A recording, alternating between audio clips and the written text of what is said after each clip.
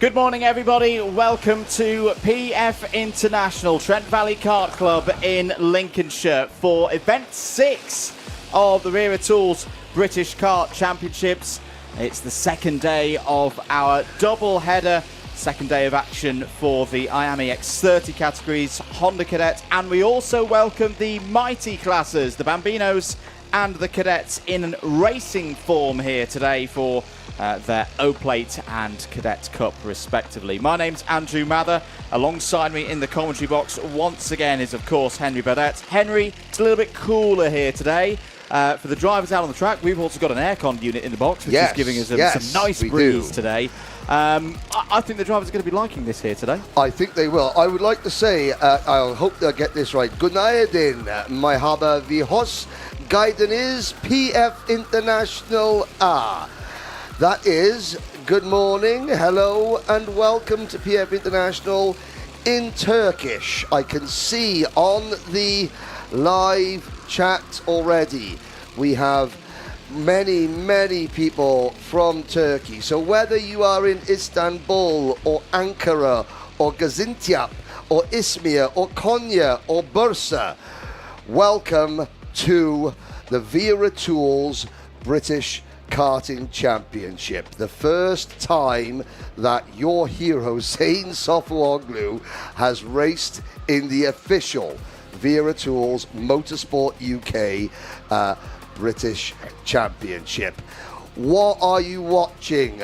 People from around the world. This is the home of British karting. 1400 metres. The host of the 2017 and 2024 FIA World Karting Championship. It is the granddaddy of all tracks in the UK. So, I can see you asking, when is the first Zain race? Well, Zain's race is the first race number 1 of the day. But Andrew Mather, we have plenty more than just one driver. He may be a Turkish superstar, but we have 150 others who are here as well, all superstars in their own right. And the weather, there is some cloud today, which will help keep temperatures down a little bit. It will indeed. We'll get warm towards the end of the day, but more comfortably into the mid-20s today, as opposed to into the 30s that we had previously in the weekend. We're not alone, myself and Henry. We are, of course, joined by our pit reporter down there out on the circuit. She's more than a pit reporter. She's more than a pit reporter. She is the fantastic Nicole Sutherland. Nicole, over to you. What can you see out there?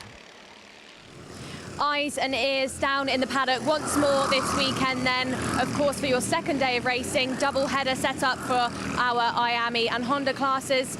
And for the first time this weekend, we're going to shortly be seeing our MightE classes.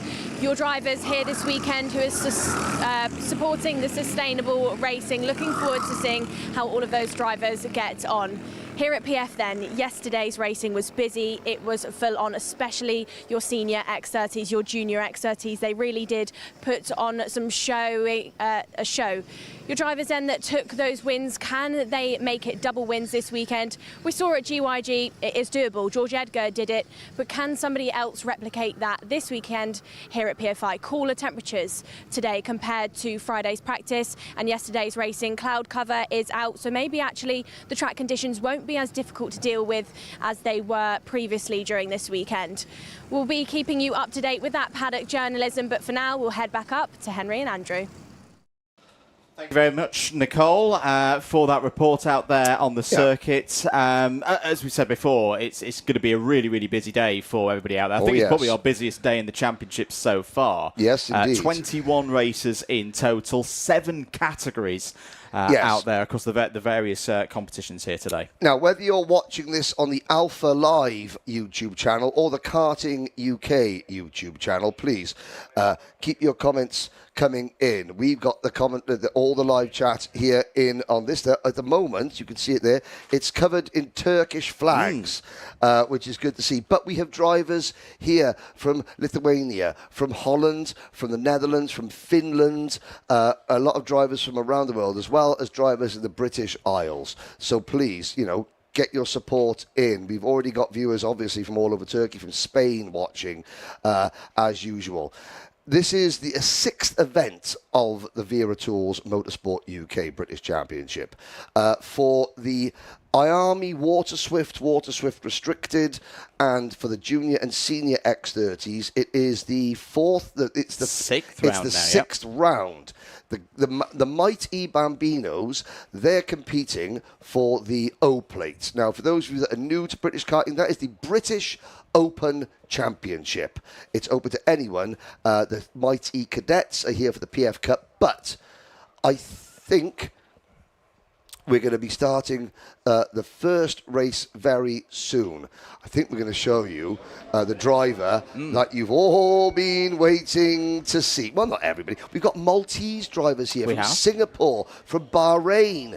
But there is Zain Sofawoglu. Why is he at the front of the grid? Well, it's because he qualified P2. And again, yes, I know that some of you who have and I've been following the MightE Bambino Championship this year, so I know that a lot of these young drivers are familiar. We have got 15 of them. The starting lineup will show you, but some of these names will be very familiar to you, even though they're competing in the Wera Tools Motorsport UK British Championship for the first time on your screens this week. Bit of news from the warm-up session earlier on this morning. Felix Tandy, the E-plate holder, was fastest. Felix, the son of Le Mans 24-hour winner and winner of many another great race, Nick Tandy. So he was a tenth and a half quicker than Heath Smith, Nico Wedolowski, and Arthur Thompson, all in the top 5, completed by Teddy Smith. That wasn't a competitive session, though. That was just the warm-up earlier on this morning. And as you say, Henry, the grid for these 2 heats in the early part of the day set by the timed qualifying yesterday. If you missed any of that action, don't go now because we're about to start racing, but you can watch all of the action back from yesterday at your leisure, including the MightE Bambino qualifying. That is, of course, all on both the Alpha Live YouTube channel and the Karting UK YouTube channel. Please press that subscribe button if you haven't done so already. I can hear the klaxon in my ear, which means we're not too far away from the start of proceedings in a racing capacity here at PF International for Fun Day Sunday for Event 6 of the Wera Tools British Kart Championships. Say hello to everyone tuning in from Turkey. Hello as well to Brian Jones, who's cheering on Jack Harper in the MightE categories. And Dawson Jones as well. Sam Tester as well, one of our drivers from Malta. We are ready then. Let's get going then. The first race of the day is Heat 1 for MightE Bambino.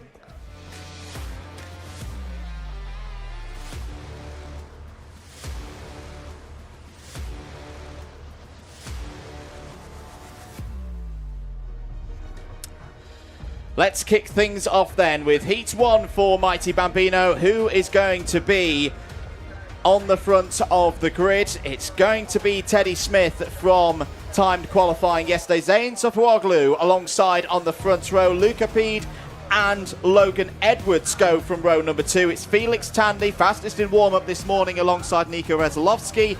Jack Harper and Heath Smith, they go from row 4. On row number 5, we have Elliot Hitch and Oakley Howlett. Briella Stevens and Arthur Thompson are next. The final drivers, Frank Pearson, Oisin Owen, and the Maltese driver, Sam Tester.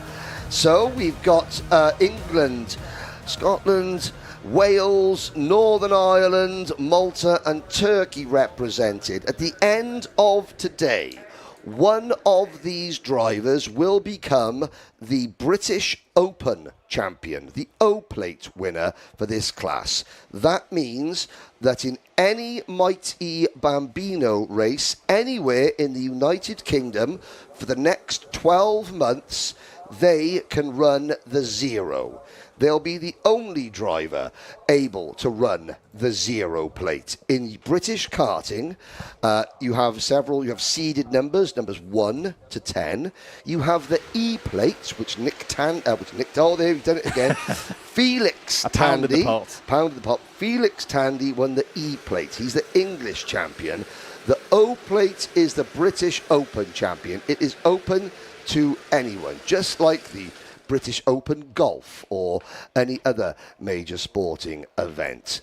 There is the number 19 RCE, the Richardson Chassis Engineering Kart of Teddy Smith. Directly behind him in the number 47 kart, Luca Peed, the son of former single-seater driver Ed Peed. You have Felix Tandy, third driver on the inside row, the son of Le Mans 24-hour racer, multiple sports car champion around the world, Nick Tandy. And of course then, in the turquoise blue number 54, you have Zain Sofuoglu, the son of Turkish superstar world superbike racer Kenan Sofuoglu. I know that Turkey they've got the World Superbikes at Donington Park. I'm glad you're watching the go-karting. Here we go. Race number 1 of the day is about to get underway. 7 minutes plus 1 lap then. First of 2 heats for our mighty Bambinos. 15 drivers ready to go here. 1 light, 2 lights, 3 lights, 4 lights, waiting for those lights to go out. We are racing in the mighty Bambino O plate for 2025, and immediately it's a great start for both Teddy Smith and Zain Sofuoglu side by side as they run under the bridge for the first time. For those new to this circuit, we do have a crossover right up onto the top of this bridge now, and into the lead goes Zain Sofuoglu. So all of the fans tuning from Turkey are going to like the start, and this shot down towards hairpin number 1. Zain Sofuoglu in the lead of the race, heading towards the first hairpin. Nick Tandy's son there, Felix Tandy's had a good start. That's a pound in the pot for me now. That's 1-1, up to 4th place. You'll note his livery, the black and green of Wera Tools partners. He is the Wera Tools Alliance Academy backed driver in this field. But also really good to see, Henry, all 15 drivers have made it to the grid. All 15 drivers have had a very good start. They all continue to run. Yes, and already we've had our second lead change. Pole sitter Teddy Smith back into top spot. Sofuoglu slips back to P4. It's now a Richardson Chassis Engineering 1-2. The number 21 driver, Logan Edwards, now moves into P2. Felix Tandy, the E-plate holder, is third. Then a gap back to Sofuoglu, who is being pushed along by Luca Peed. Nico Wesolowski is P6. Heath Smith, who is currently leading the British Championship in MightE Bambinos. That runs at a different championship. It runs under the Kart Championship, but it is an official Motorsport UK British title. Smith, Sofuoglu and Tandy and Arthur Rhodes, who's not here this weekend, they're front runners in that championship. Earlier this year, Zain became the first Turkish driver to stand on a podium at a British Championship karting event, a Motorsport UK official class, and the chopping and changing is going on. Now we go into the Terry Fullerton S's. New leader, Zain Sofuoglu. There's Felix Tandy being helped along, I think that's by the number 27 of Nico Wesolowski. And this is going to be a slipstream battle all the way home. Hello to Cross-Eyed Lion, Dirk from Germany. Dirk, let me know, are you coming to Kart Masters again? You know, you wanted some encouragement last time. It's shaping up to be a fantastic Kart Masters. So many international entries. We've even got announcers coming over from the USA to make it even special, alongside Andrew Mather and myself. That's going to be in 2 weeks' time, Dirk. I hope you've got your plane ticket booked. It's just heard in my ear. I think we've got 350 people watching from Is that around all? the world. So Right. share the broadcast out with your friends and family. Let them know that we've got racing here today. A little bit of a further look down the field, Henry. Good start for Arthur Thompson in this race as Felix Tandy has a little look down the inside into hairpin 1 on Safwaglu, who's made the move, and Logan Edwards has got through as well. Still very early stages, though, in this race. 3.5 minutes to go. But as I say, we should note Arthur Thompson, kart number 48, up 4 places into the top 10. Also moving up the order, Frank Pearson in the number 10 is up 1 into 12th. And Sam Tester as well from Malta, who started at the back of this field, is making some progress, has gained 2 places, is up to 13th. But look at the amount of drivers still in the lead battle. I think, Ocean Owen has dropped off to the back, and Briella Stevens, but we still have 13 of our 15 starters pretty much all together. Here they come. Well, there's now a group of 6 that have separated themselves. Tandy, Smith, Sofwoglu, Edwards, Heath Smith and Veselovsky. Then the gap back to Thompson in 7th, but then there's a huge gaggle behind him. Harper, Hitch, Peed, Pearson and Oakley Howlett side by side onto the bridge for 2nd, and Teddy Smith hangs on. Sofawoglu looks to the inside now with help from behind, and RCE have got 6 drivers in this race. Teddy Smith in the number 19 getting pushed back by 2 of his teammates, Logan Edwards and Heath Smith. Good racing here in the mighty Bambino category. I've got to say, I'm really impressed with how the drivers are keeping it on the road, looking very quick at the moment. It's very consistent pace as well. We're into the 1 minute 21s, which is similar to what we saw in timed qualifying. I think we've even gone quicker than we did in timed qualifying yesterday. 1 minute and 40 seconds remaining on the clock. Remember, for those new to karting, when that timer in the top left-hand corner hits 0 minutes and 0 seconds, the next time the pack comes round, that's when the last lap board will be out. So I reckon we're going to have 2 more laps on time and then the +1. So 3 laps remaining if the pace is kept up here by Tandy, Safwoglu, Edwards and Heath Smith there. That's your breakaway top 4 at the moment. So although Nico Weselovsky put a 1:20.87 in that time around and is going to rejoin this battle for the race lead. A little bit further down the order, Oakley Howlett's moving through, has got past Frank Pearson for 11th place, and Safwoglu goes for the race lead. The door was open there into hairpin 1, and Safwoglu is going to be your new race leader by the time they get to hairpin number 2. Tandy slots into 2nd place. Edwards still there in 3rd as they head once again, Henry, towards the Fullerton S's. Yes, indeed. Through the Fullerton S's, 6 of them in a line. Great news. Dirk from Germany is coming to Kartmasters, Cross-Eyed Lion. We'll make sure that we get you on a paddock show, Dirk. Travelling as a spectator from Germany to the UK for Kartmasters here in 2 weeks. Love that. I will make sure that you have a really good special weekend in our paddock, Dirk. Meanwhile, we've got a special race brewing out on the circuit, Andrew. You can see that here comes Sofawoglu with help from behind. Sofawoglu and Tandy. I think that we're going to be calling the names Sofawoglu, Tandy, Edwards, Smith together for the next 10 years in karting as they go up through the ranks. They've been fantastic rivals in the British Championship this year. Now they're on the Wera Tools Motorsport UK stage with Alpha Live, and they are doing a fantastic job. Sofawoglu has got to defend, however. The clock strikes 0. Next time around, we'll get the last lap board. What a move from Logan Edwards. Brilliant stuff from Logan Edwards. Started this race on the 2nd row of the grid, but the door's going to be open there once again through hairpin number 2. So Safwoglu goes back through. Heath Smith has cleverly worked away up to 2nd place now. Tandy on the outside there as they run through into the Fullerton S's for the penultimate time.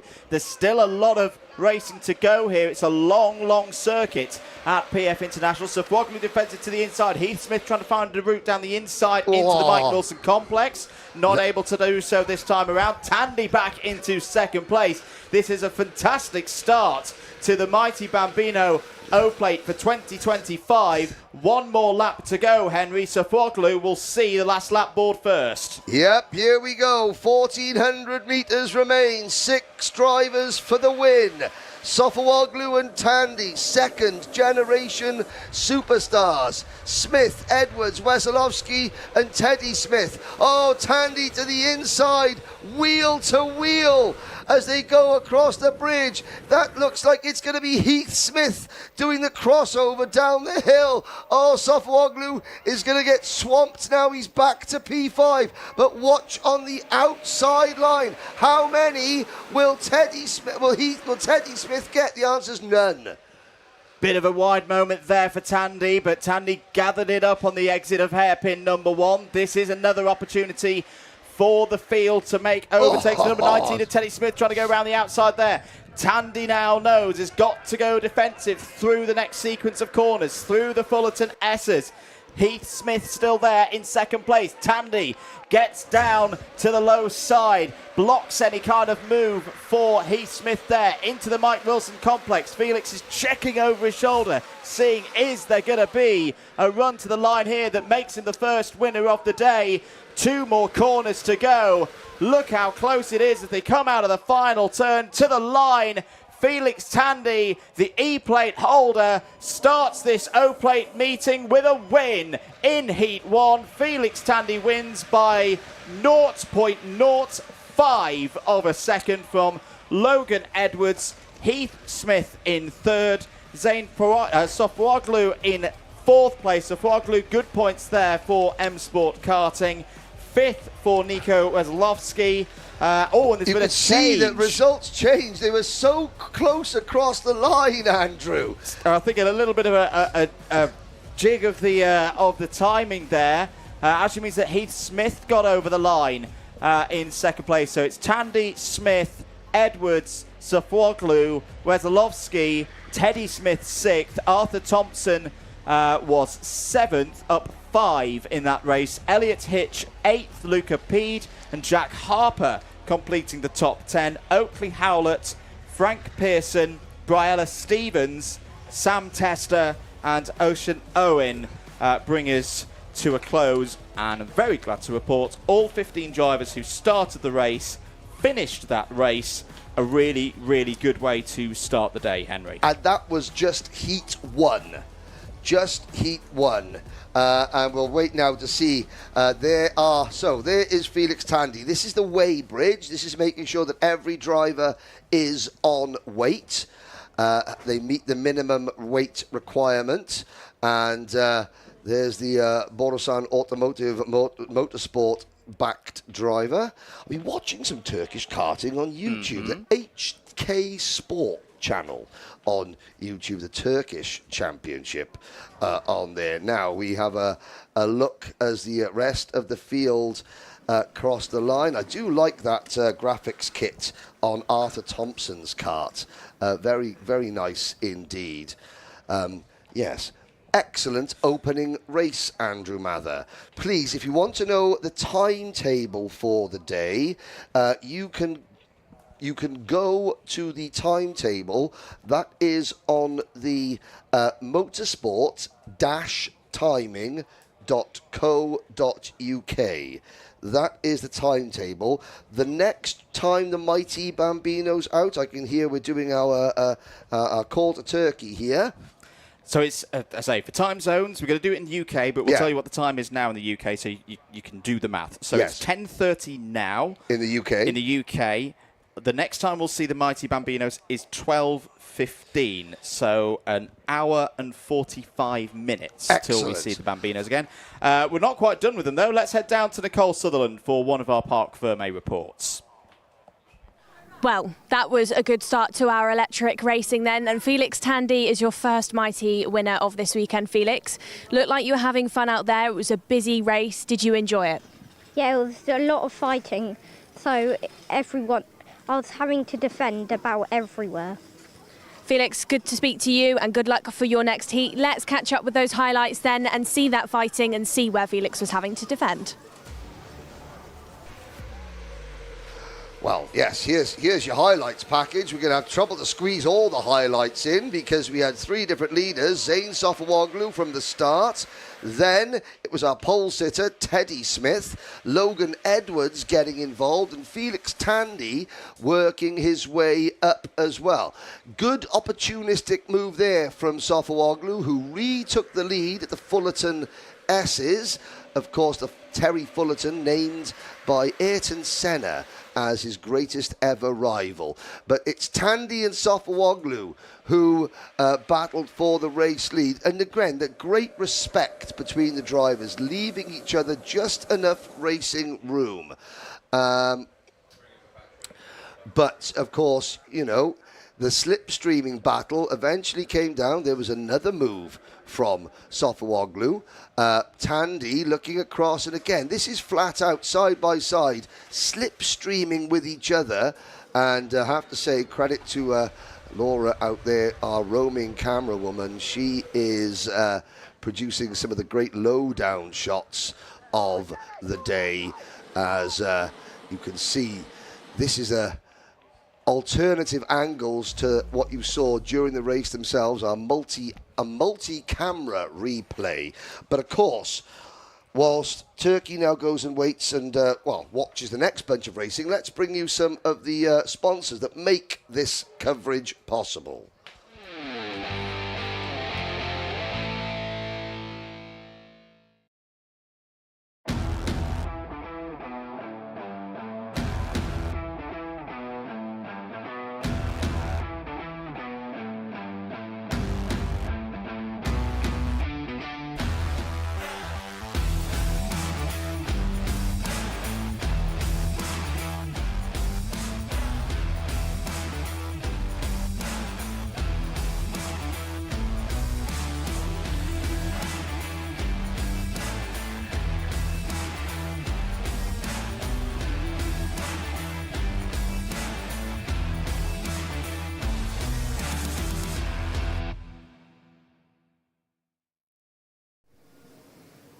Front of the grid then, and right behind me is Ansel Murray, a driver that's competed in the championship before but not in the electric racing. So let's throw up because the mighty cadets are up next. They are indeed. Thank you, Nicole. The first of their 2 heats. 7 minutes plus 1 lap will be the order of things for the mighty cadets. And this is a newer category, isn't it, Henry? Yes, indeed. And I wanted to say that, okay, we've got second-generation superstars in this race as well. But yes, so it's the same MightE power unit, obviously with a bit more power to go a little bit quicker in the cadet-sized chassis. Now, this is the PF Cup. This class is working towards official Motorsport UK approval for the rest of the, not for next year and beyond. Some very interesting stories in this race, the background of this. William Crombie, we talked about William at length yesterday, but we have got now, in this Freddie Dye,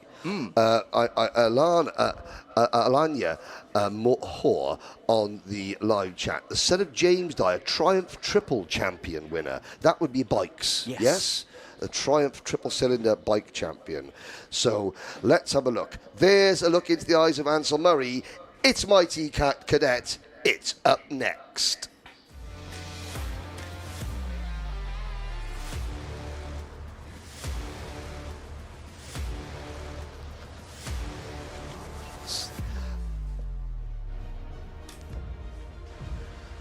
So into heat number 1 then for mighty Cadet for their cup race. And it's Terence Mackay on pole position with Ansel Murray alongside on the front row. Harry Stinson from Northern Ireland starts on row 2, is joined by Noah Wicklow, who's having a go in the electric class here this weekend. Will Beattie and William Crombie form up the 3rd row of the grid. It's then Logan Jackson and Junie Wright on row 4. Row number 5, Alfie Hennell and Ted Fry. Jax Wong from Hong Kong and Jacob Amis round out row number 6. Zach Parr and Freddie Dye on row 7. Chase Walmington on row number 8. The only driver here on a Sodi kart chassis. I like this. The new generation of parents are getting in. So already we know a lot about these drivers, the RCE drivers, through their RCE media pack. But we're getting more and more emails about about driver profiles into the commentary box here. So, for example,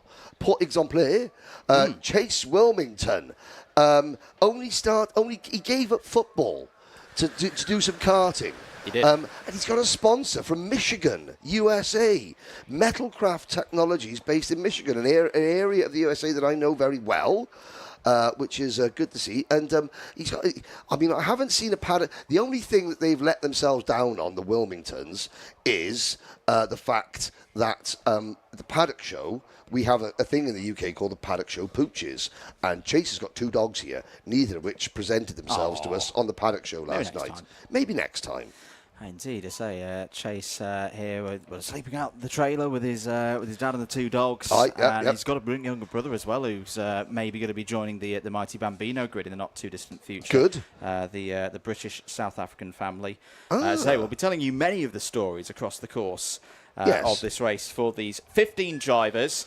Green flag in the air from Dan Ashton in his darts shirt. Darts nicknames in the chat, please. Away we go for heat number 1 in MightE Cadet. And it's a quick start as well for Mackay and for Murray. Ansel Murray, very experienced driver. We talked yesterday about how much history his family from India have in sports. We didn't check out his granddad. His granddad played cricket for India. And we didn't check out his test match batting average. We'll have to consult. What's the cricket sort of the history book of cricket with all the stats in it? The Wisden. The Wisden, yes. We'll get the Wisden out. We'll get our Aggers and our test match special gate hat on later on to find out about Ansel Murray's granddad. And I just found out Pam Wilmington, who I'm assuming is Miss Chase's mum, great name for a dog. Their dog's called Barry. Excellent. Love that. All right, Barry, how you doing, son? You all right? Here we go. 6 minutes of this race to go. It's been a steady start for the MightE Cadets. Let's count them through at the end of lap 1. It's RCE as a team in the lead of this one in the hands of Ansel Murray. TJ Mackay is holding second place at the moment. Harry Stinson there in third. William Crombie fourth. Noah Wicklow currently in the top 5 as Stinson has a go for second place and has got it. So good work there from Harry Stinson.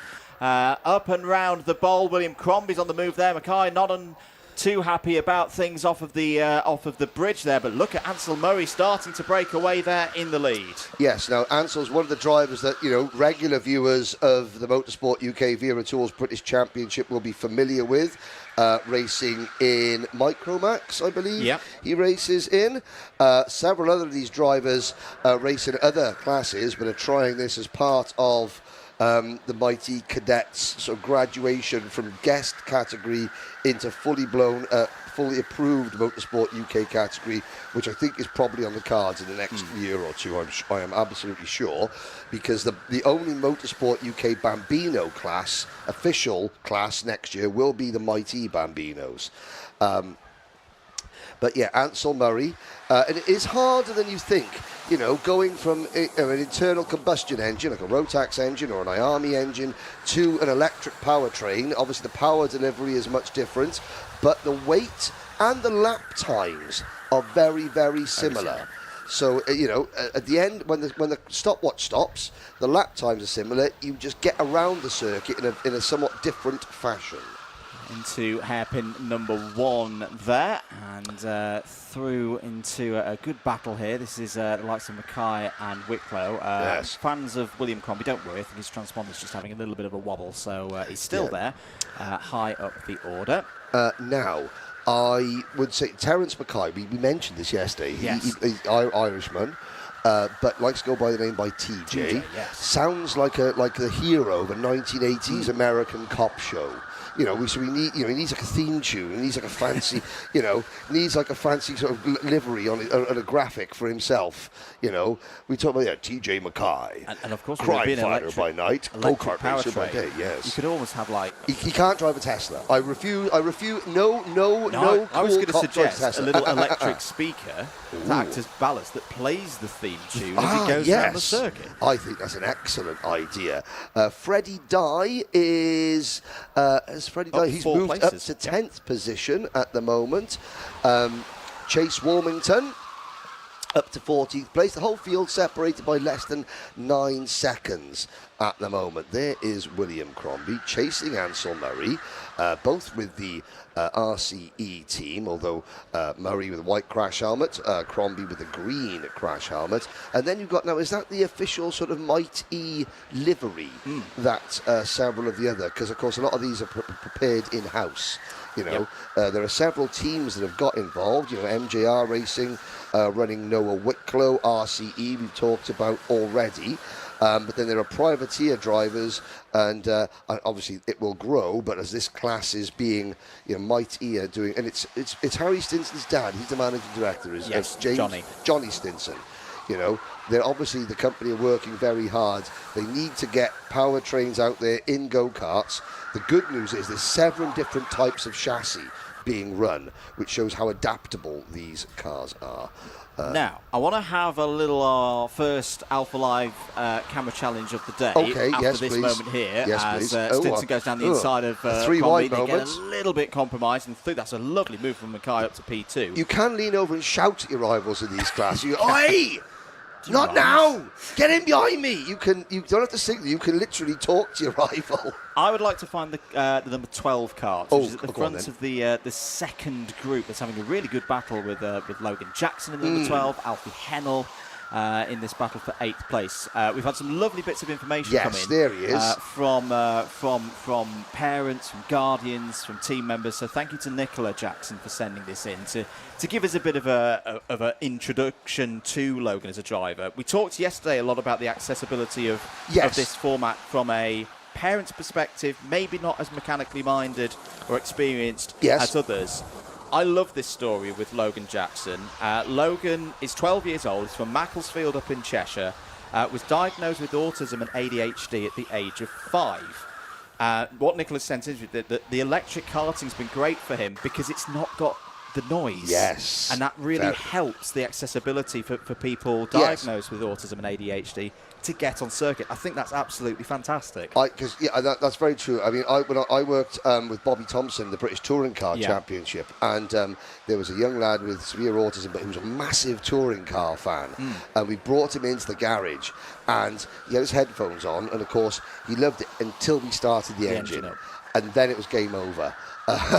So the fact that it is quiet and peaceful, drivers can concentrate. So again, another area where electric karting is more accessible for not only families but for drivers that may have certain conditions where the noise isn't something that they cope with very well. It's a bit of a challenge. I've got to, but now also is a bit of a problem is the fact that Logan is he's certainly not shy about defending his position. However, as we watch him battle with, is that Jack Swong or Junior Wright?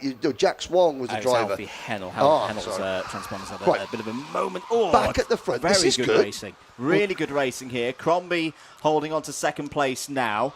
Ansel Murray still in the lead of this race. Mackay there in third. Stinson fourth, and Noah Wicklow still not too far behind. Yes, don't call him Wilco. Don't call him Wilco. He'll get upset. And we could well have another. We had 6 karts in the battle for the lead as Crombie goes down the inside of Murray. William Crombie, who another driver who has raced many years in the Bambino categories, and I say it's very young age for the Bambino drivers. One of the big advantages for them is that by the time they get to a cadet age, they've already raced for 3 or 4 years. Yeah, indeed. Now, let's have a little look. There is now Murray. He, as he starts the final lap after leading most of the race, now has to attack. He has to attack his teammates. Wheel to wheel, 2 RCE carts side by side onto the bridge. Murray will not have the line. Oh, Crombie sticks it in there, going through turn number 4. Good brave move there from Crombie, and that has forced Murray back to third. But look at the outside. The driver with the black nose cone, the third of the RCE chassis, Noah Wicklow, now comes into play. And it doesn't it doesn't matter what power unit you put in these go-karts. They got the racing bit right. You know, you get the racing bit right, and then everything else will fall into place afterwards. And just because it's a guest class doesn't mean that the race directors and the officials around the circuit are keenly watching. So this result will be provisional, but it's going to be, who's that coming out? It's the number 70 of TJ Mackay. No, it's the 78, sorry, of Harry Stinson. Well done, Henry. Get the name right to start with. Harry Stinson takes the win from William Crombie, Noah Wicklow, Ansel Murray, and then TJ Mackay. Will Beattie, 6th, 1.09 seconds, separating the top 6. So the MightE, so Johnny Stinson, you've got the racing right. You've got the powertrain that allows the racing to be excellent. And then everything else falls into place. If you haven't got the on-track product right, it doesn't matter what else goes wrong, but they've got it right, which is great to see. Really good stuff there from the MightE Cadet. Stinson from Crombie, from Wicklow, Murray, Mackay, Beattie, your top 6. Junior Wright, Alfie Hennell, Logan Jackson and Jax Wong, all in the top 10. Jacob Emmis came home in 11th, the driver from Brentwood in Essex. Freddie Dye up 2 spots to 12th. Zachary Parr finishes that first race of the MightE Cadet day in 13th. Chase Wilmington, P14. Ted Fry coming home P50. Jacob Amis from Brentwood Karting. Yes. Brentwood Karting. A lot of good drivers come out of Brentwood Karting. I was at Campios for the Sony World Series International Finals. You had Jude Puddyfoot, the Duck, from Brentwood. Quack, quack. And they call him the Duck. Roman Curtis, Jackpot, Jack Williamson, all from Brentwood Karting, doing very well in rental kart racing at the unofficial rental kart sort of world championships. Yeah, so good place. And lovely people that run the place as well. I'd say I've had the pleasure of coming across a lot of the Brentwood team in Club 100. A lot of them come through into that part of the world. It's a hotbed of talent. Let's head down to Parc Ferme, where our talented drivers have come in, and we've got Nicole Sutherland down there to meet them. Harry Stinson takes your first MightE Cadet win, and I've got Harry to jump out of the kart straight away to catch up with him. Harry, good race between you and the other drivers. It got a bit busy at like that midpoint in the race. What was it like out there? Yeah, it's a tough grid. Everyone's very aggressive, and I just managed to squeeze through. And I took first place. And Harry, I can see by your helmet, you've already got the MightE logo on there, which shows you've raced in this before. You've got probably big interest. Can you tell me a bit about your MightE racing before this weekend? Yeah, well, I'm the tester for the MightE karts, and I do it over in Ireland, and I just help develop the karts and stuff for MightE.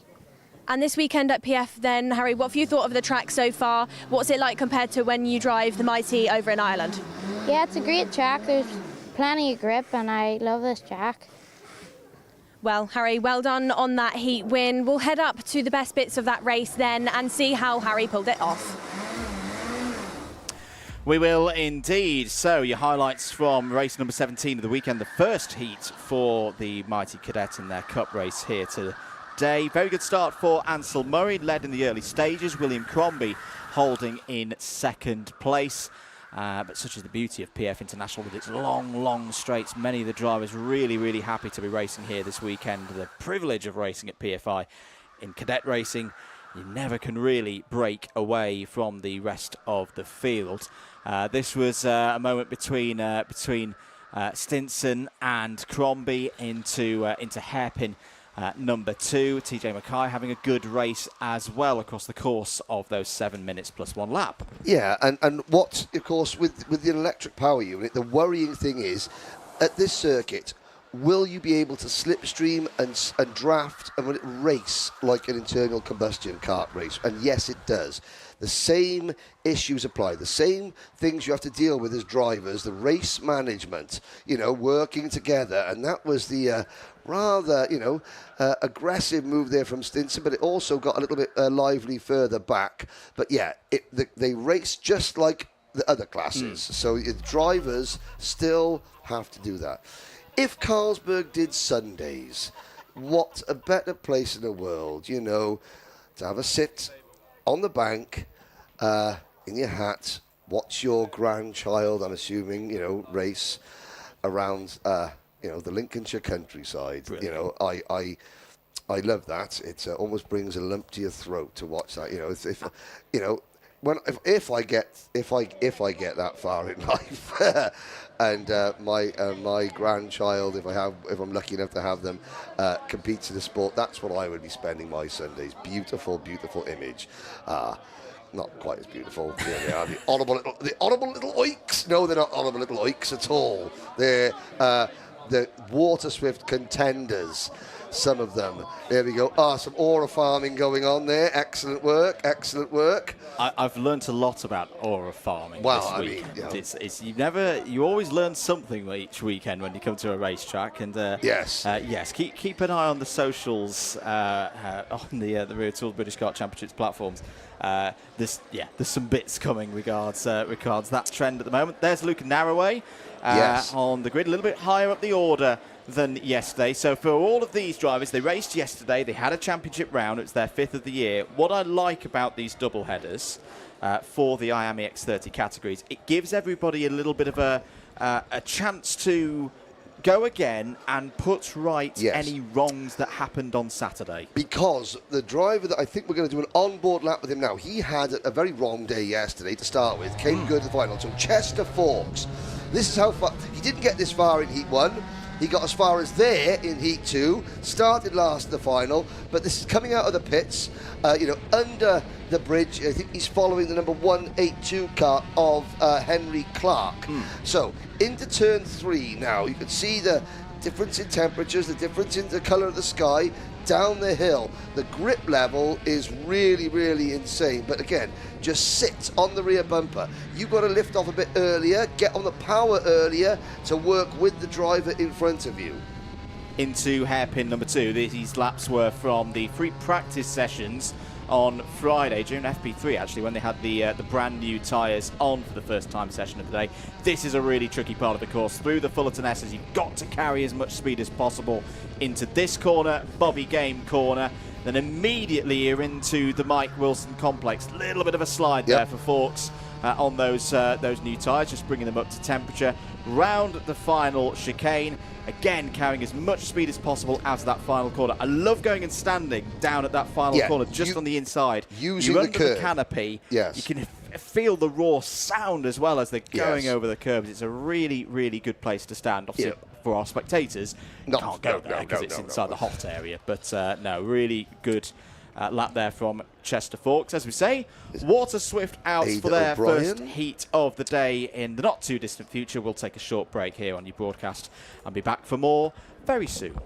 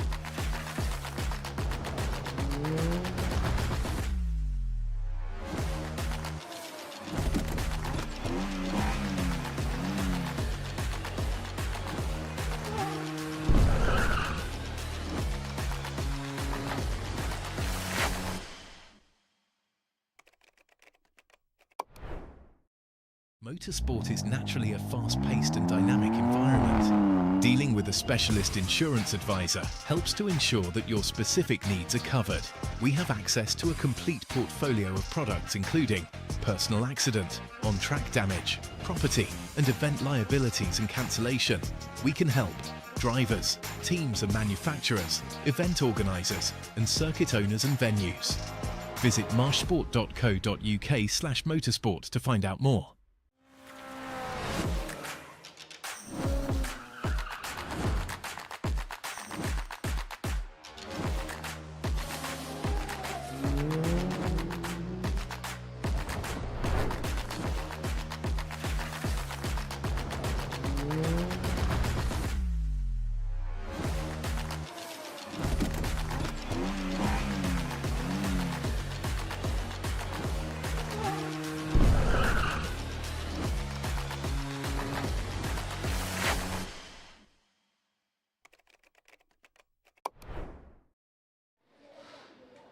Welcome back to live pictures here at PF International for the second day of racing at Event 6 of the Wera Tools Motorsport UK British Kart Championships. Andrew Mather and Henry Beaudette on commentary duties for you today with Nicole Sutherland down in the pits and Parc Ferme. We're getting ready for race number 18 of the weekend. First heat of a new round for IAME Waterswift. So their 6th round of the British Kart Championship season starts for them here. And once again, a very, very competitive grid. There's yesterday's winner, Austin Ozzy Gibson in the number 5 kart. Did mean that Gibson has moved up in the championship standings. Austin Newstead is still your championship leader overnight. Colby Patterson second, George Clark, Ozzy Gibson as mentioned, and George House all in the top 5. With a circuit that many of the drivers know very, very well, this is going to be a key day. There is George House, who's been leading in the IAME Euro Series X30 Mini category as well so far this year. Ethan Owen in the 127 had a bit of a tough day yesterday, but again, these double headers give drivers the chance to bounce back. Keep an eye on this driver here, Mason Brooks. Yes. Won one of the rounds here last year in this category, so we know he's got the credentials to get a good result here today. There's Johnston Stewart in the 173. Brother and sister duo Johnston and Andy both in this race. In fact, I think Andy Stewart is just a little bit further, 2 rows back on the grid here. There's Yes, Andy. she is. There she is there, both racing out of Northern Ireland. 33 drivers in total for this one today. No Harry Williams. Unfortunately, we were hoping to see the O-plate holder racing this weekend, but not has been a medically withdrawal. cleared. Yes. Not medically cleared to race. I was looking back there. Ilias Sami. He didn't go out in warm-up. I'm hoping that Ilias is there. He didn't go out in qualifying, rather. There's a couple of handshakes. All brand new tyre. Well, they were brand new for qualifying this morning. The Comet tyre that all these drivers use, and of course you could see the different teams in the background. You could see Stuart Lyons, who runs the TCR UK Championship, championship that ex-Kart Masters champion Finn Leslie. Now TCR UK, they have a junior graduate scholarship drive that Finn Leslie, I believe, got and has done very, very well in his graduation to touring cars. There is Ida O'Brien, the privateer driver, with the KR Grice engines, and again, it's the different engine builders that we've got here. We've got obviously S-Sport, we've got Shocks. I see Johnny McDonald this morning with lots Grice engines, a load of different engine tuners as well as teams and chassis. We're going to see who comes out on top very shortly.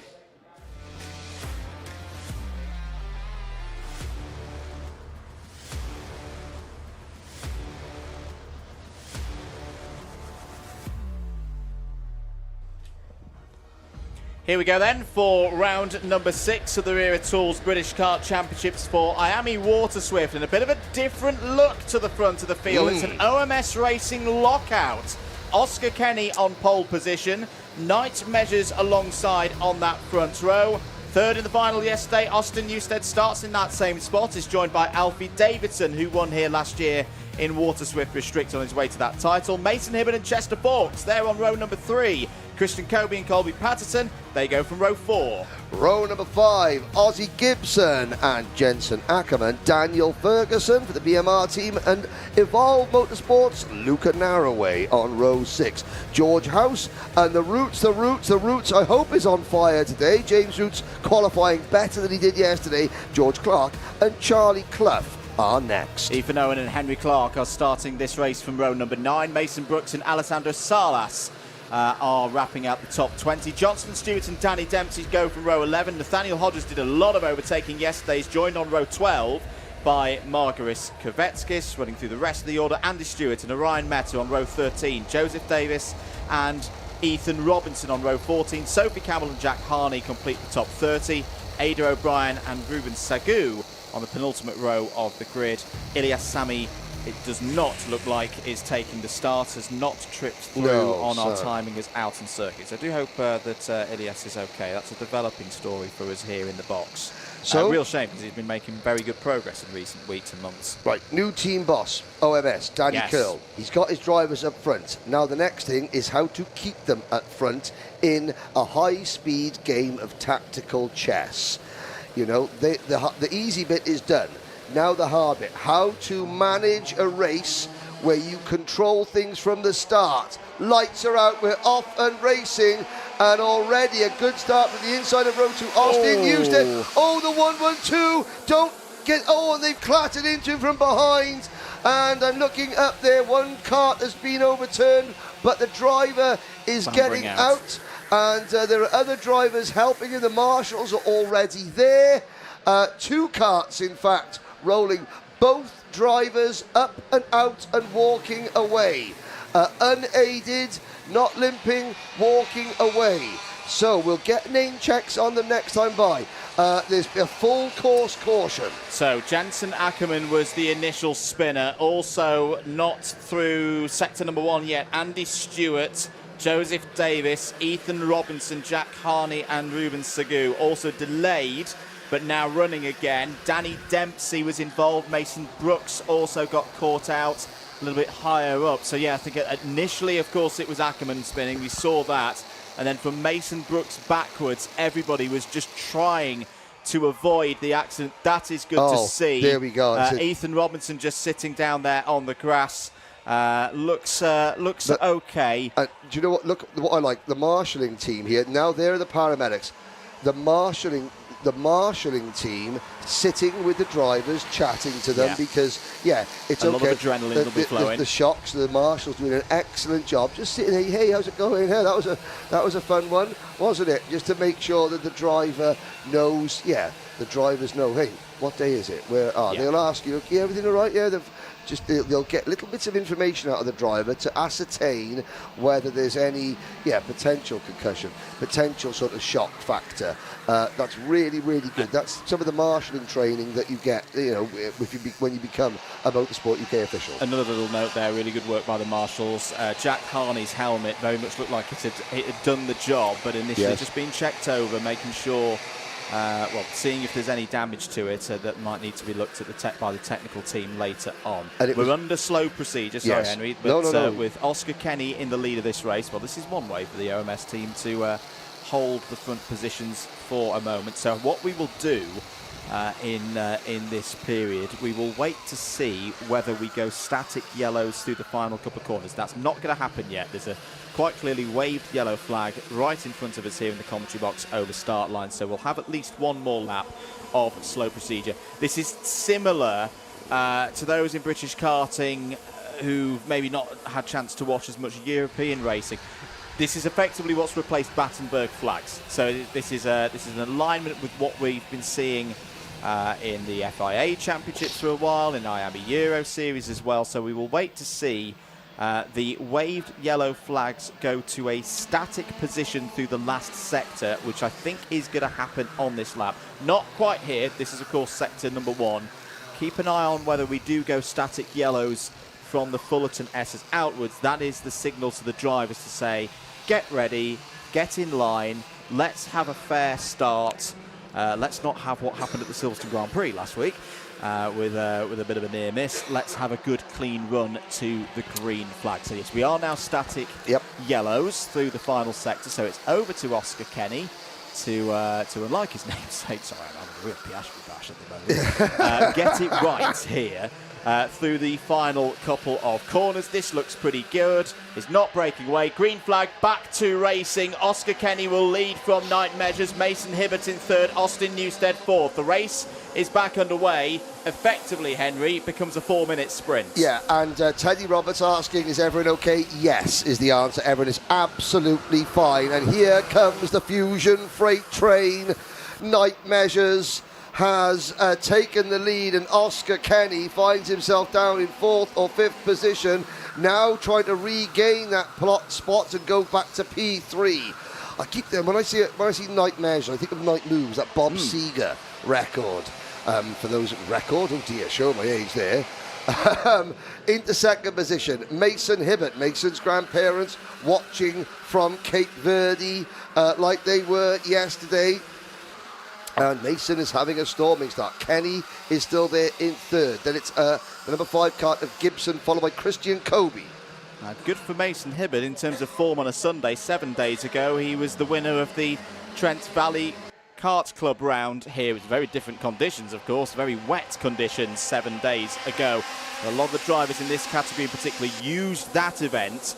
Some of them are TVKC regulars, but a lot of them use it as a bit of a pre-round. Gibson down the inside. That's lovely stuff from Austin Gibson. That puts Gibson up to third place, who really looks to be getting a bit of momentum going, as is Chester Forks, up 22 positions in the final yesterday. There he is in the blue and black Argenti liveried machine. But he's also now with OMS Racing. That's a change mid-season. It's the change at the front of the field. Hibbert down the inside of night measures. Beautiful stuff there. Gibson is through as well. Here comes the Fusion train. Christian Kobe also now on the move up to P3, Henry. Yes, indeed. Look at this train coming down into Bobby Game Corner. Kobe had a rough day yesterday.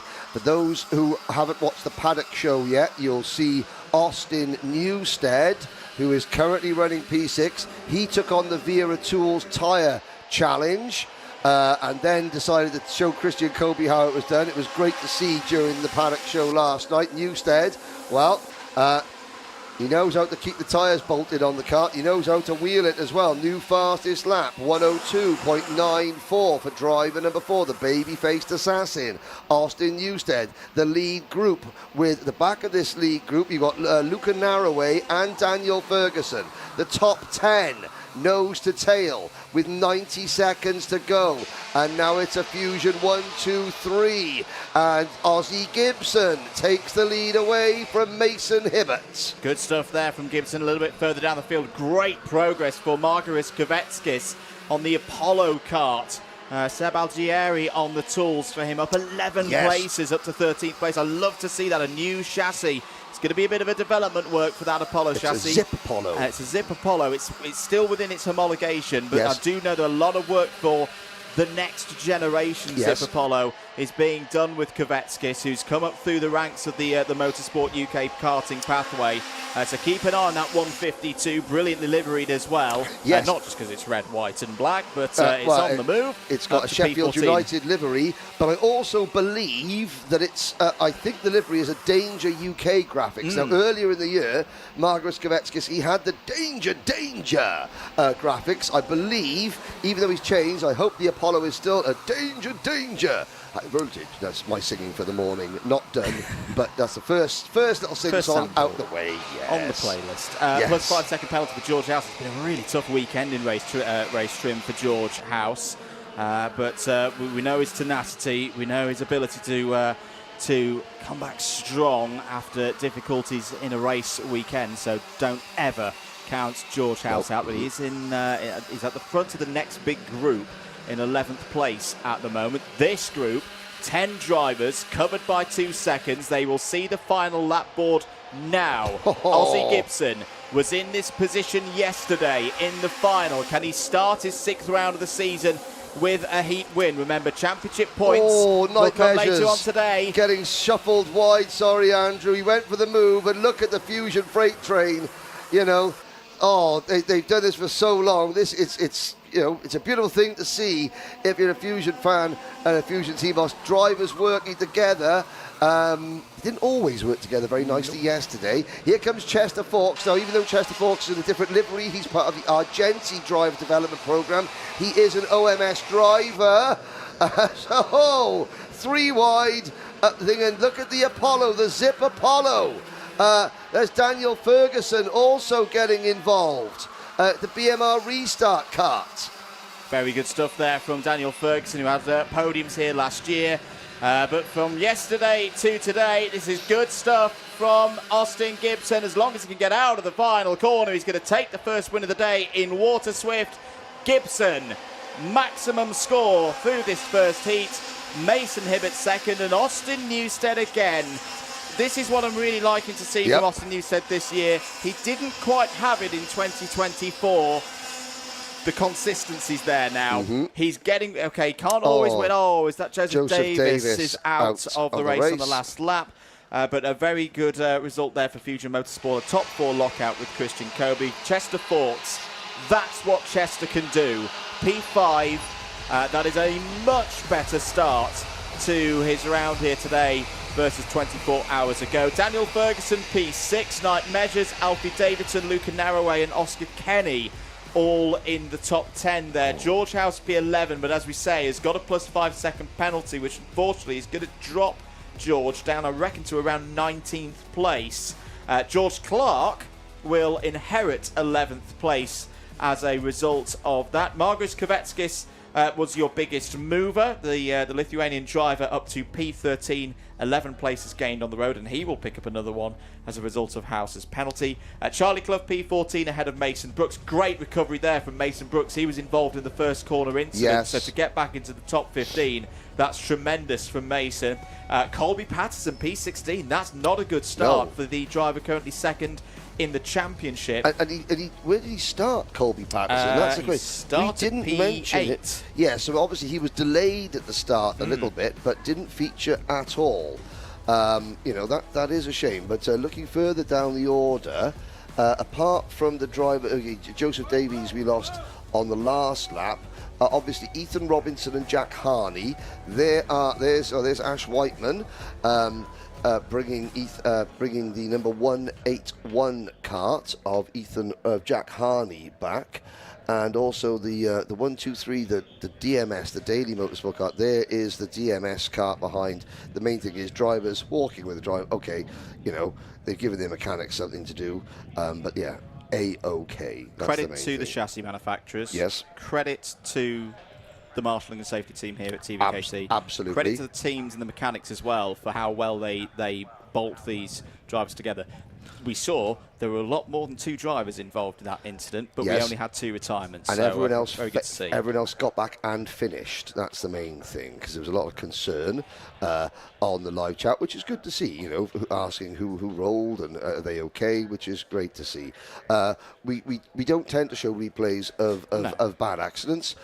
We don't do clickbait here at Alpha Live. We are professional. Nicole Sutherland. Speaking of professional, Nicole Sutherland is down in the pit lane to chat to some of the drivers. T4. Austin, I think you've started today then how you left yesterday with another win. What was it like out there? Looks pretty busy. Yeah, it's very busy. Everyone's just scrapping hard. We just got to keep our cool when we lose a few positions and then come back at the end, so yeah. And the scrapping out there, all the fighting that's going on, do you actually think on a Sunday, even though it's a double header and technically the format is identical, do you actually think that you see more of that on Sunday's racing compared to a Saturday? Yeah, I mean, yesterday was basically a warm-up for this day. Because this year's now double headers, last year it wasn't. I think it's a lot better. 2 chances of winning now. Well, 2 chances on the winning, and it looks like after that heat win, you're on the right path. Well done, Austin. We'll head back up then because we've got more races coming up next.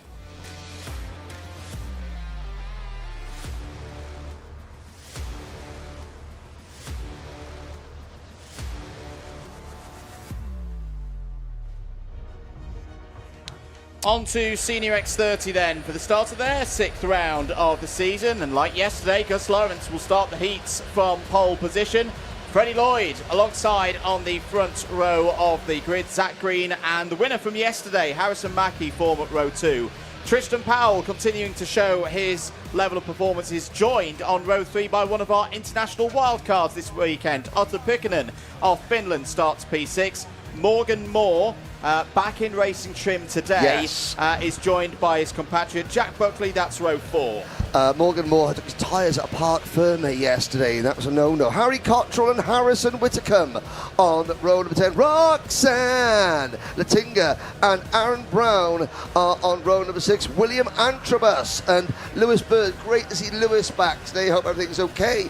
Reese Newburn and Sam Branston on row number 8. Joey Brown and Nigel Stillard go from 9. CJ Bennett and Theo Lestrange on an all-Irish row 10. Leith Khan had a big crash on Friday, has got a row 11 start for this one alongside Sam Lewis. João Castro, good qualifying there from João on row number 12, is joined by Thomas Gray. Rest of the field, Liam Carabelov on debut and Dylan Patel row 13. Oliver Harris and Jack Nettleship, the rocket ship, will go from row 14.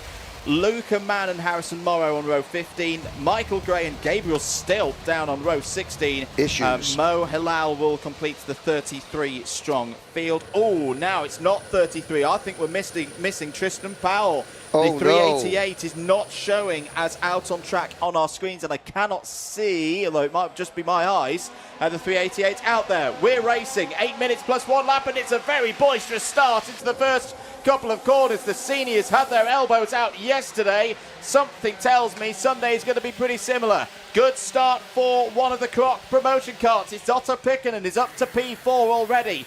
Very strong driver in the IAME Euro Series. Why is he here? He's here having a go before Kart Masters in a few weeks' time. He's dealing with another driver who we've seen a lot of in the IAME Euro Series. Harrison Mackie down the inside, takes P4 back. But it's Lawrence from Green, from Lloyd. What happened there? That was Pikkanen picking the wrong moment to attack there in the number 6-5. No, that was Roxanne Latinga in the second of the Croc, another one of the Croc carts. I did see Gabriel Stilp's car outside the Motorsport UK awning this morning. Obviously an issue. I was there with Tristan Powell. I'm not quite sure what was going on there either. Spoke to Mark Litchfield. They have been working very, very hard. New workshop now, new dyno room for the MDL team. The results are paying off. There's Harrison Whitaker making a move.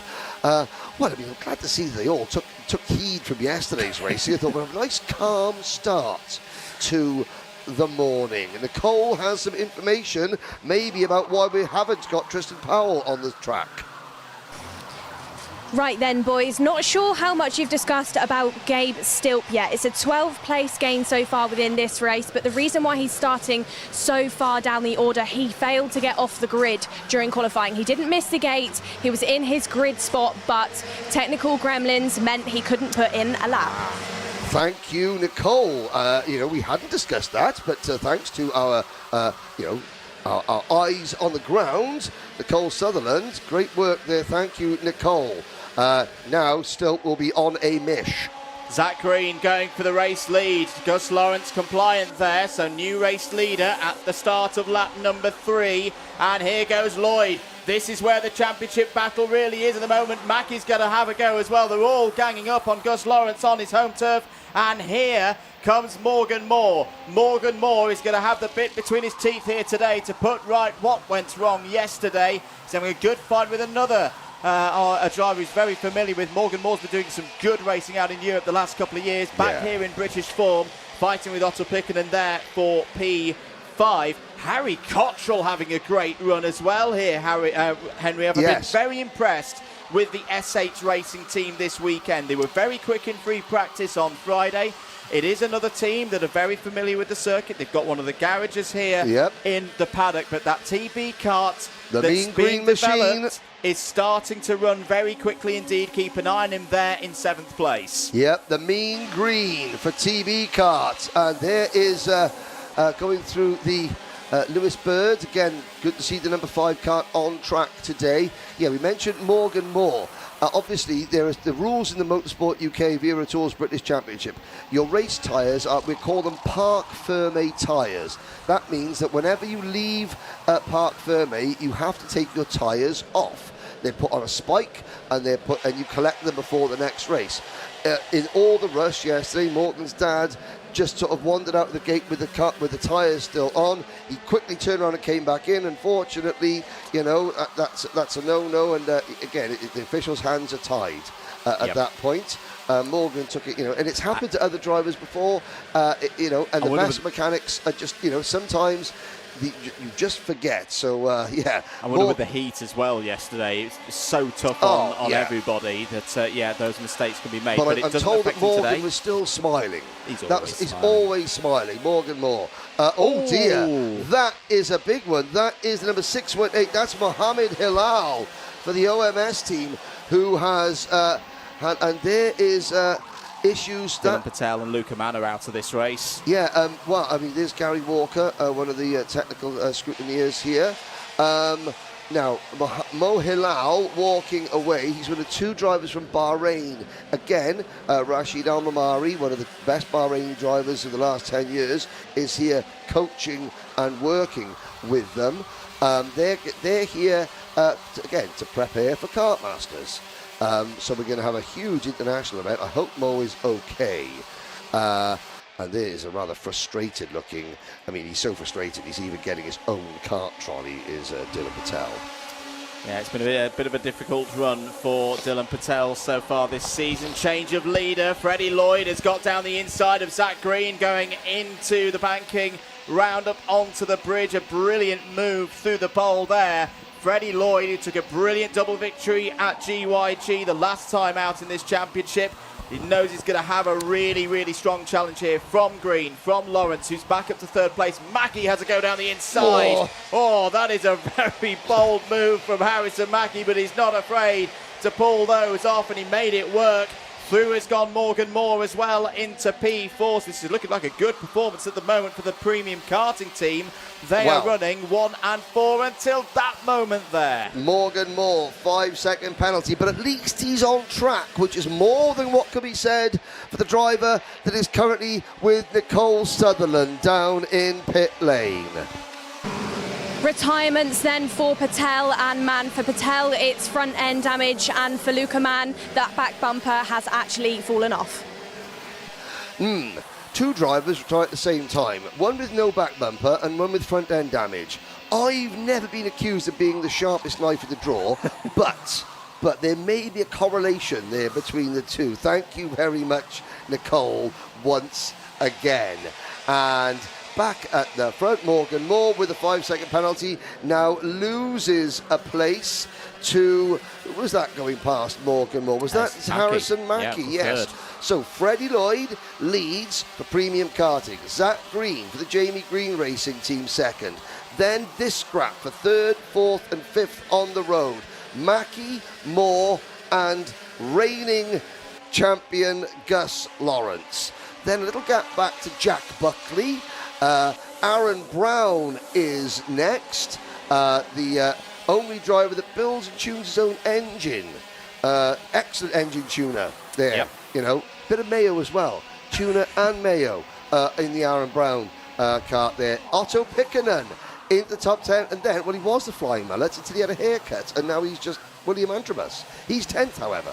Gabriel Stilp's getting 20 places, just to mention that for a moment. We'll be back with this, though, because Morgan Moore got down the inside of Lawrence there. Oh, that is fantastic from Jack Buckley. Yes. This is more like it from the Mick Barrett Racing boys. They had a difficult day yesterday. We'll wait to see what they can do in the junior category coming up soon. Warning for the number 5 of Lewis Burton, but that was beautiful from Jack Buckley. Read it perfectly. Knew there was going to be a cutback out of hairpin number 2, and is now going to go on the attack potentially for 3rd place in this race. 2 more laps to go. 5-second penalty for the 3:42 of Gabriel Stilp, so that will undo some of the work that Gabriel has done so far in this race. Keeping an eye on those just outside the top 10. Joey Brown's having a decent run in that kind of purplish helmet, as here's a change for the lead once again. Zach Green down the inside of Freddie Lloyd, takes it through hairpin number 1, but it's not going to be done there. The crossover, Green and Lloyd once again. Lloyd looking back to the inside. Green makes the move. Ooh, now it's the double defensive move there that I don't like. I gotta say, well, I don't. It's not. I don't like it. It's just. It's not. It's been written into the rules this year. As they continue to lead. However, the more they battle, the closer that Harrison Mackie and the flying Jack Buckley will get. Now, it's been a bad lap for Harry Cottrell. I was about to say the mean green TV machine of Harry Cottrell, the S8 racing driver. He was 7th, and now he's fallen quite a ways back from this league group, but the pace is obviously there for S8 racing. Looking further back, Harrison Whitcomb only in 13th position at the moment. So the driver that could have left the last round. Oh, no. Castro, a lot of damage there. Oh, dear. The Praga chassis has that's taken a go-kart across the front of it. The main thing is Joao is okay. Probably a bit upset, but physically fine. Final lap board has been shown then. Zach Green is going to bring this one home for a race victory. Not part of the championship battle yet, but this is good stuff from Zach Green. He takes Heat 1 here today for round number 6. Lloyd 2nd, Mackie 3rd. Buckley and Lawrence complete the top 5. Morgan Moore on his first racing appearance of the weekend, P6. Aaron Brown, Otto Pikkanen, William Antrobus and Joey Brown all in the top 10, but a bit of a topsy-turvy race there for many a driver. Harry Cottrell had the technical flag at the end there. Excellent sunglasses indeed. Yes. For Zach Green. He'll be happy with that one, as will the whole Jamie Green racing effort. Gabriel Still, P11, but should note does have a +5 second penalty. These results are, of course, provisional at this stage. Harrison Whitcomb, who we should mention, he's actually championship leader overnight due to result changes off the back of the final yesterday. So it's going to be a battle for Whitcomb to keep hold of that championship lead. He was 12th. Harry Cottrell, Archie Tillett and CJ Bennett all in the top 15. Lewis Bird, good to see him racing here today, P16. Yes. Sam Branston, Sam Lewis, Laith Khan and Roxanne Lantinga all in the top 20. Difficult race there for Lantinga, down 9. Theo Lestrange, P21. Jack Nettleship gained 6th to 22nd ahead of Liam Karabelov. 24th for Oliver Harris. Harrison Morrow up 5 for the Class and Motorsport crew.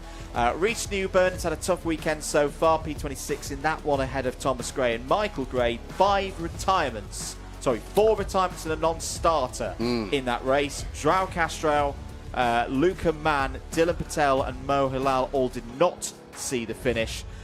Tristan Powell did not take the start. Yeah, I will try and find out what has happened to Tristan Powell, why he wasn't out there. James Fitzhugh, the producer, was saying that, of course, you know, the reason Zach Green had those glasses, it doesn't matter, no one's going to see the photo anyway.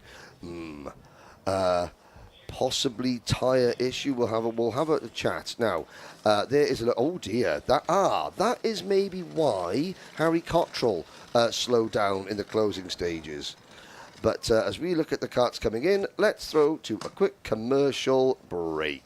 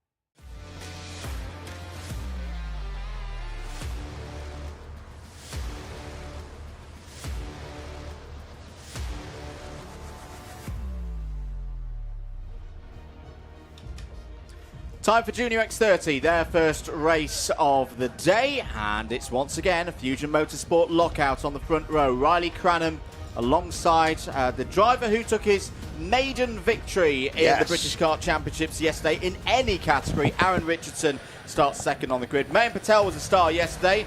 He's on row 2, joined by a resurgent Isaac Sayer. P4. George Edgar won here 7 days ago in the club meeting. Can he do so again here this weekend? It's fifth on the grid alongside Archie Rogers-Tyler. Finley Lyons and Tyke Buckley form up row 4. Charlie Wolfitz with the new Henry Gregory Uncle Tyrone racing team. Archie Owen on row 5. Maisie Creed, a fantastic weekend for Maisie so far. And Sukmani Kira share row 6. Max Ewell and Jarlath Sayer, Max Endicott and Jack McLaughlin are on row 7 and 8. Alfie Brown and Harley Musk go from row 9. Rocky Lee and Shenton will have his overtaking shoes alongside Aaron Meta on row number 10. Zach McDonald, strong yesterday, is on row 11. He's joined by Rory Armstrong on a rare X30 outing. Jacob Backler and Kian Bernard on row 12. Oliver Meek and Oliver Vo are next. Aryan Nayar and John Foley Jr. row 13. Rashid Hilal from Bahrain. Nat Stappen starting at the back of the field. Couple little bits of Archie Rogers-Tyler turned 12 2 days ago, so he's put it P6 in Kart 287. He has just turned 12 as the lights go out and we are off and racing. Good start for the Fusions through the first couple of corners. Go the field. It's a good start as well for Mayan Patel, who is immediately up to second place. Isaac Sayer had a difficult day yesterday. We're looking for at least a top 5, I would imagine, in this race. Down the hill towards hairpin 1 for the first time. It's Riley Cranham in his familiar position in 2025 at the front of the field. Already British Open champion. He's been having a very, very strong season, both nationally and on the continent. Yes. And he's looking for another big haul of points here. Now, it'd be interesting to watch Mayan Patel. We know the speed is there. Now it's a question of patience. Don't just, sit. You will get overtaken. That's undoubtedly. Don't then go back in too soon. Wait. Let the race come to you sometime. Watch to see how things develop. Yeah, he's got his head down, chasing after race leader Riley Cranham at the moment. Cranham is excellent. He has got that, for want of a better term, he's got that killer instinct on the opening lap. We saw it yesterday with Archie Owen. We saw it with Sukmani Kira. We saw it with Aaron Richardson. Richardson coming back very strongly and being aggressive in the closing stages, but on the opening lap, Cranham is excellent. And now it's a case of, okay, everyone else stay calm, now start moving up the order. There's Finley Lyons. Now, Finley Lyons driving for the, it's the premium karting team he's with. He's switched now, he's into the team BMR. But it's still with the Argenti sticker kit. So the Argenti Motorsport sticker kit, that's just a sticker kit. That's showing the drivers as part of the Argenti driver development program. Finley Lyons, Chester Forks, Harrison Whitcomb and Bodie Batch. Now, the Argenti Motorsport aren't here as a team. They have just placed their 4 drivers, part of their academy, with different teams. A lot of them are with premium karting, but then... no! There we talked about patience, and that was impatient from both of them, and it's cost Mayan Patel and it's cost Aaron Richardson an awful lot, and they were both very, very, very lucky there. They've got to thank the very quick reactions from a lot of the drivers following them for that. I'm wondering if we could possibly see that again. It was rear wheel to rear wheel contact, and it spat them both broadside across the circuit. And we talk about these young drivers being superstars. Well, they've got superstar athlete reaction times, and that is what prevented a major incident. Let's have a look, Andrew. Yeah, so I think they're just going to both, Richardson moving over a little bit there, and the contact comes at that point. Patel, I think, will feel, oh my goodness me, look at the JGR of Isaac Sayer, and there was a close moment just behind as well, just in front of Finley Lyons. As you say, Henry, great reactions from everybody involved there. I never like to see, particularly on that part of a circuit, a kart turned round and be facing front fairing back up the track. Yes, because it acts as a launch pad. Yeah, you know. that could have been a lot worse, but thankfully it wasn't. Back at the front of the field, in fact, Mayan Patel didn't really actually lose that much time at all in all of that, did he? Because he's there again in second place. He's got a bit of Comet tyre mark on his front fairing now. As a bit of a wound, but he's still running in second place. George Edgar third. So we said this in the senior race. MBR machines looking more on it. Not quite at that point. That's Charlie Wolfett. And this is what we get to see. It's the new Greg's on Legs machine. Up now in P3. What a fantastic job by Henry Gregory there on the spanners. It was Charlie Wolfett who had the moment. I think he clipped the Aaron Richardson kart, and it has had an issue. Half of his rear bumper is, well, of course, if Greg's on Legs does want to put those bright green end caps on the end of the bumper, it does mean it's very easy to spot when said bumper decides to fall or come a bit loose. But that was only because Wolfett, Gold Chain Charlie, had to take some evasive action. I am disappointed it's not officially called Uncle Tyrone Motorsport. We'll have to wait and see what progresses. But yeah, Greg's on Legs and Wolfett will still race for the MLC Motorsport team in other categories. And we have an announcement to make about MLC Motorsport in a little bit that's quite important. Because some ne'er-do-well, wrong-em and word that I can't use on air broke into their truck last night. So we'll get the details of what has been pinched and how the karting community can make sure that that it never hits the track. Whether it gets given back to Lee Murray and the MLC team is one thing, but we want to make sure that it never, ever, ever hits a go-kart circuit. Indeed. There is a slow kart. It's Richardson. Yes. Richardson out of the race. Yes. Well, at least he'll be able to save his tyres a little bit, but that's a real bounce back down to earth after his victory in the final yesterday. Flat tyre? Flat rear right. Yeah. I don't know if Nicole's down there can get a little bit of a closer look for us. Back at the front of the field, though, it's the resumption of the battle from yesterday. Cranham and Patel 1.5 seconds clear of Charlie Wolfett with 2 minutes to go. Archie Owens having a strong run here as well. The Welshman up to 4th place. Finlay Lines running in the top 5, and Ty Buckley's the fastest driver on circuit now. So credit to the Mick Barrett Racing team. They have found some pace in race trim overnight. Buckley at the moment's running in 6th place. Very strong driver in the top 5 in the IAME Warrior Finals, effectively the global finals. They are the global finals for IAME X30 Racing, so we know that Buckley is a very, very strong driver indeed. Yeah, just noticing there that Lucas Blanford watching and commenting in. Lucas is a very, very good driver. Hope that Lucas's dad, Adi Blanford, who's undergone surgery for prostate cancer, hope he's doing well, and yes, he'll be back at a circuit. I think he was allowed to come back to a circuit, to watch, but good luck to Adi in his recovery, and hello to Lucas watching on. New move into the top 10. Nicole has some information for us regarding what we saw earlier on. Nicole, what have you got for us? A retirement then for Richardson, and it's all because of a rear puncture on the driver's right-hand side. Yeah, rear right-hand side correctly pointed out there, Nicole, not the rear left. Someone went straight on there. Someone went for a bit of an altered. Oh, it's Wolfett. Yeah, it's Wolfett with a broken rear bumper. Gold Chain Charlie will have to,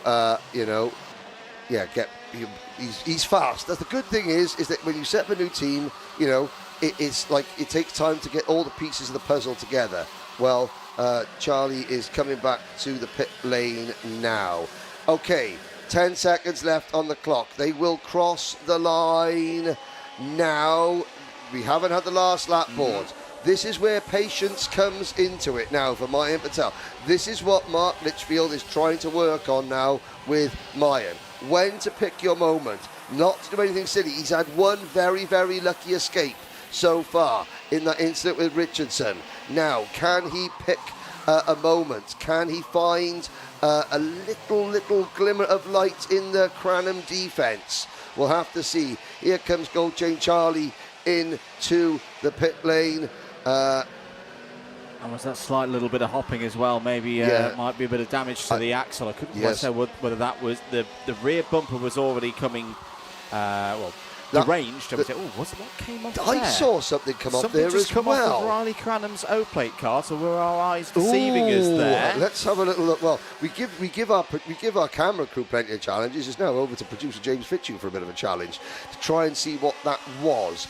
Owens, Lines, Buckley, and Max Endicott up into P6. Haven't mentioned Max in Kart 288 much. He's done a sterling job, has Max. And he is there into P6, but we've got 2/3 of a lap to go. Now this is Patel's chance to try and start working over Cranham, side by side. Bit of a rub there between the rear tyres. Cranham's having to work really, really hard here. This is not usual in 2025. Cranham looking a little bit tight, perhaps, on this final lap of the circuit. He's having to use all of his skill, and look at Archie Owen, Finley Lines and Ty Buckley closing in as well into the complex for the final time. Can Riley Cranham hold on for what could be a key victory? His closest adversary in the title picture is out of this one. Heat 1 goes to Riley Cranham. Thumbs up to Mayan Patel there. Another really good drive from Patel in P2. Archie Owen up 7. What happened there on the last corner? Sorry, somebody backs it hard into the tyres. Coming out of the final corner. It's a 6-7-2. It's Maisie Creed. One of the wild cards. And Maisie, she was doing so well yesterday. Now, let's have a little look back at what potentially came off Riley Cranham's kart. So say whether it's Cranham's kart, it might have been Patel's kart. Let's get our eyes out on stock. It's something off the... Is it a piece of tape or one of the brackets off the exhaust? I think it was off the exhaust section of the Riley Cranham kart that fell off. It looked like it was a curved piece of silver. That was... but we'll see what happens. Let's look down there. Max Ewell 7th, Sukmani Kira 8th, Rocco Leon Shenton. Again, really good drive. Rocco's little sister is here. Baby, mum and baby sister are here watching. The last time I saw Rocco at Wilton Mill earlier this year, it was usually a really little baby. Now she's still a baby, but she's a bit bigger. Watching Rocco, who came up to finish 9th overall. Archie Rogers Tyler, again, youngest driver in the field, turned 12 on Friday, qualified great, but did go backwards in the race, but that's okay. We'll start again, 6th in the next one. Learn, Archie. You've got Oakley prior to teach you. All joking aside, Oakley's a top driver, top coach. He'll be able to sort of gain you, help you. Bits of further news down the field. Jacob Backler up 13 places, as Dirk pointed out there. Cross-side line was your biggest mover in that race, up 13 spots. George Edgar 11th ahead of Jarlath Sayer, Alfie Brown, Jack McLaughlin, Oliver Meek and Oliver Vaux, both up 10 positions apiece. Good to see Oliver Vaux continuing to progress. Another driver had a little bit of an off on Friday and has been recovering well. Question for the viewers: where's the Nat Johnson fan club? Nat Stappen. Did you ban just because he messed up qualifying or didn't go out and started last? The Nat Johnson fan club's abandoned him. I think that's terrible. Where is the Nat Johnson fan club on the live chat? Nat Stappen started 30th and finished P20 up 10 spots. A decent bit of progress there. Also, Orion Meta up to 17th. Harley Musk. Zach McDonald all in the top 20. Cian Bernard, another driver. So we saw him last weekend in the other categories at Lark Hall. Another one wildcarding this weekend, preparing for Kart Masters, P21. Rory Armstrong, John Foley Jr., Aaron Nair and Archie Rogers Tyler all in the top 25. And getting news that Tristan Powell took his tyres out of Parc Ferme. Multiple reports of that one. Let's head down to Nicole Sutherland. Riley, good heat win there for you. Busy race, but controlled well. What's it like? It was a nice calm race. So it was a good last lap battle with Mayan. And the battle with Mayan, then, were you actually quite confident that you had it held, that it was yours for the taking? I mean, it could go either of our ways. So, I mean, he's obviously a really good racer, so I didn't mind if I came first or second. We've not actually seen Mayan too much in the mix so far this year. We didn't see him too much at the front end at GYG, but here at PF, he looks quick. Is he in your head at all going forward through the weekend? No, not at all. Obviously, he's really quick and he's going to be one of the main people to fight in the final with. So I'm just going to keep calm. Riley, good to speak to you then. More racing coming up next. Let's see who we've got.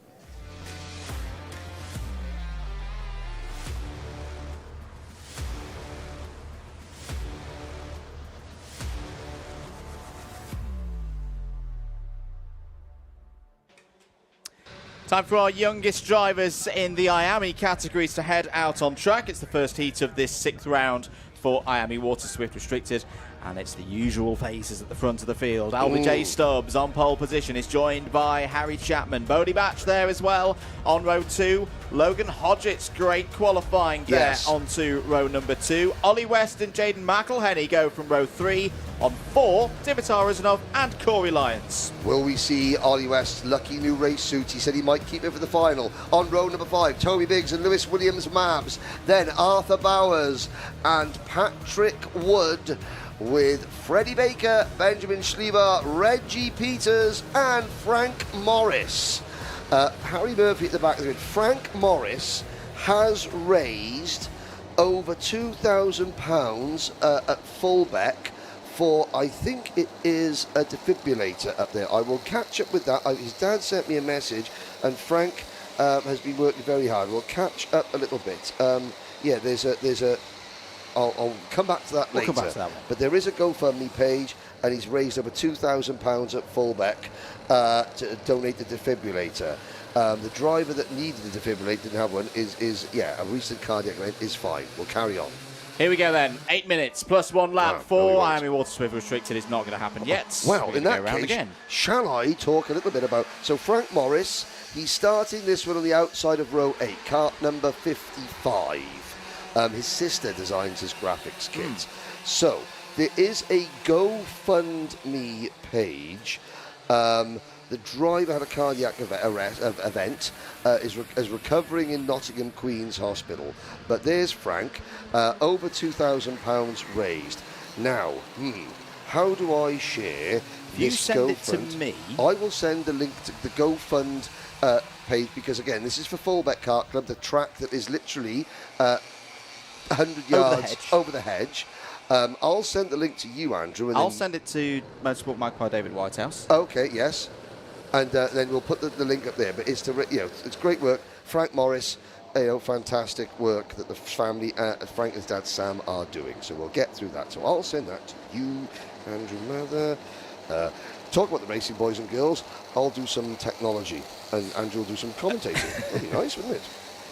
8 minutes on the clock for this one. This is should be a good race here with the 17 drivers on the grid. Remember, this is their 6th round of the season. What are we going to see in the sunshine here at PF International? Out of the final corner to the line, looking for a nice clean start. Nigel Edwards gets us underway, our race director. We are racing once more, and a really good start for Albie J. Stubbs. It was the number 74 of Logan Hodgetts trying to duck and weave through, but has actually lost a couple of positions in the early stages, as has Harry Chapman. Where has Harry Chapman fallen down to? Around 9th, maybe 10th or worse. Yeah. Really not a good start for Chapman there. Logan Hodgetts from the outside of the second row. I hope he didn't break out of the tram lines too soon, but for a driver still on black plates, that is fantastic. Dimitar Uzanov to the outside, first Slim Shady of the day for Uzanov, round the outside. And yes, even though he said he'd keep it for the final, number 24, Ollie West, he's got his new Evolve race suit on early doors. He said, because it's white, he wants to try and keep it clean because his mum and dad don't like doing the washing. Understandably, he really threw his mum and dad under the bus.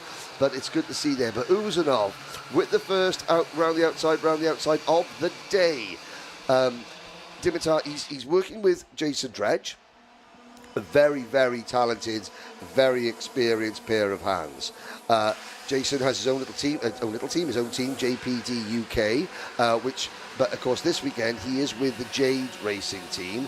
So he's with, the Allen family, Scott Allen, Ross Allen, Mark Allen, who run that. And again, Dimitar, only been racing 16 months. So, you know, we've got a lot of raw speed, and we've got a whole host of grit and determination. Another round the outside. 2 Slim Shadies in a single race by a same driver, same corner, and they both worked.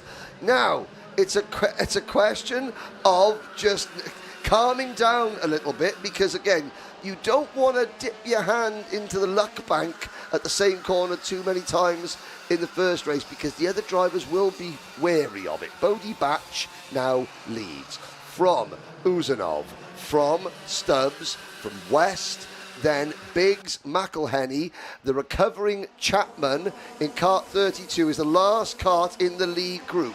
Then there's a gap back to Arthur Bowers. Arthur Bowers, he's tiny.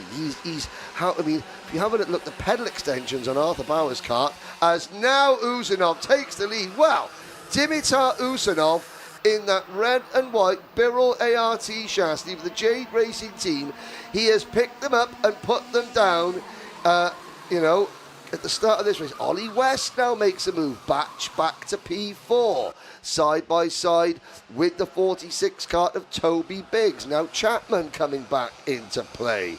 Well, Dimitar Uzanov there, the black crash helmet, that, Now, I'm interested, so the Dimitar Uzanov, I think, and I stand to be corrected, I believe he's from Bulgarian heritage, possibly, which is why we have the Bulgarian national colours, which is why we have that white and the blue and the red on there. I think that, you know, if he carries on doing this, Daddy Uzanov might have to invest in an even more flashy race suit, maybe reflecting, you know, his family heritage, which is always good to see.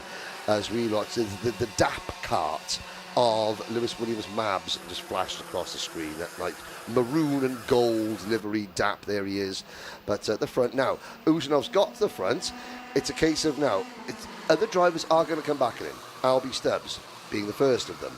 Don't panic, don't lose your head. Now, it's one of the things that Jason is trying to work on him. You know, it's now that little bit of race smarts.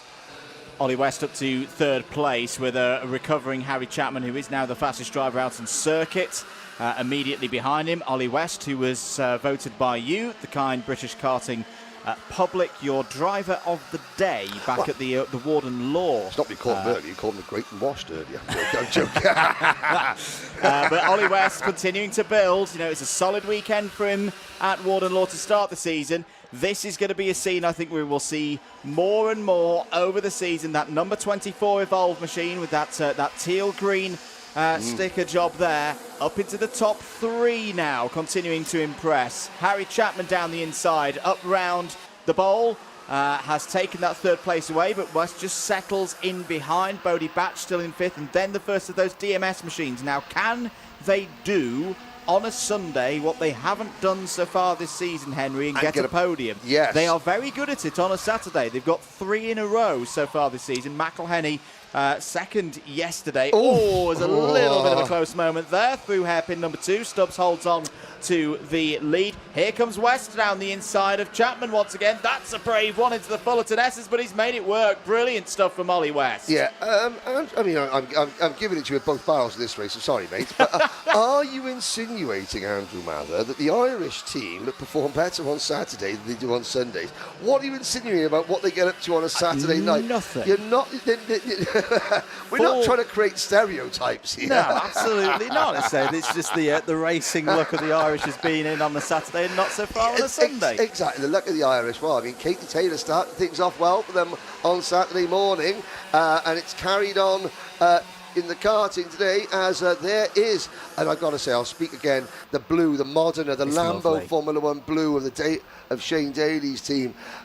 Excellent indeed. There's Beaudette now in 4th. So the order, 2 minutes to go. Stubbs, Uzanov, West, Batch, McElhenney, Chapman, Biggs.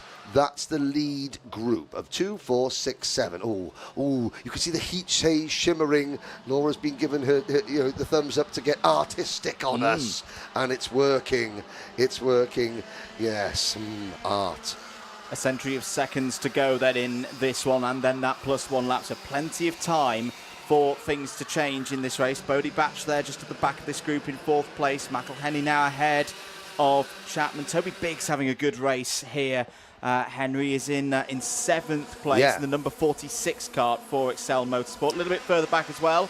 Benjamin Schliver at the moment is your biggest mover in this race, up 6 places for the driver in the number 78, one of our youngest drivers in this category. He's continued to impress us here. He's Batch down the inside of Ollie West. Lovely stuff from Beaudette there, up to 3rd place. Is it going to be another Excel Motorsport charge to the finish of this race? At the moment, they've got Dimitar Uzunov breaking up the 1-2. Not anymore, because West responds. Great stuff from Ollie West again, down into hairpin 1. The Evolve Motorsport team are going to be very pleased with that one. Yeah, and the hard-working marshals, Team TVKC, watch on, waiting to get on track and aid a drive at a moment's notice. The good thing is that despite all the chopping and changing for 3rd position, the 2 leaders haven't really been able to break away, as McElhenney just gets it a little bit wrong going into the Mike Wilson complex. Now, Benjamin Schliver, he's just dropped behind Patrick Wood. Wood on the Alonso kart, he is now side by side with Schliver. They're the first 2 karts out of the lead group. You can see Schliver now back in front. He's in that bright green SFR livery. Just coming on the screen there. Chapman now back at West. And now the clock striking 0. This is where anyone from 3rd on back needs to work really hard, or else it's going to be a head-to-head fight between Stubbs and Uzunov. Uzunov has shown good patience. Chapman and West have a little bit of territorial dispute now. Now, the batch is close enough to take advantage of anything that happens. We've seen it several times this weekend, Andrew, and that's coming into this next corner, the Bobby Game corner. 2 drivers battle going in. The driver in 3rd simply says, thank you very much, and takes it. In fact, Dimitar Uzunov was one of those drivers yesterday at this stage of proceedings for round number 5. Time is up. The last lap board is going to be out. There's a warning flag out for the number 75 of Jaden McElhenney. Just a warning flag at this moment. No additional time to be dealt with. Biggs has got through past Ollie West for P6, but we're on the final lap now for heat number 1. Uzunov's having a go up, and here's Batch on the inside. Batch nearly had the route down the inside. It's still very close between Uzunov and Stubbs. Uzunov has got through. Batch is in 2nd place. Chapman's now back in play with McElhenney as well down the long run to hairpin 1. Can they make it through hairpin 1? Through goes Uzunov again. Takes the race lead from Batch, but that got a little bit close over the bridge. Yep. I mean, the question is, I think Uzunov was on the inside. Had he made the move? And certainly he had 2 wheels off the ground. And McElhenney on the anchors. That's going to cost him big time. Is he going to lose out? But it's going to be Uzunov. Dimitar Uzunov leading them out to the final corner. Beaudette in the Excel Motorsport Alonso Argenti graphics kit will not make the run.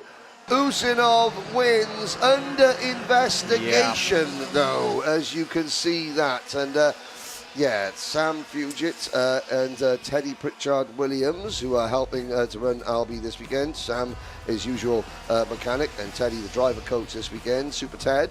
Well, let's see what happens with LBJ Stubbs in 3rd place. So that under investigation notice means that the race officials will be looking at most likely that final run through the last couple of corners.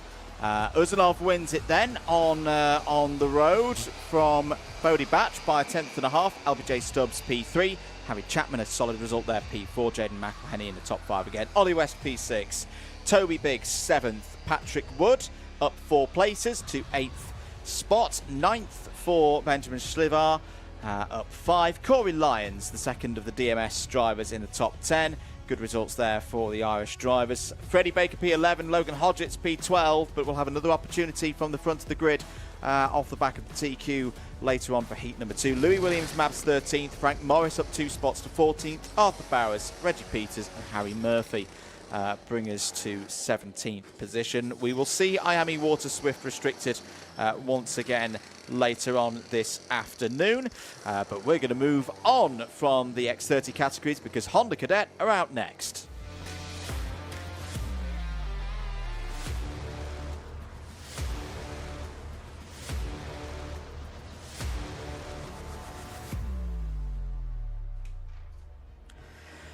So race number 22 of the weekend is the first heat of a brand new round for Honda Cadet. This is the first double-header that they've had so far this season. Elliot Bork is on pole position, a brilliant TQ earlier on today. He's joined by the O-plate holder Ronnie Jones. Luke McGall on good form this week and last weekend at Lark Hall is on row 2, joined by Riley Blakemore. Archie Loveridge won the final yesterday, starts on row 3 for this one alongside Harry Grant. Edward Rye and Archie Cannon start on row 4. It's Shailen Shrikanthan and Reggie Duffy completing the top 10 ahead of Luca Bikocki and Dane Prakash on row 6. Oliver Ratton and Jerry Duffy go from row 7. Luke Jardine and Jack Cope start on row 8. Kyle Kerr, first of the Boom Racing boys, is on row 9 alongside Sam Dixon. The second of the Boom Racing boys, Aidan Donnelly, starts on row 10. So it'll be 8 minutes plus 1 lap and a standing start, of course, for Honda Cadet.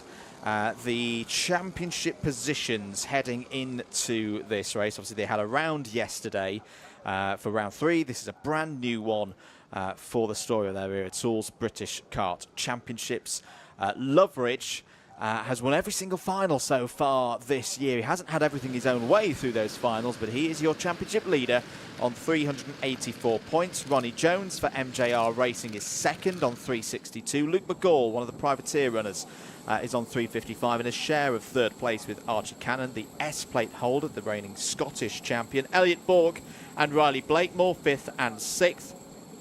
And then a bit of a drop down to the next group of drivers, a gap of 20 points behind Blakemore, to find Harry Grant P7, Jayan Prakash P8, Shailen Shrikanthan and Carl Kerr completing the top 10 in the standings as we head into round 4 of the Wera Tools Motorsport UK British Kart Championships in Honda Cadet. We are ready to go racing here at PF International. The lights are on, the lights are off, and we are racing once again down towards the first couple of corners. It's a very good start for Elliot Bork, who will lead under the bridge for the first time in this one. Ronnie Jones has slotted into second position.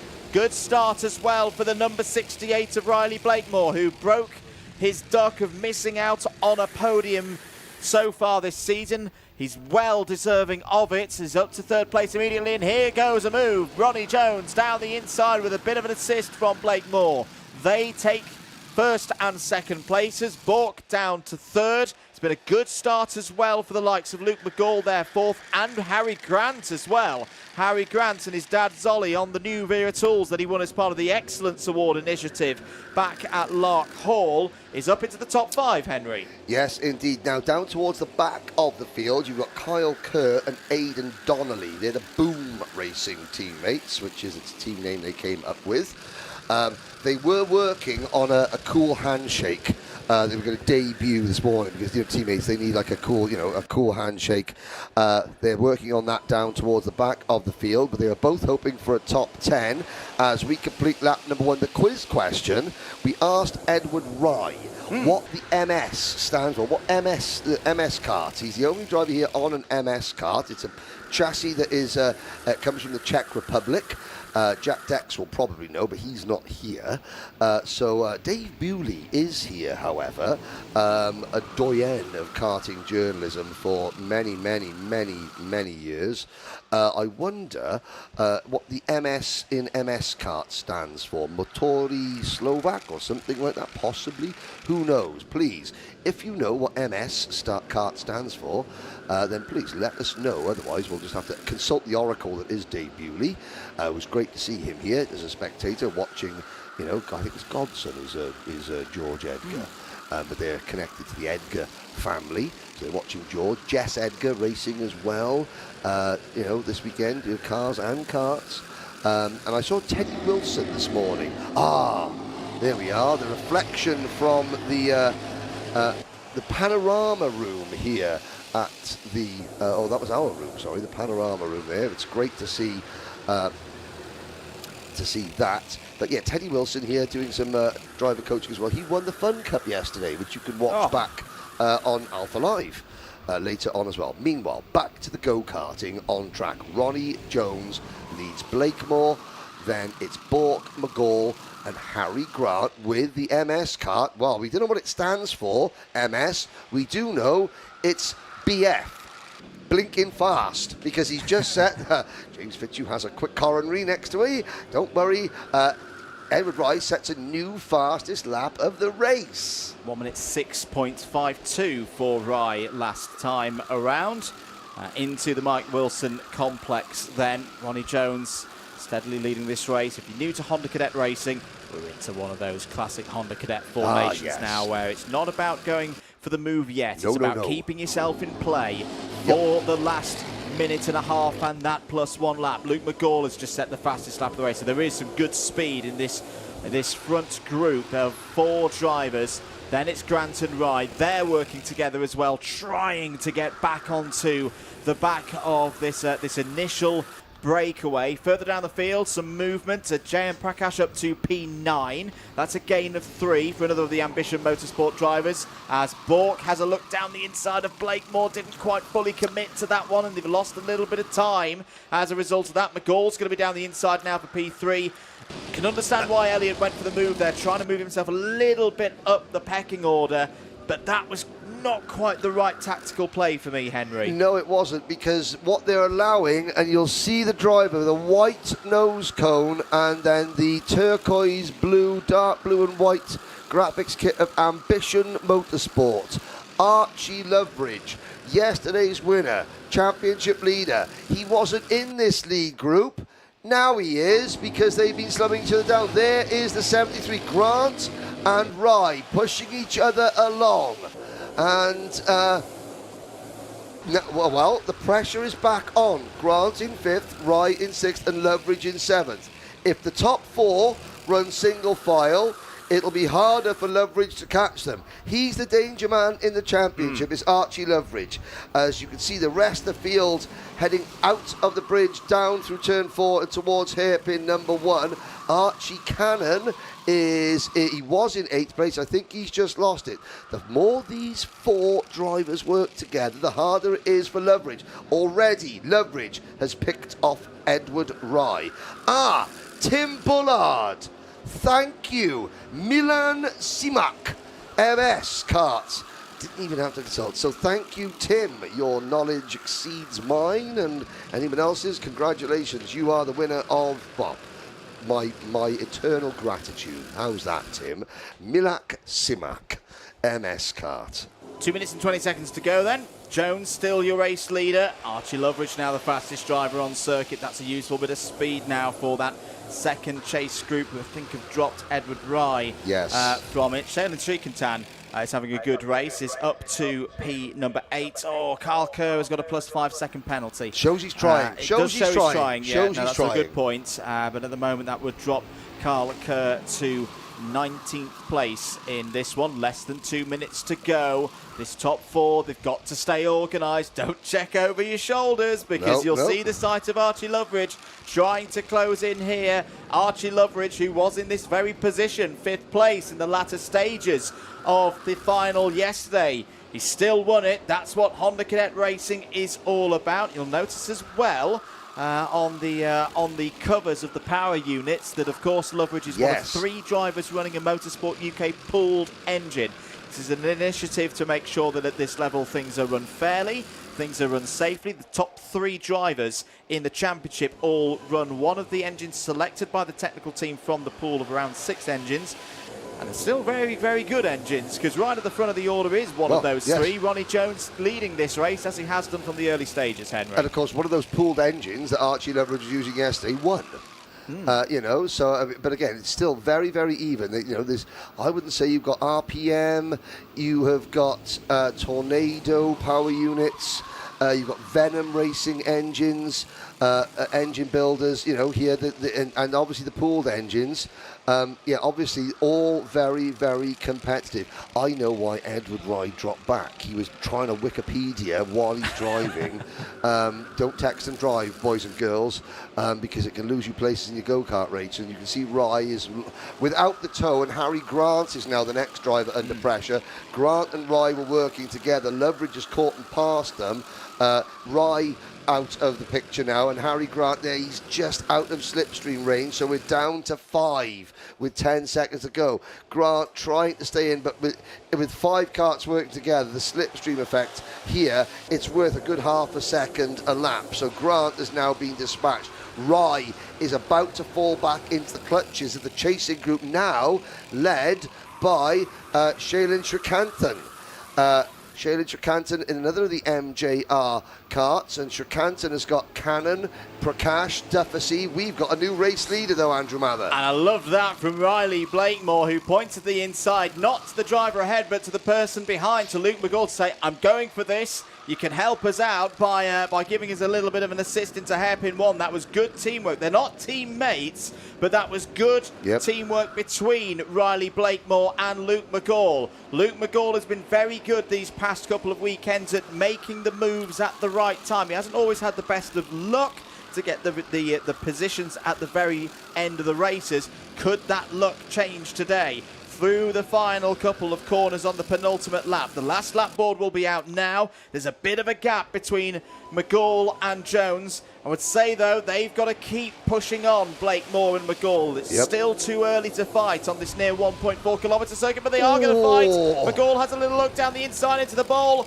Doesn't work. Blakemore's going to try and break away. Loveridge. And look who's moving up the order. Loveridge up to P3, like he did yesterday in the final. Could this be another miraculous result for the championship leader? Into hairpin 1 they go. Blakemore still leading this one. It's out of the race. 85. It's Jack Cope. The number 85 will not see the checkered flag in this particular heat. But Blakemore looking to tick these corners off now through the Fullerton S's next. Luke McGall may have to deal with a very quick finish for Archie Loveridge. Elliot Bork is back up to P4, has got ahead of Ronnie Jones. But look at how much McGall has closed up there on the initial stages of the Mike Wilson complex. 2 more corners to go for Riley Blakemore to take this heat. The run to the line, the checkered flag is out, and Blakemore wins by half a tenth ahead of McGall. Loveridge 3rd, Bork 4th with Jones in the top 5. Once again, Henry Beaudette, Honda Cadet delivers. Yes, 9/10 of a second separate the top 5. Good race from Archie Loveridge. Fighting his way into contention there. He was 7th and nowhere in the early stages, but he plugged away and got there. Shailin Shrikanthan in 8th. He just failed to catch Edward Rye, but again, solid results for Edward Rye in the Milan Simac kart. Archie Cannon, Jay and Prakash, the top 10. I mean, Andrew, we have compliments about lots of things, but we have Alpha Live royalty. Oh, we do. On the live chat. Chris Simpson. He's senior Chris Simpson, the senior cameraman from who is not on duty this weekend. Him and his baps are elsewhere, but is complimenting. Yeah, good camera. Now, Chris Simpson is normally stationed above Bobby Game corner, and if you want a tight camera angle, then speak to Chris about that. If you want to see the whites of their eyes, Chris Simpson is your man. Not just top cameraman, but now from here in the autumn, a world championship. Karting cameraman. Yes. And owner of a very, very good Wayland Yutani T-shirt. Andrew Mather's brain is going to. Do you know what the Wayland Yutani Corporation is, Andrew? Enlighten me. Oh, well, no, I mean, I will. Do you, the viewers, know what the Wayland Yutani Corporation is? If you do, Chris, behave yourself now. No giving it away. I want to know, what is the Wayland Yutani Corporation? There's another question, though. Correct. This is for Chris in the chat. What's in the BAPS today? Oh, what are in the BAPS today? A bit of ham, bit of cheese. Oh, ham, cheese and mustard. Ooh. Ham, cheese and Dijon mustard. At Croft, what could be better? Oh, at Croft. I'll tell you what could be better, being here at PFI. Well, yes, Chris, with your BAPS. There we go. That's everybody raced with one of their heats. We're not quite ready for a lunch break here, though, at PF International. We've got a bit more from the MightEs coming up after this.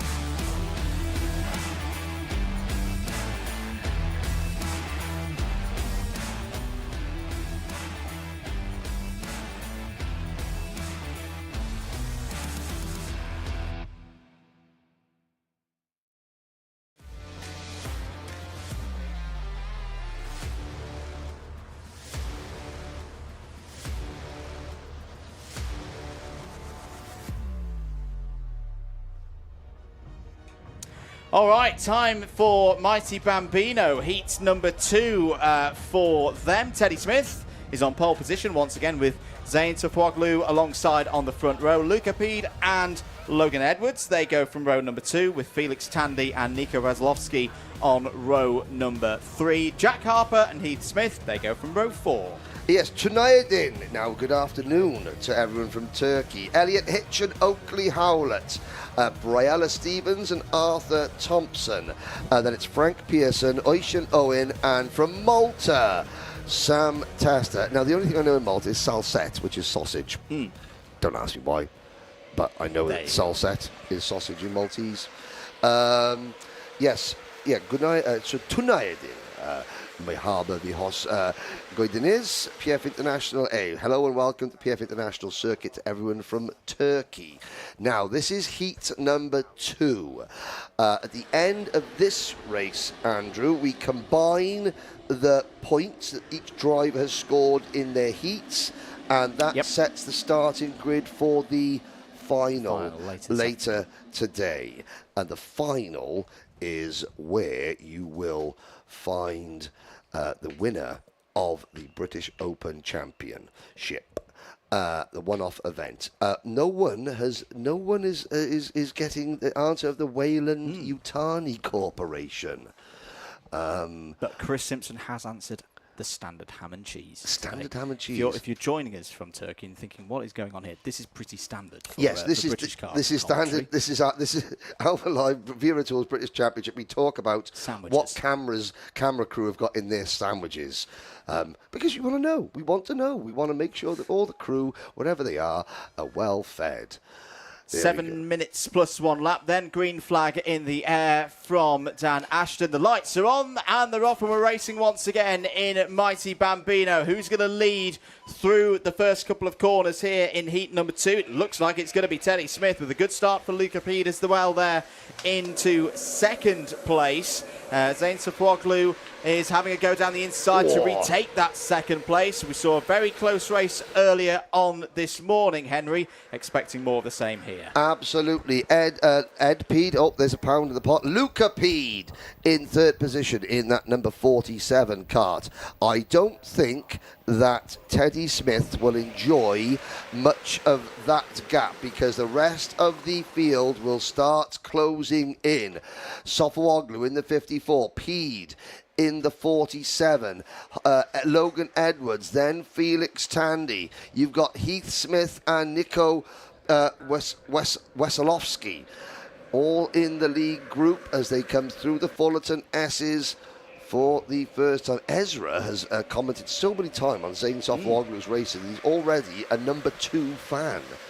Only Motorsport Magpie, I think, is the number 1 fan on the live chat. But the more comments you keep coming in, the better. Haven't seen many Maltese flags as well. I mean, plenty of Turkish flags, but we've got England, we've got Wales, we've got Malta, we have got Northern Ireland. You know, let's get the flags out. We want to see the national support as they all line up in a single file.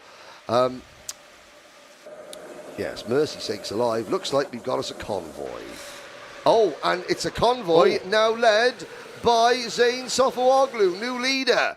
As I said, and Luca Pede almost gets caught up and sideways there. 5 minutes to go then. This is all in the balance for who's going to take pole position in the final later on today. Sofoglu leads from Smith. Tandy up to P3. Now, at the moment, Felix Tandy would be on pole position for the final later on today. Definitely will be on pole position for the final if he keeps making moves like that. Really good from Felix up to second place now. Pretty much the entire field going through the Fullerton S. There's a couple of drivers developing with speed as well. As here goes the E-plate down the inside. This is for the race lead. Through as well goes Teddy Smith. No big worries, I'd say, though, for Zane Sofoglu at the moment. We saw a lot of this in heat number 1. As long as you keep in this front group, like we were talking about with Honda Cadet a few moments ago, you're still looking good for points at the end. Well, Elliot Mason will be happy among many people who are here supporting Felix Tandy as well. And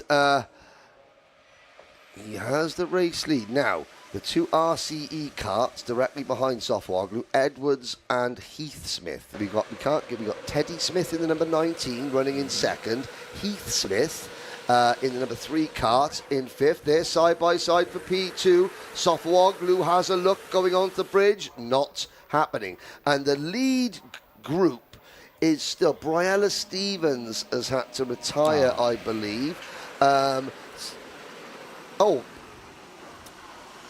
It's basically most of the field. Sam Tester and Oisin Owen well, I know why, because the Welshman and the Maltese driver have dropped back because nobody's putting the Welsh flag and the Maltese flag in the live chat. I blame the viewers. You know, they should blame the viewers. Simple. I'm only joking. But here we go. Tandy leading from Sofoglu, from Edwards, and then the 2 Smiths. Nicole Sutherland is chatting to someone down in pit lane. Who have you got for us now, Nicole? Down on the mechanics grandstand then, and I'm with Teddy Smith's dad and mechanic Brendan. Brendan, this weekend Teddy's had good pace. It was a pole in quali. What have you been telling him? Are you enjoying the event? Oh, we're loving it here. It's just teaching him, because he's so young, just to teach him to run with the front boys, just enjoy it. The toe here is massive in these electric MightE Bambinos. And just trying to teach him how to keep in line with his other teammates, just to push to the front and then to put it on pole, just like proud dad moment, definitely. A lot to be proud about so far this weekend, but the goal with Teddy, what do you think is achievable? I'd like to say he could get a trophy. I'd love a trophy for him. He just keeps saying to me he wants a Micromax. He's only 6 and he already wants to go up to the next stage, but little steps and let's just see how we go. Let's see how we go. Thank you, Brendan. We'll go back to the racing. Thank you. Thank you very much, Nicole. Don't worry, there's not really been any position changes in recent times, apart from one right at the front of the field.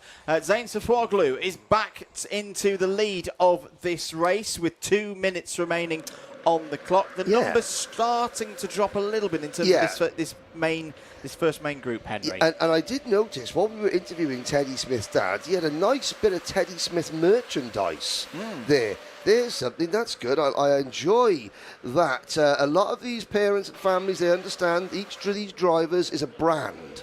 A driver's got to get their brand out there.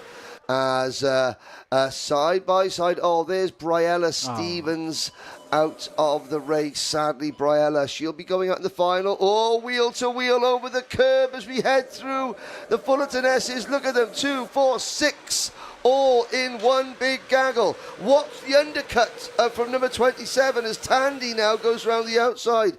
Nico Veselovsky thought about the undercut there as we head down the hill. 1 minute to go. Sofoglu and Edwards.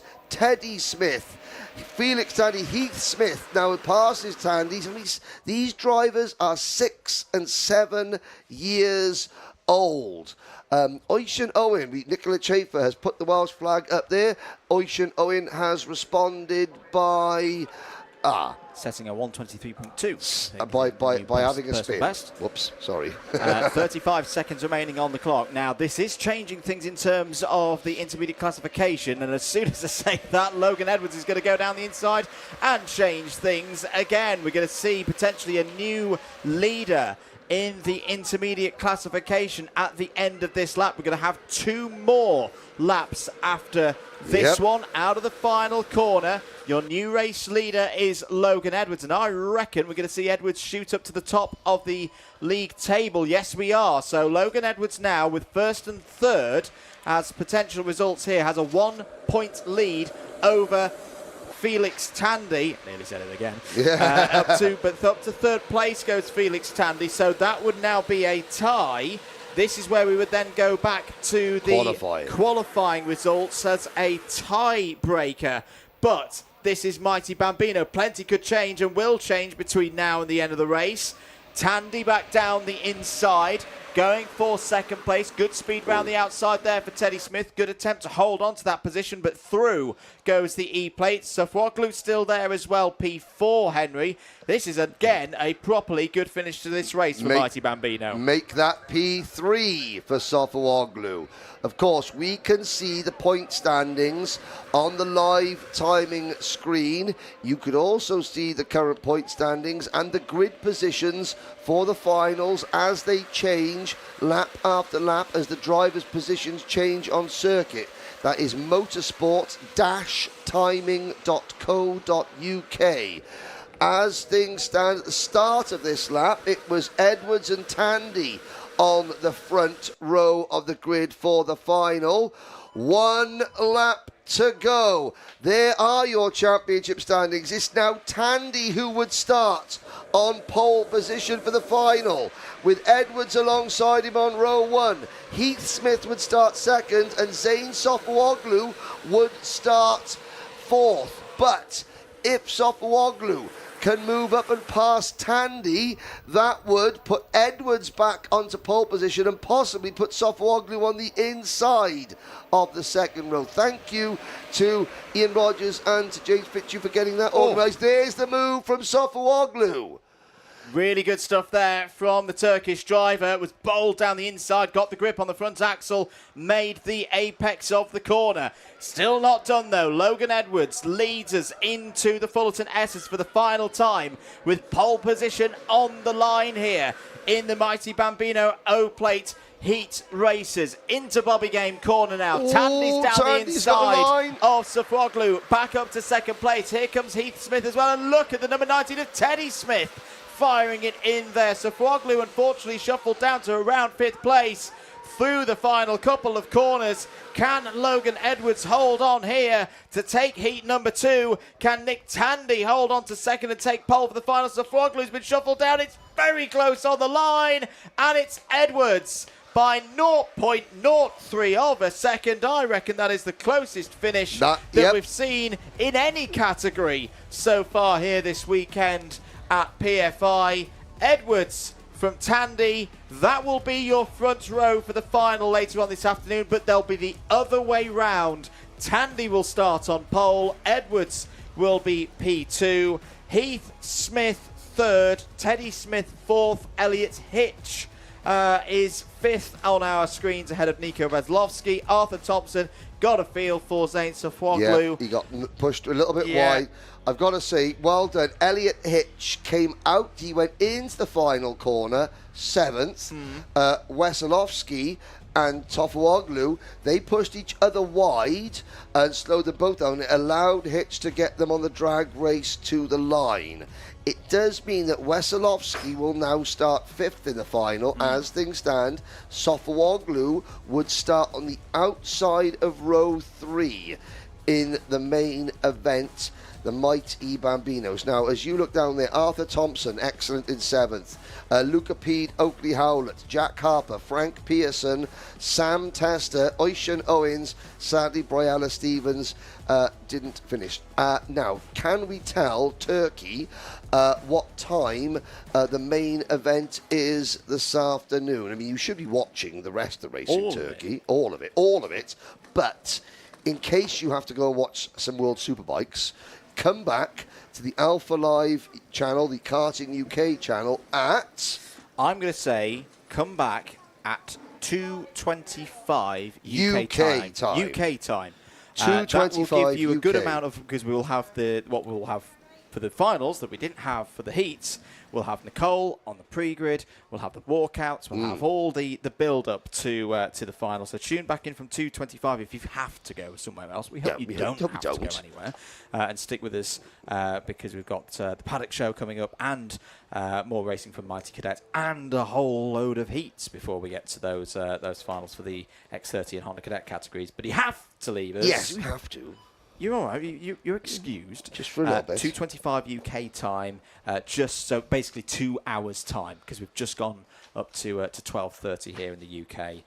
Race starts is at 2:40. Well, I don't know that. 2:25. 2:25. Come back and we'll get you all the action from the mighty Bambinos. Excellent. What's next, Henry? Some MightE Cadet racing.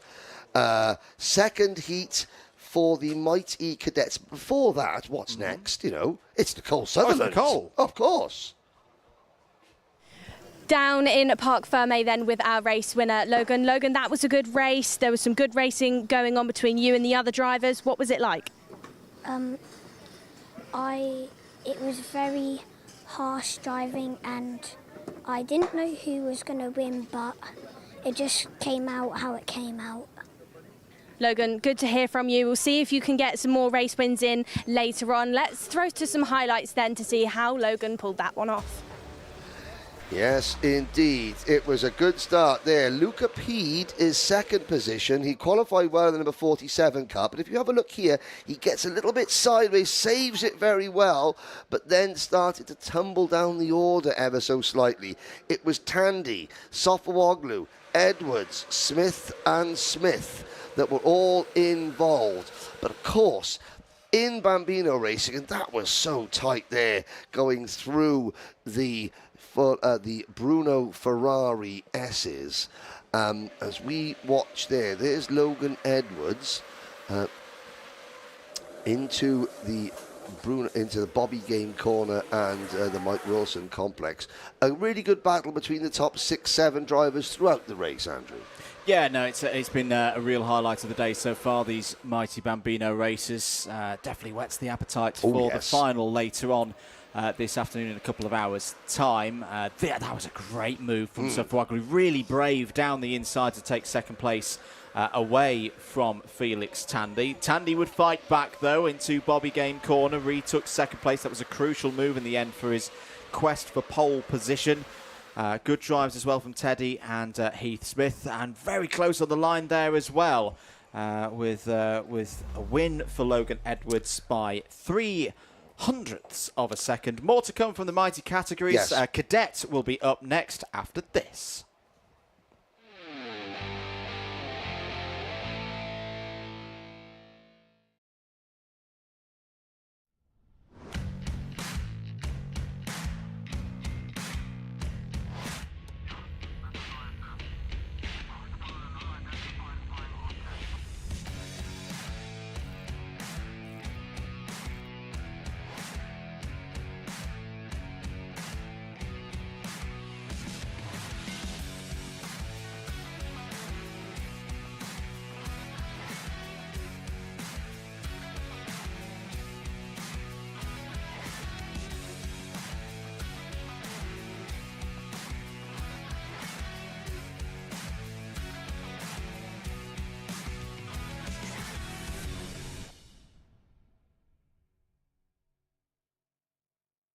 Here at Demon Tweaked, you probably know us for our massive kartwear range. We've got everything from suits, boots, gloves and helmets from the biggest brands in the business. But we are so much more than that, because if you're looking for kart parts, well, we've got you covered too. We've got everything from Rotax parts, sprockets and chains, discs and pads, data loggers and dashers, fuel tanks, steering wheels, bead breakers, and loads more. But of course, it doesn't just stop at the track, and if you're looking to build your skills in the sim, then we've got everything you're going to need to build the ultimate rig. So whether you're just getting started or you're already at the top of your game, Demon Tweaks has got you.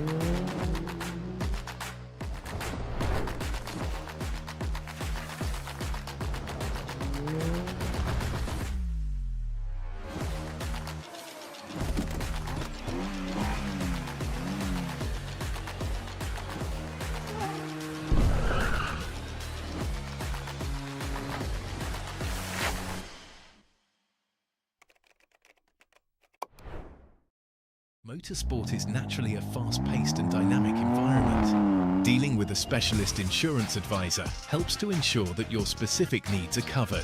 We have access to a complete portfolio of products including personal accident, on-track damage, property and event liabilities and cancellation. We can help drivers, teams and manufacturers, event organisers and circuit owners and venues. Visit marshsport.co.uk/motorsport to find out more.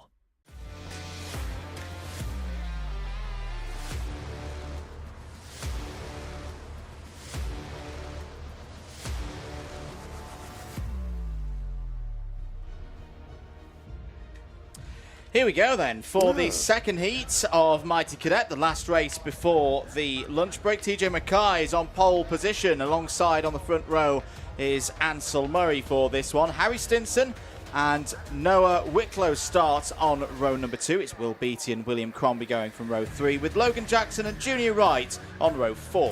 Alfie Hennell and Ted Fry are on row number 5. Jack Swong, driver from Hong Kong, and Jacob Amis on row number 6. Zachary Parr and Freddie Dye, with Chase Warmington, the Anglo-South African driver, rounding out the 15-strong field.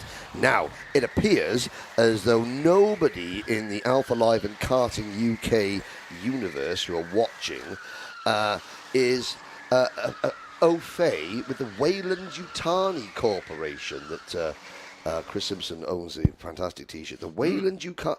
Now, Andrew Mather, this is a bit of a sensitive issue for you. It is a bit of a sensitive issue. Right, well, let's get to this now. The Wayland-Yutani Corporation were the company that sent the Nostromo off to outer galaxies, and of course the Nostromo was the spaceship that encountered Alien, Ripley and Alien, all that. But of course you've never seen that, have I don't you, like Andrew? that film. No, you haven't. And why? Well, we're going to get started in a minute, but of course, you know, your parents are here. They are here. Mr. and Mrs. Mather, you raised a good son. You taught him to support the best football team in Sheffield, the one that play in red and white. However... And then we went on a ride in Florida called the Great Movie Ride. It was the first ever ride I went on. What, age? Young. At young. And the alien scene terrified the heck out of me. Thanks, Mum and Dad. Right, let's get going. Let's go Cadet, racing. Heat number 2. Mentally scarred he is, has been for life. Never seen Alien. Here we go, back to action. And it's Ansel Murray trying to go around the outside of Terence Mackay, TJ Mackay on row number 1. Ansel Murray does have it, and I think that is moving up into P2, Harry Stinson.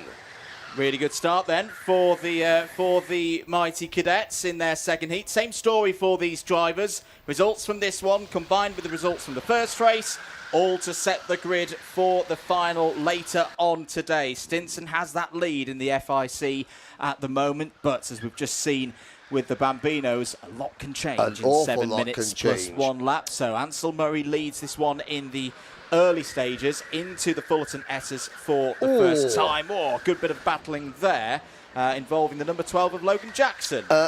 Brandon Hartley wants us to give a big shout out to all the MightE Cadet drivers. He's normally one of them, but he's not here. He's going to go to, we'll see you at Wilton. You can watch Wilton Mills Super 1 on Alpha Live. But obviously this is the main event. This is the premium championship. Good to see here Tav Kirk, who runs the corporate side of things, the operations here at PF International Circuit. Tav and his team are responsible for why the circuit looks so pristine all the time, working closely in conjunction with Trent Valley Kart Club. So Tav here with his family, really good to see.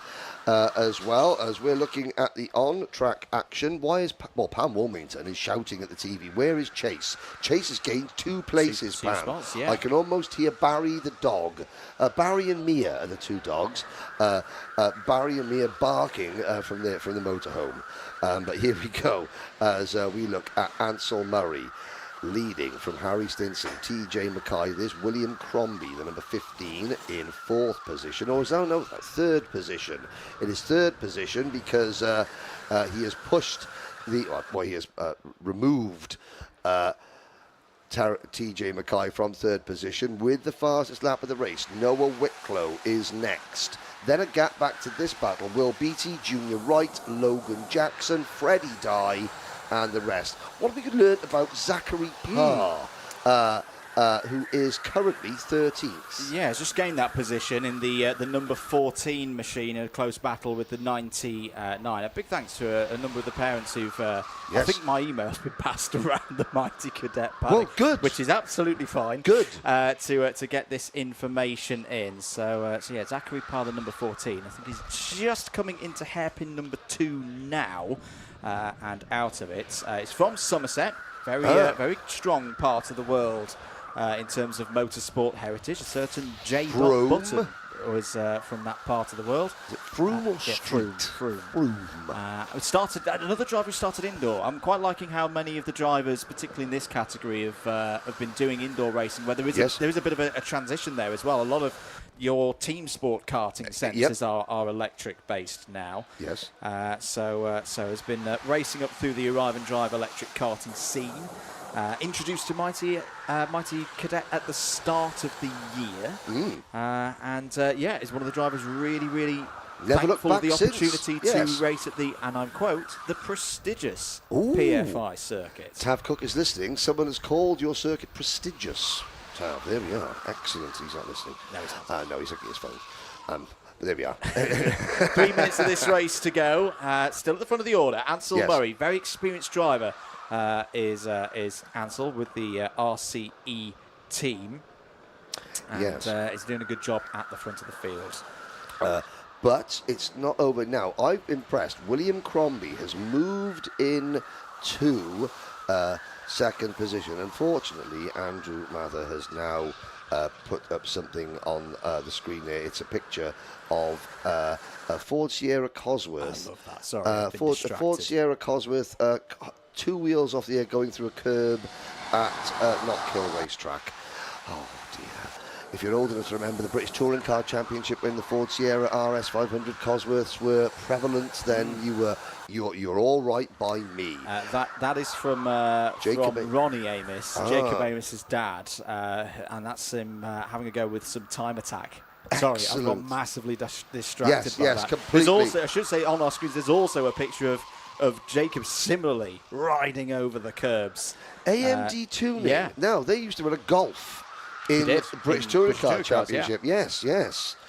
So pedigree there from the Amos family. Now what was that? The driver of the red race suit, there he is, kicking the NASA panel of the kart. As long as he was kicking the NASA panel, not the nose cone, that's all right.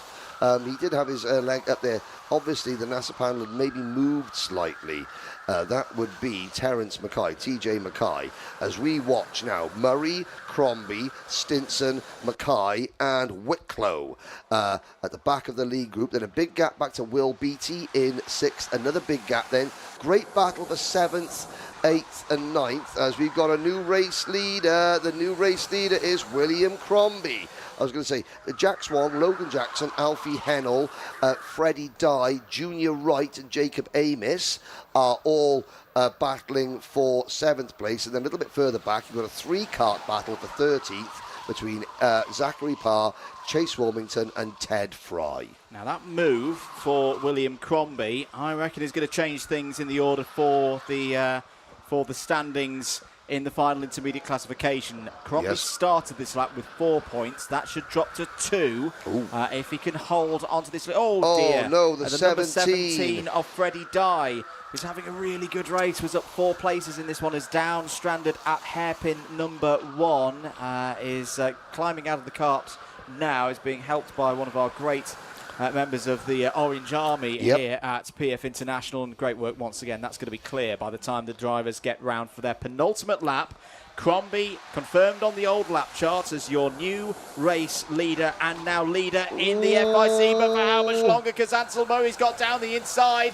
They're side by side as they're running onto the bridge. Brilliant determination there from Ansel Murray, but it's not done yet because Crombie's done the switchback off of the bridge. He's got the inside line into hairpin 1 and help in the shape of 2 drivers behind. One of them is Stinton, I think the other is Mackay. Once again, we're having a grandstand finish here in MightE, Henry, and it's going to decide who'll be on pole for the final. Yes, it could all boil down. The clock has struck 0.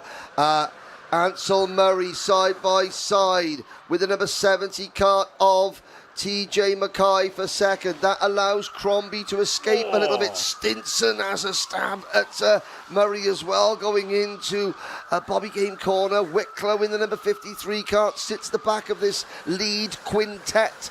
They will get the last lap board next time around.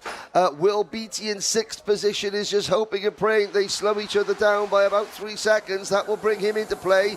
But we've now got about 1,200, make that 1,100 metres remaining. Can Crombie hold on? Mackay, Murray, Stinson and Wicklow in that order, all waiting to pounce. Brilliant stuff here from the mighty cadets, running down to hairpin 1 for the last time. Murray having a check to the inside, going for second place. Oh, that got a little bit tight with Mackay and Stinson. That could be the moment that gives William Crombie the race win. Oh, all crossed up there. Now was that the is number 70 for TJ Mackay. It's still not done between Mackay and Stinson. Noah Wicklow trying to get involved there as well in the number 53, but Crombie is gone. The driver from York has just got to get through the final couple of corners, will take this race win, and it will give William Crombie pole position for the final later on today. What a job this morning and in the early afternoon by William Crombie. Crombie takes the second heat, finishes with second and first as the heat results. That converts through to 2 intermediate points. Yep. A 1-point lead over Harry Stinson is enough to give him pole position. Crombie wins from Murray. Stinson's third there, as we say, means that Stinson will be on the front row for the final later on this afternoon. TJ Mackay 4th, 5th for Noah Wicklow, 6th Will Beattie, Jack Swong, Logan Jackson, Junior Wright and Alfie Hennell completes the top 10 in that race results. Jacob Amos up 1 spot at the end there, finishes P11 ahead of Zachary Parr, Chase Wilmington and Ted Fry. 1 retirement from that race with a little problem down at hairpin 1. Freddie Dye. Yes. Just a quicker rundown as well, what the grid, at least provisionally right now, will look like for the final. Crombie and Stinson, as mentioned, on the front row. Murray and Wicklow, row 2. Mackay and Beattie, row 3. Wright and Jackson, row 4. Wong and Hennell on row 5. Big thanks to Ian Rogers and the whole motorsports-timing.uk team for all of that lovely, lovely data to us here in the box. Now, I'm sure that Nicole Sutherland is down in the pit area waiting. We are going to have a lunch break here at the circuit, but for your viewing pleasure, we have the Paddock show filmed yesterday. That's coming up. Then we'll be back for the second round of heats in the IAME, the Waterswift and X30 classes, and all the main events. Thank you for all the comments coming in. Please keep them coming in. We really do enjoy it. What I'm going to go and have a ham sandwich, not a ham bat because Chris Simpson's not here. You're going to watch the Paddock show and listen to another Nicole Sutherland interview, while you, Andrew Mather, are going to watch the first 30 minutes of Alien, because remember, in space, no one can hear you scream.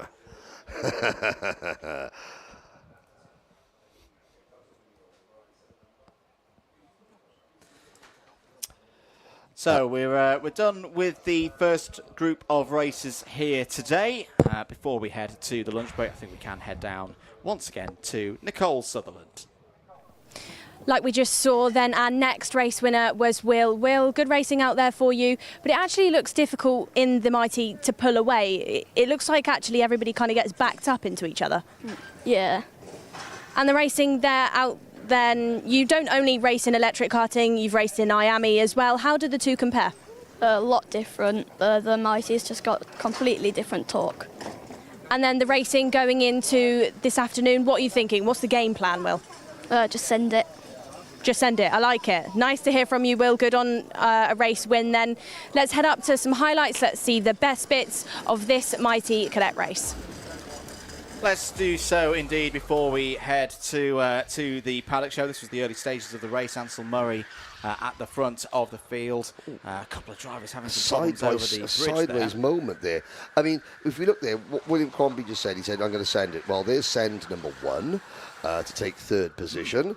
We're going to see maybe send number 2 coming in shortly. He'd already made, not just yet, I think send number 2, and that gives you an idea. That great ground shot there, he's made send number 2, and now this is send number 3, which is going to happen for the win. But it gives you an idea of just how fast these karts are. That ground shot there, yeah, Laura has been, her creative side has been unleashed this morning. There was send number 3 from William Crombie, and it wasn't done and dusted just yet. The Ansel Murray had a little go, but Crombie managing to hold off, help from behind.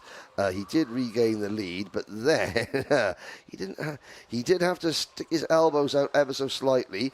But it was on the last lap, coming out of the second hairpin, there was just a little bit of, you know, drivers tripping over each other behind Crombie, which gave him the gap that you see there that he was able to transfer. This was the moment really that the race went to Crombie as they came in. Murray just getting clipped from behind, slowed them all down and allowed Crombie to escape. Many sends from William Crombie, and he says there's plenty more to come later on. Absolutely. Just I was having a look at some of the lap times from that Oh, race go on as then. well. We talked a little bit about this yesterday. I wonder with the temperatures being a bit lower, there's an effect on this, a positive effect. 1 minute 5.5 was the best lap time in that one. That was only 0.2 slower than what we saw in IAME Waterswift Restricted. So they've very much got a parity there. Yes, and the electrics are quicker in this weather than they were yesterday. Closer. Right then. Well, ladies and gentlemen, you can hear from some of our sponsors. Then you will see me and Nicole on the Paddock show. If you want to see a fat Welshman play table tennis, then I'd advise you to stay watching. No, not Nicole. Nicole's not fat or Welsh. It's me. I was making fun of myself. Anyway, cheerio.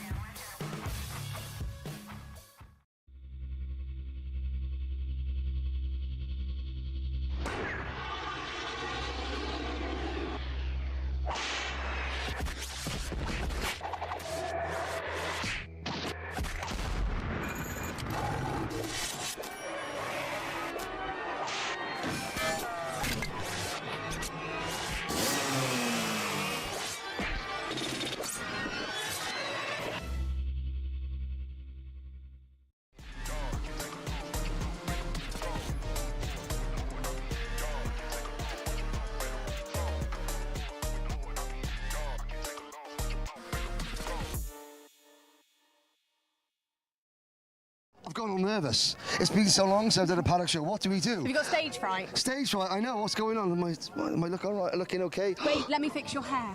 Which hair? That one there. There we go. Perfect. Right, we're back. It's the Paddock Show, event 6 of the 2025 Wera Tools Motorsport UK British Karting Championship. Nicole Sutherland, we're here at the home of British Karting, PF International, and it's been a very good day of racing. Oh, and the weather as well. This is not the weather we had last week at Larkle. Wouldn't know. I was elsewhere. Sorry, we both globe-trotting around the place, all over the place, but we're the home of British Karting. We're back, really, we're the best domestic championship anywhere in the world. Anybody has won at this circuit, I would say. Absolutely, Henry, yep. International Circuit. We hosted the FIA World Championships twice here last year and in 2017. home of champions, the home of future champions as well. Yes, now, let's take you on a guide round the paddock. We've had a full day's racing today. We've had finals for Waterswift Restricted, Waterswift Junior, X30, Senior X30 and Honda Cadet. We've had qualifying sessions for the MightE Bambino O-Plate and the MightE Cadet Cup. But first order of business, there's a Wera Tools tyre challenge to do, and we have got, now Laura's just been run over by Arthur Bowers, so we have a time. Hello, Arthur. Hello. Hi. Hi, right, okay. Now, we thought, who can we get to try and beat Archie Loveridge's time of 5 minutes, 14 seconds? We need somebody with a killer instinct. We need somebody who's quick in a go-kart. So Henry. So not me, not me.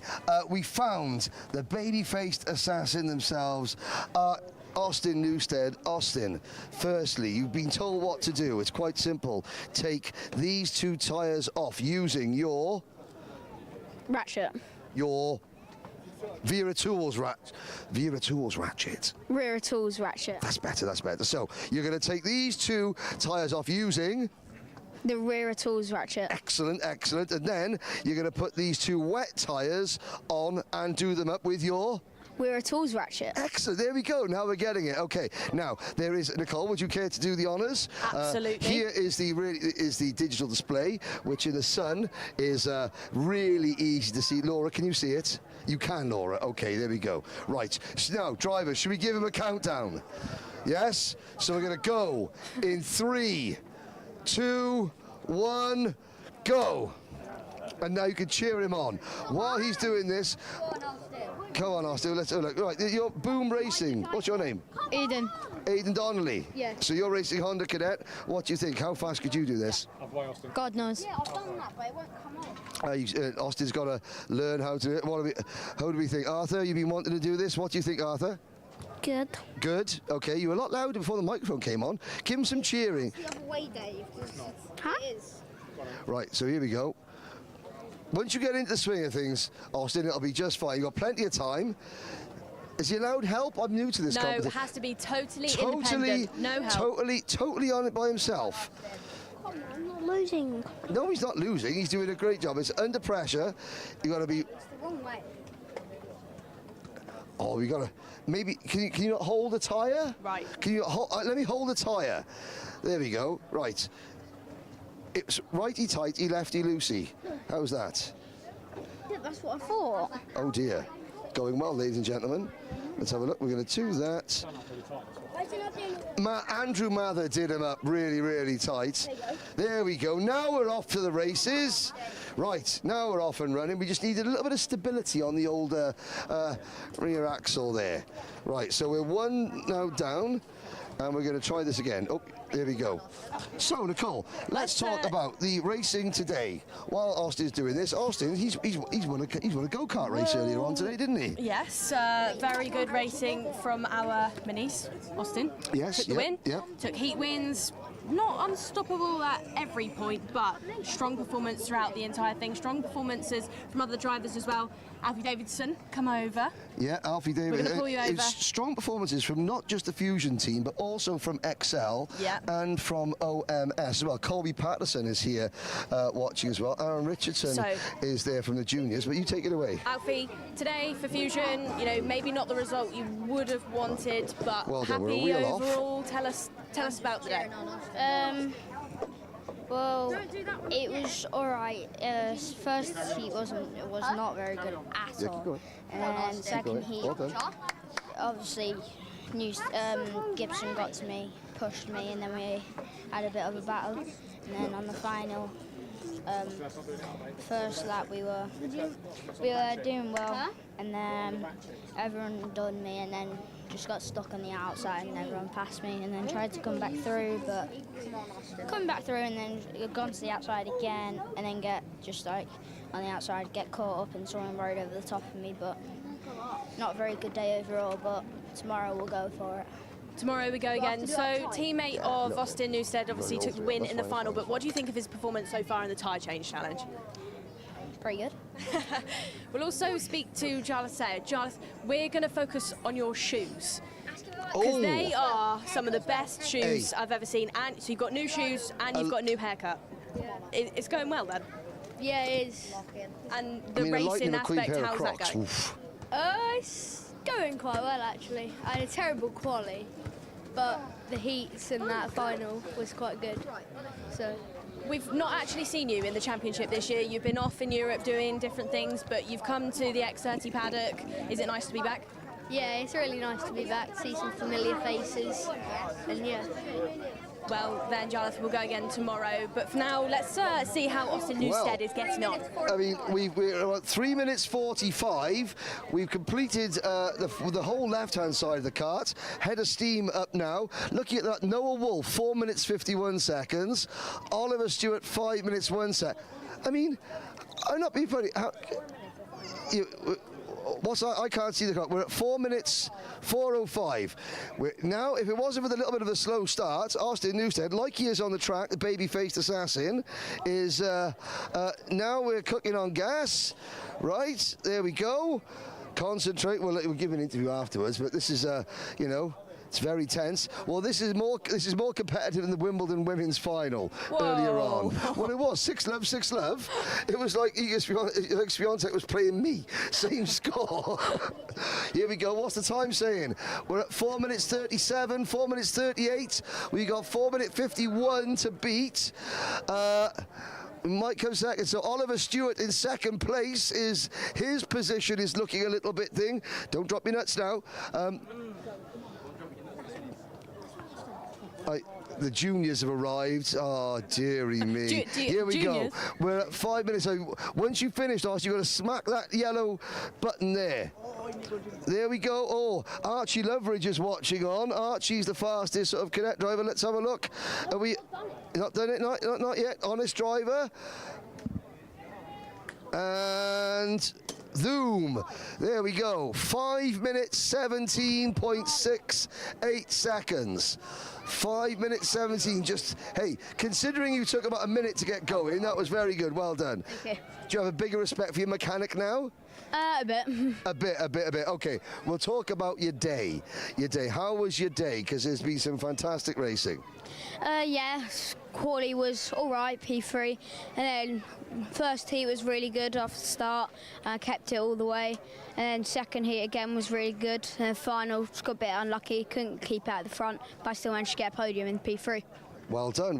Now, let's have a look on the scoreboard here. Ansel Murray, 3 minutes 14 seconds. I know, but he works really hard in the RC workshop.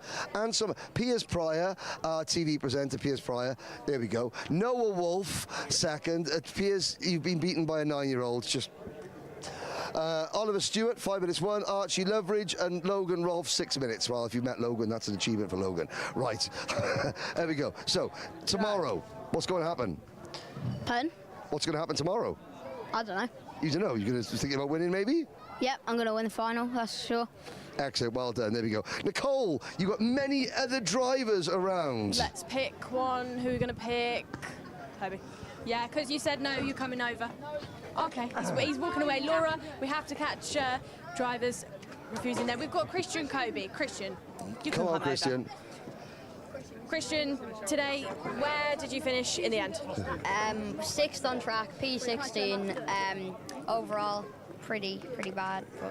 Because of penalties? Yeah, I got a penalty. So. For what? Hit a burst, but he completely missed the apex of the corner, and then I tried to go down the inside of him, and yeah, he didn't see me and turned across, so I got a penalty. It is what it is. Well, it's racing. Yeah, that is racing. That is racing, Christian, but the good news is that Austin has said he's going to show you how to change tyres. Now, it's very simple. So, Austin, come here. Christian, come here. Right, we have one tool, one Wera tool. We have 4 tyres, and I've counted the amount of wheel nuts that are spare. don't lose this. When you're done, put it back in there. And if you don't, I'll find you and administer some sort of physical violence against you. Is that clear? Excellent. Good luck. Yeah, all right, here we go. Right, we'll let them two carry on practicing, which is always great to see.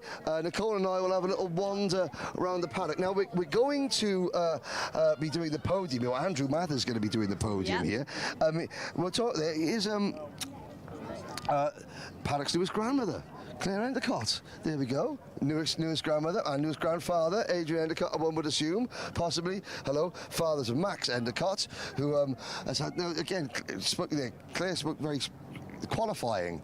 It's your weekend can either carry on the way it's in or get very bad, and then you're digging yourself out of the hole for the rest of the day. I used to find when I raced, qualifying, especially when you're in a big grid, it's the hardest bit of the weekend. There's so many different things go into it. It's not just about being quick, it's about getting that track position right. And you qualify poorly, especially at a circuit like this, in a big grid. If you're at the back, you end up staying at the back. It's so hard to pick off those positions. That's the bit that I think drivers actually get the most nervous about. Yeah, I mean, we just passed the Jade Racing team.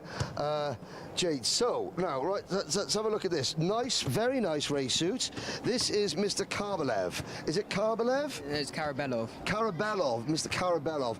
New name to the championship for me this year. Yeah. How's it going? It's going good, I'm still in the learning curve, but it's going great. I just need to do a few adjustments. It's my first time on the track, actually, so it's pretty good. It's going well. Finished 14th, so it's going good. Okay, so Nicole, ex-driver in the championship, first time here in the championship. Advice to a driver new in the championship in an uber competitive class, like you were in Minimax, Junior Max when you were first starting your first year. What would you say to Mr. Karabelov? Karabelov. Sorry. Obviously, it's not just as simple as this, but you've got to get that qualifying bit right. That's really where your day starts. And then those race starts, especially at PF where it's so busy going off onto the bridge, really make sure you're in that right position, because I think you can quite easily pick off quite a few spaces at that race start. Today, we saw Roxanne Lantinger, by the end of the second corner, she had picked off 9 places. So it can be done. It's just about where you're putting the car at the start of those races. And be smart, look ahead, not just at the car ahead of you, but all of the others around, because it gets busy and it gets side by side. Her invoice for driver coaching's in the post, by the way. Don't take driver coaching from me. Start coaching games. When we got to lap 2, that's when the problem started for Nicole. I'm only joking. Thanks, I'm Henry. only joking. Good luck tomorrow. Thank you. No problems. Right, I'm going to move swiftly on. I'm being shouted at by a driver in... Ollie Greenall. Yeah. Ollie... Yeah. No, we haven't seen Ollie Greenall for ages. Right. Ollie Greenall, he's just hiding. We should go and find him, really. So, in the first 2 years of modern era, 2019 and 2020, Oliver Greenall was one of the most successful drivers, a double British champion. Oliver, we got to come and say hi to you. Firstly, I have to say, I am quite an emotional person. When you, at this circuit, October 2020, you just won Junior X30, the very first thing you did was you took your helmet off and you said, I want to thank my rivals for having to, and it almost, I was in the commentary box going, what have you been up to and what are you doing now? I was coaching the Fusion cadets, so that's nice to give something back, but I wouldn't tell them to thank their rivals after. So, yeah. Well, no, you did. It was a beautiful thing to see. Obviously, driving stopped completely now. Yeah, no, I stopped 2022. Retired, well out of the game. Yeah. Well out of the game, but it keeps bringing you back. It drags you back in, doesn't it? No, I'm way too old for it now. No, but karting, being in the paddock. 2 seconds no, you can't off. get away from it. That's the problem. No, we're here for life now, not really. That's the problem. Here for life. Yeah. You've got Mr. Davis and Mr. Sayer. We've just heard you were driving around the other day 2 seconds off. I had to go. First time back was last week. No, it's all right. End of the session I'd been good, but I could only manage 3 laps because of injuries and stuff. Yeah, injuries and yeah. But hey, good to be back in the paddock. And again, if you've got to go back there, it was the IAME rounds 2020, the last round PFI. It's on the Alpha Live channel. And again, I've never seen anybody, because you won that championship on a tie break, didn't you? Yeah, no, I think I won like half the races, but didn't finish the other two, so it was close, and then, yeah, no, come down to the last wire. I think it was you and Bart Harrison, and you got out, Josh Rowledge, and you got out the kart and you thanked your rivals on camera before you even said, and it was very emotional. Yeah, no, it was nice. That was a good day. It was a good day. It was a good day. Ollie, then, driver coach. For the drivers, main thing around this track, what are you actually telling them in the actual, racecraft bit of things, not just the pace? Well, it's mainly track position for qualifying, get to the front, and then getting the race, anything can happen. It's always sort of a bit of a scrap. So get to the front, try and control the race and see what they can do. Try and work together. Yeah, I mean, and we did see sometimes that the boys and girls didn't quite play nice, did they? Yeah, no, Gibbo done a good job today. He come away with a win. Noose did won both the heats, so it was good. But we'll go again tomorrow. Anything can happen, so. Go again tomorrow. Thank you very much. Good to see you again, Ollie Greenall. One of the stars of the early years of the modern era of the British Championship. He's right, though. Once you're in it for life. Whether you're behind a camera, behind the spanners, behind a microphone. Yeah. It's so hard to get out of this sport once you're in it. I think as well, drivers, parents, everybody that's in the sport, you sacrifice so much from an early age. When you then get to that age where you have to start thinking more about your career, it's a bit like, well, what do I do now? All I've ever known is karting. So you find most people in the paddock, they've been here for years. They've been here for their whole lives because you start here and you naturally just want to stay here. Why would you want to give this up? No, exactly. It's Mr. Rye, come and stand by here. We will talk about that. Of all the drivers, we will talk. Why would you want to give this up? Welcome back to the British Championship Paddock, Edwards. Thank you. Honda Cadet doing a good job. Finished 7th in that final. Yes. Yeah, well, could have been top 5 or more there. Just dropped off the pack from Luca. No, not Luke. Forgot. The top 5. Yeah, Luke. Oh, hang on a sec. The trophy presentation is taking place now. You just missed out. You're the only driver here on an MS kart. You're a privateer as well. Yeah, I'm just trying to see how it goes. To me, the MS karts are underrated. They are really quick, but just not. I don't see many drivers up with them. Well, I mean, there are in the road tax classes. Do you know what MS stands for? Don't. Oh, there we go. There we go. Find out. What does MS stand for? Who have we got here? Do you know? Who are your mates by here? Sam Dixon and Jerry Duffy, is it? Ah, well, tell you what, come in, we'll have a Honda Cadet moment, shall we? Sam, Jerry's one of 2 racing Duffys. Come all the way from Ireland to race, don't you? No, I live in England, but I race under the Irish flag. Ah, there we go, well, that tricked me in. It's not easy to trick, it's not hard to trick me when you're as dumb as I am. Sam, how has your day been? Quite good. First time at the British, top 10, so. Well then, we're going to see you back? Probably at Wilton, yeah. Excellent, excellent. Now, you drive privateer. You're racing for Ambition. Who do you race for? Ambition and privateer. Ambition, privateer. And yet you're all sort of wandering around together, having a laugh, enjoying yourself. That's the best thing, yeah? Yeah. Excellent, excellent. What are we hoping for tomorrow? Another top 10, maybe top 5. Top 10, top 5? Top 8. I mean, I'd be happy top 8, but obviously aiming for first. There we go. Now, why have we got a Red Bull T-shirt, a Lando Norris cap? What's going on there, boys? I just wore a red. Whoever's winning. And I love Lando Norris, so yeah. Whoever's winning, basically. Whoever's winning, that's terrible, isn't it? You can't be, you call it a fair weather fan. Whoever's top was supporting. Nicole Sutherland, you have more drivers to chat to. More drivers, more Hondas. We've got Kyle and Luca. Kyle, come over. How was your day? Good. And your experience in the British Kart Championship, tell us a bit about yourself. Tell us about what you've raced before. My name's Kyle, and all I've done for a year and a half is Honda Cadet. The Honda Cadet grid then, it's busy, there's a lot of you this weekend. What have you thought of the racing? Have you been enjoying it? Have you had some good battles? Yeah, really good battles, and it's really good fun because I'm used to like racing at other small places, and they've only got 4 or 5 cadets. So those other small places, which tracks are you normally at? Like maybe like Rail or something. So this track, when you go on to PF, you must feel like it's huge. Yeah. And Luca, how's your day been? Tell us about Honda Cadet, tell us about yourself.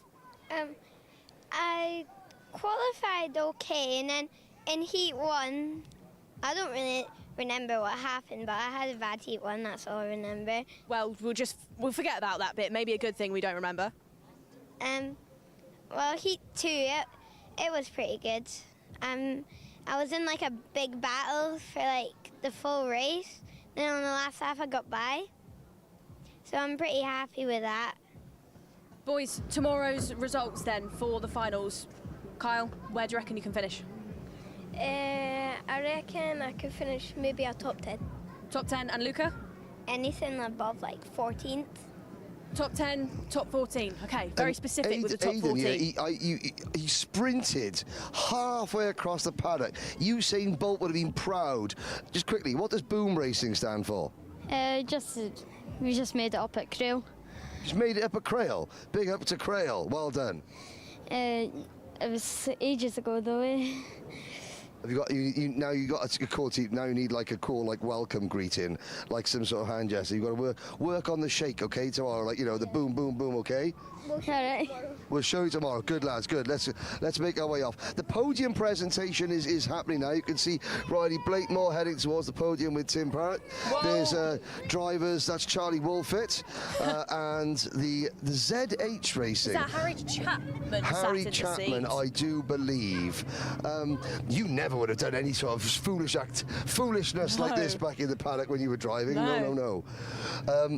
Moving on. We wanted to get to MJR, Martin Jackson Racing, but we're going to we'll keep going down here because we're sort of en route. And yeah, a lot of people are at the presentation. Evolve Motorsport, Luca Narroway. Bad in qualifying, but then struggling to get through the field. But he is fast. Yep. Mick Ollie Barrett, West as well. Ollie in there. West with his Bit new of bad race luck. suit, with his lucky race suit. Yeah, new one. He put it on for the second heat. I don't know why he didn't have it on for the first heat. What? Because he was waiting to save all his luck. There goes Bodie Batch down. Ollie West. Now, so there we go. Take it away. His new race suit finally brought him a bit of good luck. Right, camera is there for you, Ollie. Ollie, wait, say in hello, the Laura. final, the new suit, did it give you some luck? I don't know. Well, okay. you started. Where did you start for the final? P12. Where did you finish the final? P5 by. The but. Doesn't matter. You finished P5. On the road, P5. So therefore, do you think it gave you 7 on the road, but two.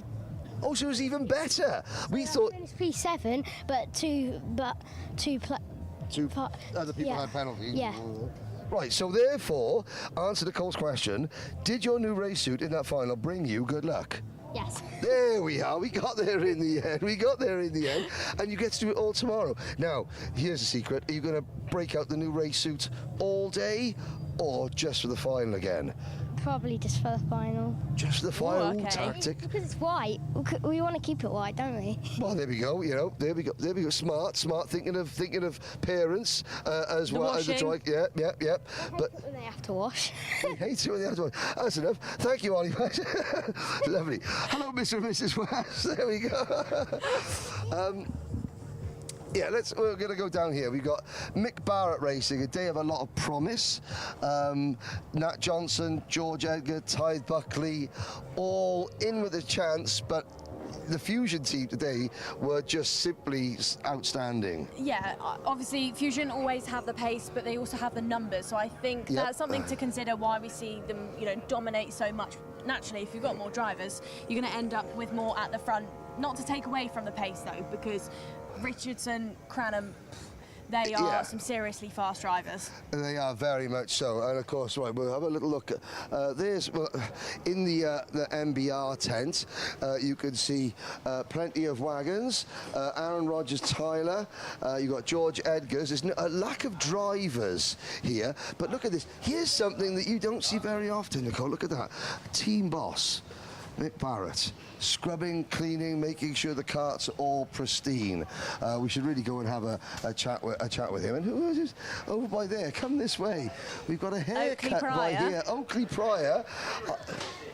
I was going to say, I know that there's an oil shortage in Saudi Arabia at the moment because he's put most of it on his cutback, on his slick back hair.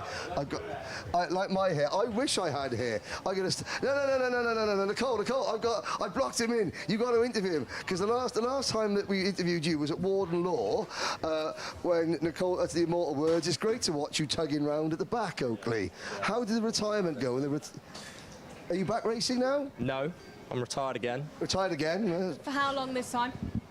Forever. Might make a return in winter, you never know, but... In winter when it's colder and, you know... Why you want to be in winter? It's the nice to... Big, aren't I? It's summer, I'll go around very slowly, so... I mean, I didn't say you were... I didn't say you were tugging around at the back. My colleague over there said you were tugging around at the back, so... Well, it is the truth. I mean, this is a podium finish in the 2019 Rotax Grand Finals, by the way, at Sarno, the hardest event to win in the world, really, because everyone's on equal equipment. But that was 7 years ago now. It's a long time ago, yeah. I've changed. The older you get, the faster you were. Isn't that right, Nicole? Right, who else have we got in here that we can maybe chat to? Talk about the team boss. Where's Michael Barrett Esquire? Well, no, he's saying no. He's saying no. Who have we got here? We got supporters. Archie. Aaron Rodgers. It's not Aaron. It's not Aaron. It's Archie. Normally Rotax. Yeah, we're just doing a bit more X30 at the moment, and whenever we can, we're going to do a bit of Rotax. Just trying to get as much experience as we can doing both classes. So. And the class today, you know, on the track, what have you felt like? We felt good. We had a really good result with 8th or 7th, I think, in our second heat. But in the final, we had a bait steering column, and that definitely hindered us a bit. But we've learned loads today, and we were quite fast at points, so I'm quite happy with that. Archie, and then having a mechanic that has got so much experience, you know, we just said Oakley was on the podium at the Rotax Grand Finals in 2019. Does you actually reckon that helps you get faster? Having a mechanic with experience, does it help you, you know, improve? Yeah, we go through the GoPro quite a lot during practice days. Obviously, he can give you lots of useful tips. He's got lots of experience, so yeah, it definitely helps. He's really good on the spanners, so. When he's driving around, do you then, like, do the roles reverse and you tell him where he's going wrong? Sometimes, once we did some on-track coaching, and he struggled to keep up, but... Shade thrown. So, tomorrow morning, ladies and gentlemen, when Archie crawls to a halt 20 yards outside there because, oh dear, did someone forget to put a wheel on? That's why. Anyway, thank you, Archie. Thank you, Mick Barrett Racing. The great thing about the summer is you can smell the cooking in the air. George Edgar's gone. George Edgar's disappeared. XL Motorsports, they have been... Oh. I've got an idea. You've got an idea. You've got a bad finger. Ian, are we allowed to use your ping pong table briefly, please? Excellent. I like where this is going. Okay. I like Do you where this is reckon we going. can multitask? I can barely speak English at the same time. However, now is that because Nicole hurt her finger today, but she's soldiering on like a soldier. Yeah. Right. What are we going to talk? Well, first of all, let's talk about the senior X30 final while we're playing table tennis. Talk. Table tennis, hold the mic. I think we should try and do all three. It's going to go very well or very badly. Right. Senior X30 was a little bit on the fractious side, wasn't it? It was one of those races where I can't do one thing. Oh, at least I saved it from going under there. It was one of those races, yeah, Harrison Mackie won, but that was good. First serve. Oh, Laura, thank you, Laura. Right. Go on, you serve. You serve. I'm the one with the broken finger. Yeah, I'm an idiot. Ready? Oh, there we go. There we go.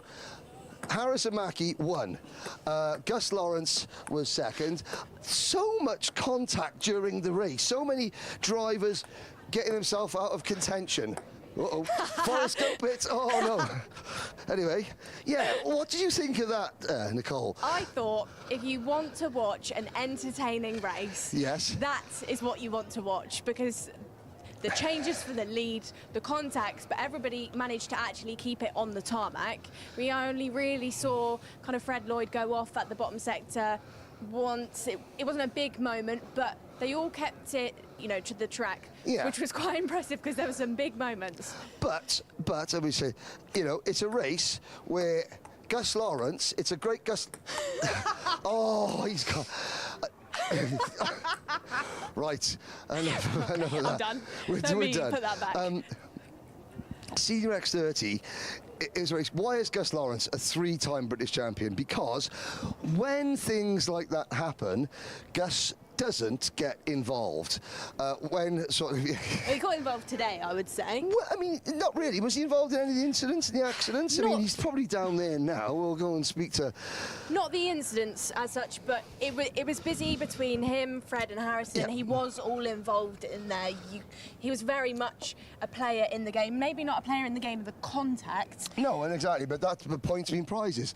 But I think there maybe was a nose cone. There was? Potentially, provisionally, we'll have to We'll look find through out. the results. We But shall have a that's a big story, I think, this Yeah. year in the seniors, and it's going to play into the remainder of the races. It's going to play tomorrow. I mean, Harrison Whittaker and Gabriel Still, both have got the speed to be champions, but they seem to, at the moment, they find themselves together.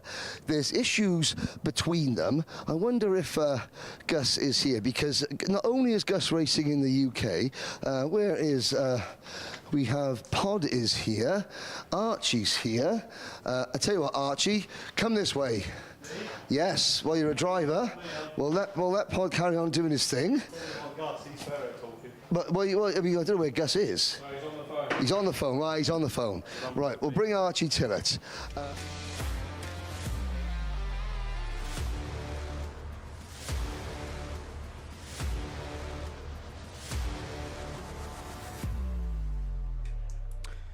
Welcome back, everybody, to live pictures at PF International. Apologies, we weren't quite able to fit the end of the Paddock show in on this occasion today, but don't worry, you can watch it back in full over on the Karting UK YouTube channel. A very interesting interview with Archie Tillett. Yes. Here's your grid for Heat 4 of the weekend, Heat 2 of round 6 for Waterswift, Oscar Kenny and Knight Measures on the front row. Austin Newstead and Alfie Davidson go from row 2. It's Mason Hibbert and Chester Fawkes on row 3, Christian Kobe and Colby Patterson on row 4. Row number 5, Austin Gibson and Jensen Ackerman, Daniel Ferguson and Luca Narroway on row 6, George House and James Roots, row 7, George Clark and Charlie Clough, row 8. Row 9, Ethan Owen and Henry Clark, Mason Brooks and Alessandro Salas go from row 10. It's Johnston Stewart and Danny Dempsey on row 11. They're followed by Nathaniel Hodges and Margaret Kovetskis on row 12. Andy Stewart and Orion Meta start on row number 13. Joseph Davis and Ethan Robinson on row number 14. Sophie Campbell and Jack Harney on row 15. And Ida O'Brien and Ruben Sagu round out the field. There is no Ilias Sami, sadly. But the two drivers that had the accident and rolled out of their karts in heat number 1 are both running back with us. So that's great, great news. Top 10 going into this one in the intermediate classification. Gibson, Hibbert, Newstead, Kobe, Fawkes, Ferguson, Measures, Narroway, Kenny and Clark. And remember, another haul of championship points for the whole season will be awarded after this race, with the results from this and Heat 1 setting the grid for the final. Will we be lights out? Yes. 8 minutes plus 1 lap underway. The OMS drivers head into turn 1, but they don't keep the lead. Good start for Austin Newstead up to P2, so it's just the sole green and white machine at the front of the field now in the hands of Oscar Kenny. Onto the bridge for the first time. Much cleaner start that time around. Oh, spoke too spin. soon. Two of the Evolves Big in the pilot. middle of a really, really sizable incident coming off of the bridge. Well, they got under the bridge unscathed Yes. this time, but coming off of it, and is that going slowly? It's one of the fusions. It's the number 140 146. Oh, it's Alfie Davidson. Davidson again. It's just not been a great day. I'm imagining there's probably some sort of residual damage from that. Other drivers that were caught up and have been delayed. Well, a lot of drivers James have Roots, been one delayed. of them, Luca Narroway, those are the two Evolve Motorsport drivers in trouble. Ethan Owen has been delayed. Salas also delayed. A number of others as well. Well, at the end of the first lap then, Austin Newstead has taken the lead of this race from Oscar Kenny. Christian Kobe third, Austin Gibson fourth, and Knight Measures completing the top 5. Going down the order, sadly, Narroway, Roots, Salas, Sophie Campbell was involved in the early exchanges there coming off the bridge. Ada O'Brien also is in 30th place. Luca Narroway has still not completed a lap, so I think Luca Narroway is fully out of this race. James Roots does continue, but is in 31st position. Yeah, so Hardy Mimasi and his dad are both here helping the Evolve team. And on one hand, you know, for several years, Hardy was the sole Evolve Motorsport driver that was there battling away in contention. Now at least the team, Chris Lamar's team, have grown, and there, unfortunately, is a sight that is Luca Narroway out of the race, looking, well, yep, just a sort of a residual shrug of the shoulders, damaged NASA panel and what have you, but he will have plenty of time. He'll be starting towards the back of the grid for the main event. If you have a little look in on the Alpha live chat, the fundraise that we mentioned to get a defibrillator at fullback that's been organised by Frank Morris. Yeah, there is a raffle that's being drawn at fullback on the 24th of August. Lots of prizes to help. He's already raised over £2,000 as Frank. Please look in the live chat, and there's a GoFundMe page as well. Apologies, we've not been able to get the link in chat. Well, me and Henry, because they would never give us admin powers No, to put links in no, chat. That'd dangerous. be a terrible idea. If you on your favourite search engine, GoFundMe Fullback Kart Club. Yes. Should come up there. Fundraiser by Sam Morris for the defibrillator over the road. And I found out why Mason Hibbert was so quickly this morning. Well, it's his birthday. His birthday today. Mason Hibbert, this morning was great. Now, not so wonderful. He is... I think we can throw down to Yes. Nicole Sutherland, who's got an update from Parc Ferme. We've just seen damage to Luca Narroway's kart, then it's the front end that has pushed him out of the race. Thank you very much, Nicole. 4.25 minutes of this one to go. It's bubbling away quite nicely. Newstead leading from Christian Kobe. Spoke to Christian on Friday during the build-up show. He was very, very confident ahead of this weekend with the track conditions, with the hot temperatures. Yes, it's not as hot today. Air temperature 24 degrees Celsius. Very, very pleasant today, It's I have to lovely say. conditions, but we've still got the track in that all of those bits of rubber have been pounded into the surface over the past 2.5 days. It's still a very grippy Euro-like surface. Top 5 have been covered by half a second at the end of that lap, including that driver there, Ozzie Gibson, winner of the final yesterday, as here goes Kenny down the inside. Oscar Kenny with a bold move there on Christian Kobe. It's going to open the door for Gibson as well. Chester Forks racing on as well, as a little bit on loan at the moment there in 6th place. But well supported here at PFI. Yeah, but if these 5 battle like they are doing, although OMS on OMS isn't a great start, I was going to say Chester Forks, even though he's in a different livery, he's in the Argenti livery, he's running with OMS Racing, and then you'd have 3 against 3 at the front. But of course now, as Kenny and Measures dispute 3rd position, Gibson slots in between. You've got Newstead and Gibson pulling away, Kobe in between the two OMS carts. That hasn't helped. But then Daniel Ferguson for the BMR Restart team is here as well. Now the leading XL driver is Mason Brooks in 9th. I've just seen XL, team founder, Kevin Day's son, Jamie Day, and Paul Hardy are over here as well. It's great to see Paul and Jamie in the British paddock, and of course Dan Hart running the XL team, in the UK, and Paul, they run a Formula 4 team as well now. And there is Johnston Stewart. So one of the XL karts, Paul's here, so he can get his hands dirty for once. It's been a while. Hope you know which end of a Vera tool to hold.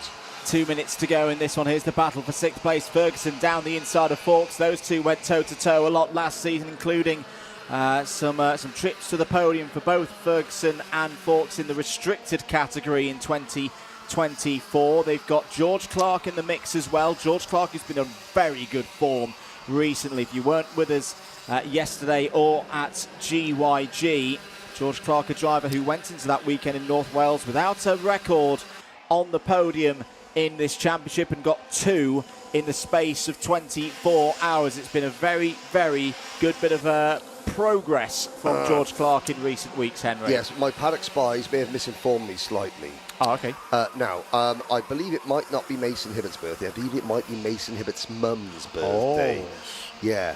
That's even more important. Well, Mason Hibbert's mum's mum is in Cape Verde, so I wonder if she wants to, like, really, throw her daughter under the bus and say how old she is. I'm staying away from that one, mate. 60 seconds to go. Newstead still leads from Gibson. Measures Kobe. What's this doing to the FIC? At the moment, Gibson would be on pole for the final.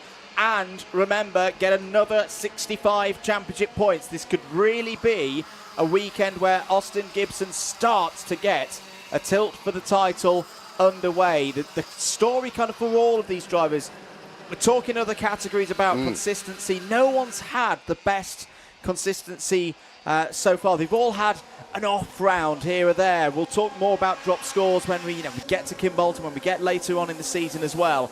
But this could be a very, very strong tally for Gibson here this weekend, but he's still got a deal now with Measures and Kobe right on his rear bumper, and the driver directly ahead of him, Austin Newstead, who would also be on the front row for the final as things stand. Newstead defends down into hairpin 1. This will be the penultimate lap. It's round the outside. Looks Oscar Kenny's going to try and switch back here. This is all good news. This defensive by Newstead is going to bring Ferguson and Clark and Brooks and Patterson and Fawkes and Kvetskis as well. What a great job once again for Margaris Kvetskis on the Zip Apollo, the Lithuanian driver who took his first win in this championship in Honda Cadet last year. As off goes Brooks on the into outside. The wall. That was big. Sorry, Andrew. You could just see Brooks on the outside. He wasn't cutting across, but there were 2 karts on the inside. They just popped him into the air. And of course, even though this is teammates, this matters. The 4 of Newstead, the 5 of Gibson, whoever finishes in front of the other, they will take pole position for the final, but more importantly, they'll take maximum championship points from the heats. So championship-wise, this is also important. And it does mean that the 2 OMS drivers, Measures and Kenny, they're not out of this yet. Measures to the inside. Good move. You could see there Gibson tried to swing out wide to the undercut, and Measures went, well, thank you very much. The door opened for me. This now gives Newstead really the main chance to take pole position and maximum championship points. Oh, Gibson over the grass. He's going to come back on it. But oh my goodness me. Great avoidance there from Night Measures. Gibson on the outside. He's going to get freight trained by Kenny, by Kobe, and also potentially by Colby Patterson. But undeniable once again, the baby-faced assassin Austin Newstead takes the win. And pole position for the final as well, because Gibson's a slight demise there at the end to 6th on the road means that Newstead tops the table with 3 intermediate points. Gibson on 6, Kobe on 7, Measures on 9. So that is another 65 championship point score. Newstead's 7th of the season. Austin Newstead really, really starting to build a bit of a charge here. Remember, he didn't have a good round 1, so he's not miles ahead in the championship. But this kind of form, Henry, apart from that round 1, he's never had a result lower than 7th. Now 7th, 1st and a 3rd yesterday. This is looking good. When you count in dropped scores, of course, I can't remember quite how many drop scores you have to put in over the course of a season, but certainly he's dropping a 27th place, he's dropping a 13th place. He's keeping virtually a perfect championship tally. As you look down the order there, some of the others, Mason Hibbert finishing 12th on either his or his mum's birthday, not quite sure which one. Chester Fawkes dropping to 10th, House 11th, Charlie Clough 13th, Henry Clark 14th, Alfie Davidson 15th, Ackerman, Joseph Davies, Nathaniel Hodges, star of the show yesterday, Andy Stewart, Jack Harney, your top 20. Now, very quickly, before we head down to Nicole Sutherland, if we are going to head down to Nicole Sutherland, a public service announcement. MLC Motorsport. had their van broken into at their workshop 2 nights ago. I'm just bringing this up. Stolen, and this is important because the chassis will have certain chassis numbers. Some of the engine parts will have distinctive marks and numbers, probably from P1 Racing Engines and MLC Motorsports. So, 2 full-size Cosmic chassis, 1 mini Cosmic chassis, various wheels and tyres, Rotax carburetors, engines and exhausts. They will have distinctive one, probably P1 engines on them or MLC Motorsport engines. So please keep an eye out. If you get offered Rotax engines or a couple of Cosmic chassis, then they are stolen. Do not accept them. Please report them. Thank you. Nicole, happy. Back to you. Margaret, that was a pretty special race for you, was it not? Yes, one of my best results in IAME, so not too bad. And the places gained, tell us how you managed to pull off that many in that short space of a time. At the start, keeping it cautious, not trying to pick up any damage. And towards the end, I saw everyone was going to bunch up and just fight like crazy. So I was like, someone's going to go off, because they always do. So I just picked up the pieces, basically. Well, great job out there, very impressive indeed. We'll throw back up then because we've got drivers going out on the track very soon.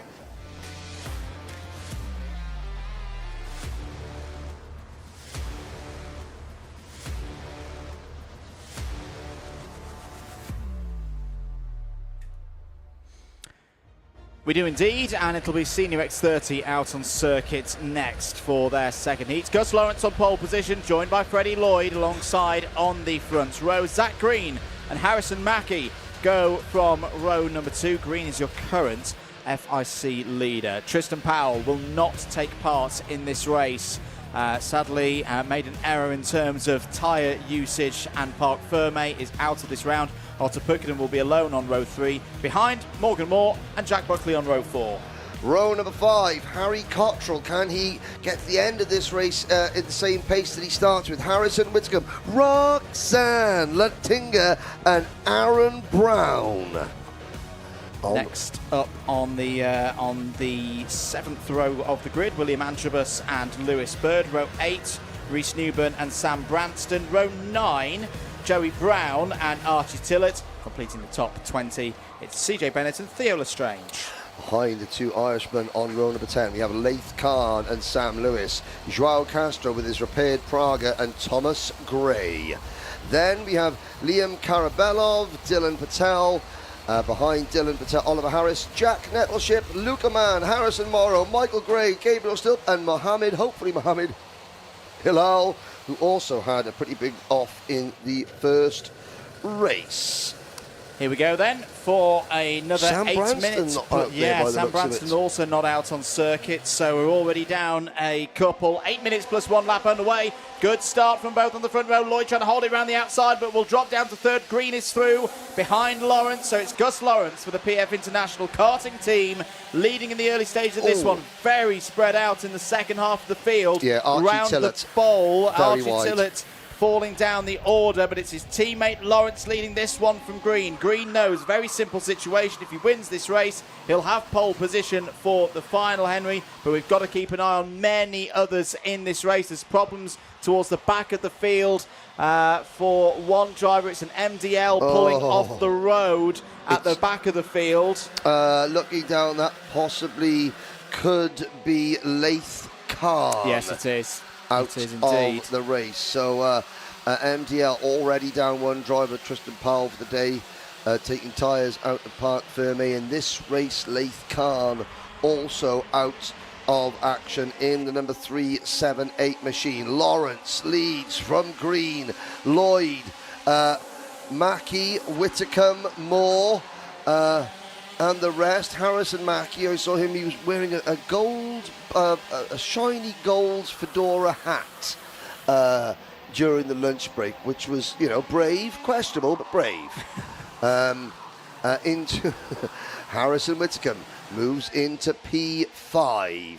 Now, Lawrence just defending a little bit. Lloyd passes Mackey for third place. Morgan Moore is now down to 6th behind Whitcomb. Otto Pikkanen on the Croc Kart, P7, and also Jack Buckley for the McBarrett Racing team. Very, very closely matched here. 2, 4, 6, 8, 10. Still about 15 karts in line. William Antrobus there for Fusion. Also the Mean Green TB machine of S8 Racing. Oh my word.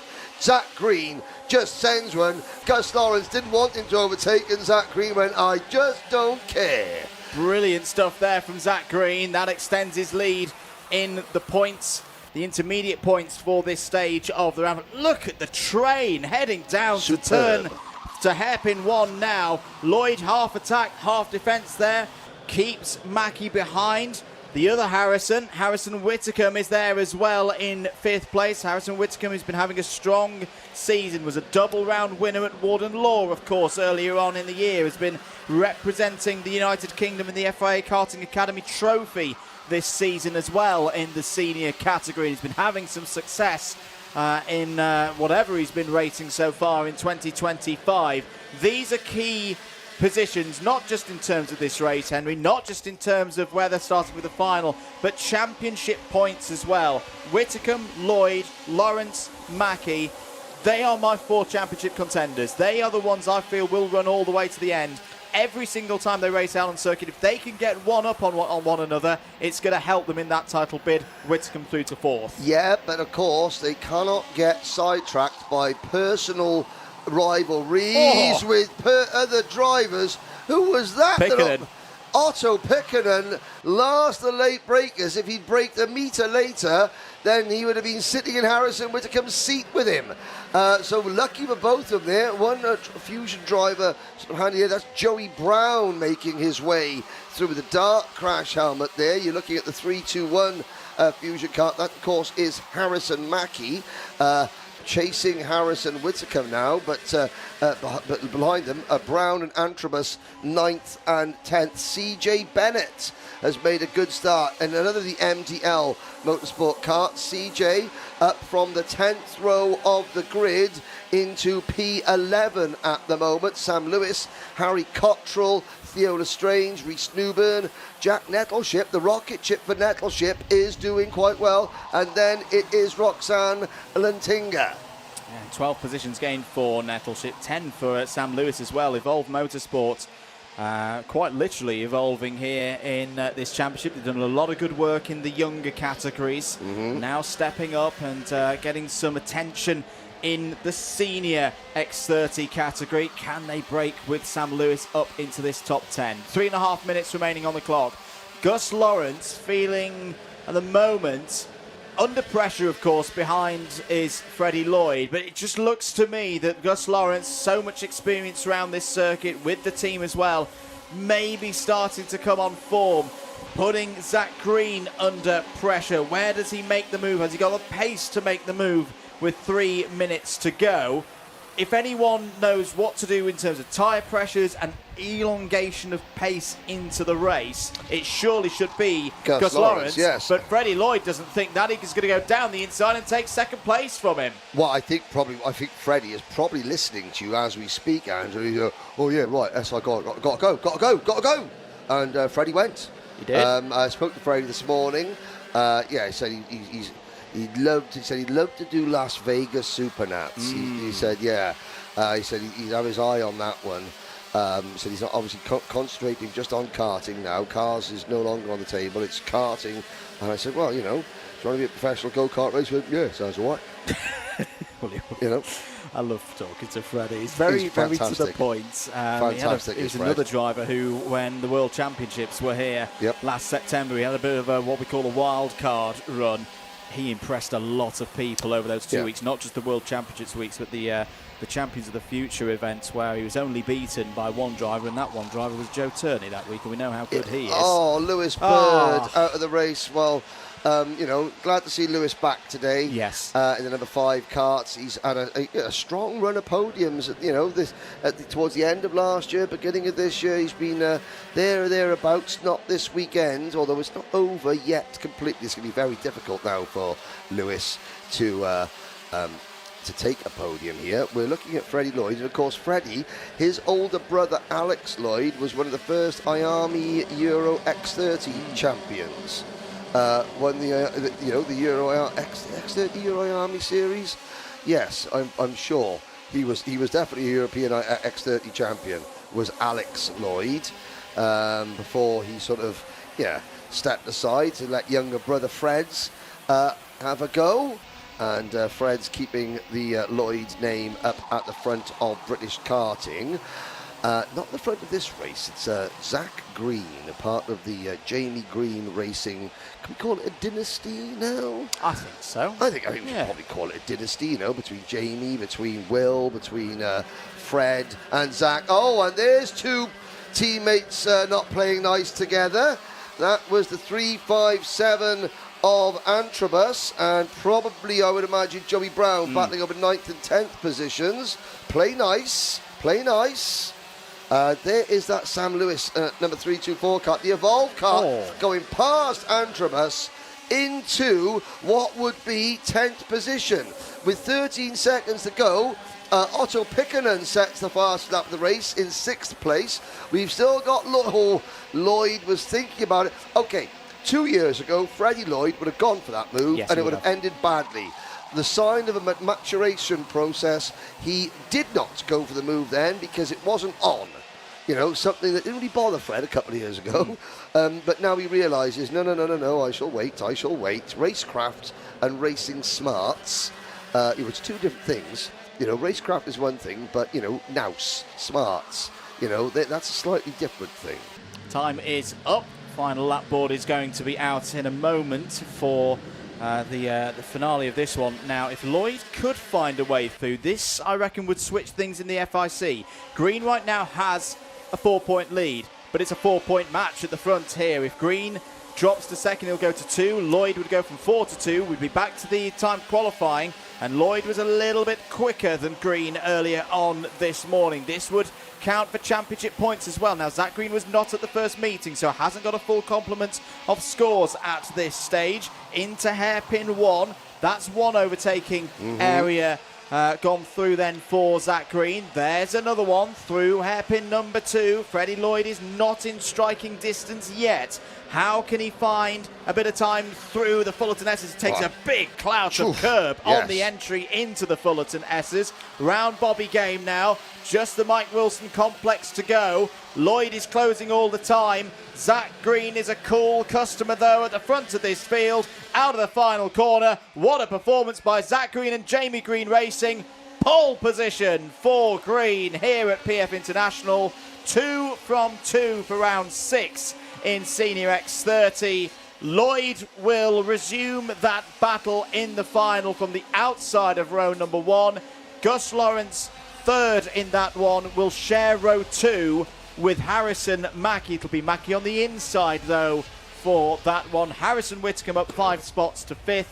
Otto Pikkanen showing some form there. Remember, this is a driver preparing for Kart Masters in a few weeks in what will truly be an international race. Pikkanen's 6th. That's the best result he's had so far this weekend, if my memory serves me correctly, Henry. It does serve you correctly. You're looking there, Morgan Moore, Jack Buckley, Joey Brown and CJ Bennett. Sam Lewis just missing out on a top 10, but beating William Antrobus. Harry Cottrell, 13th for S8 Racing.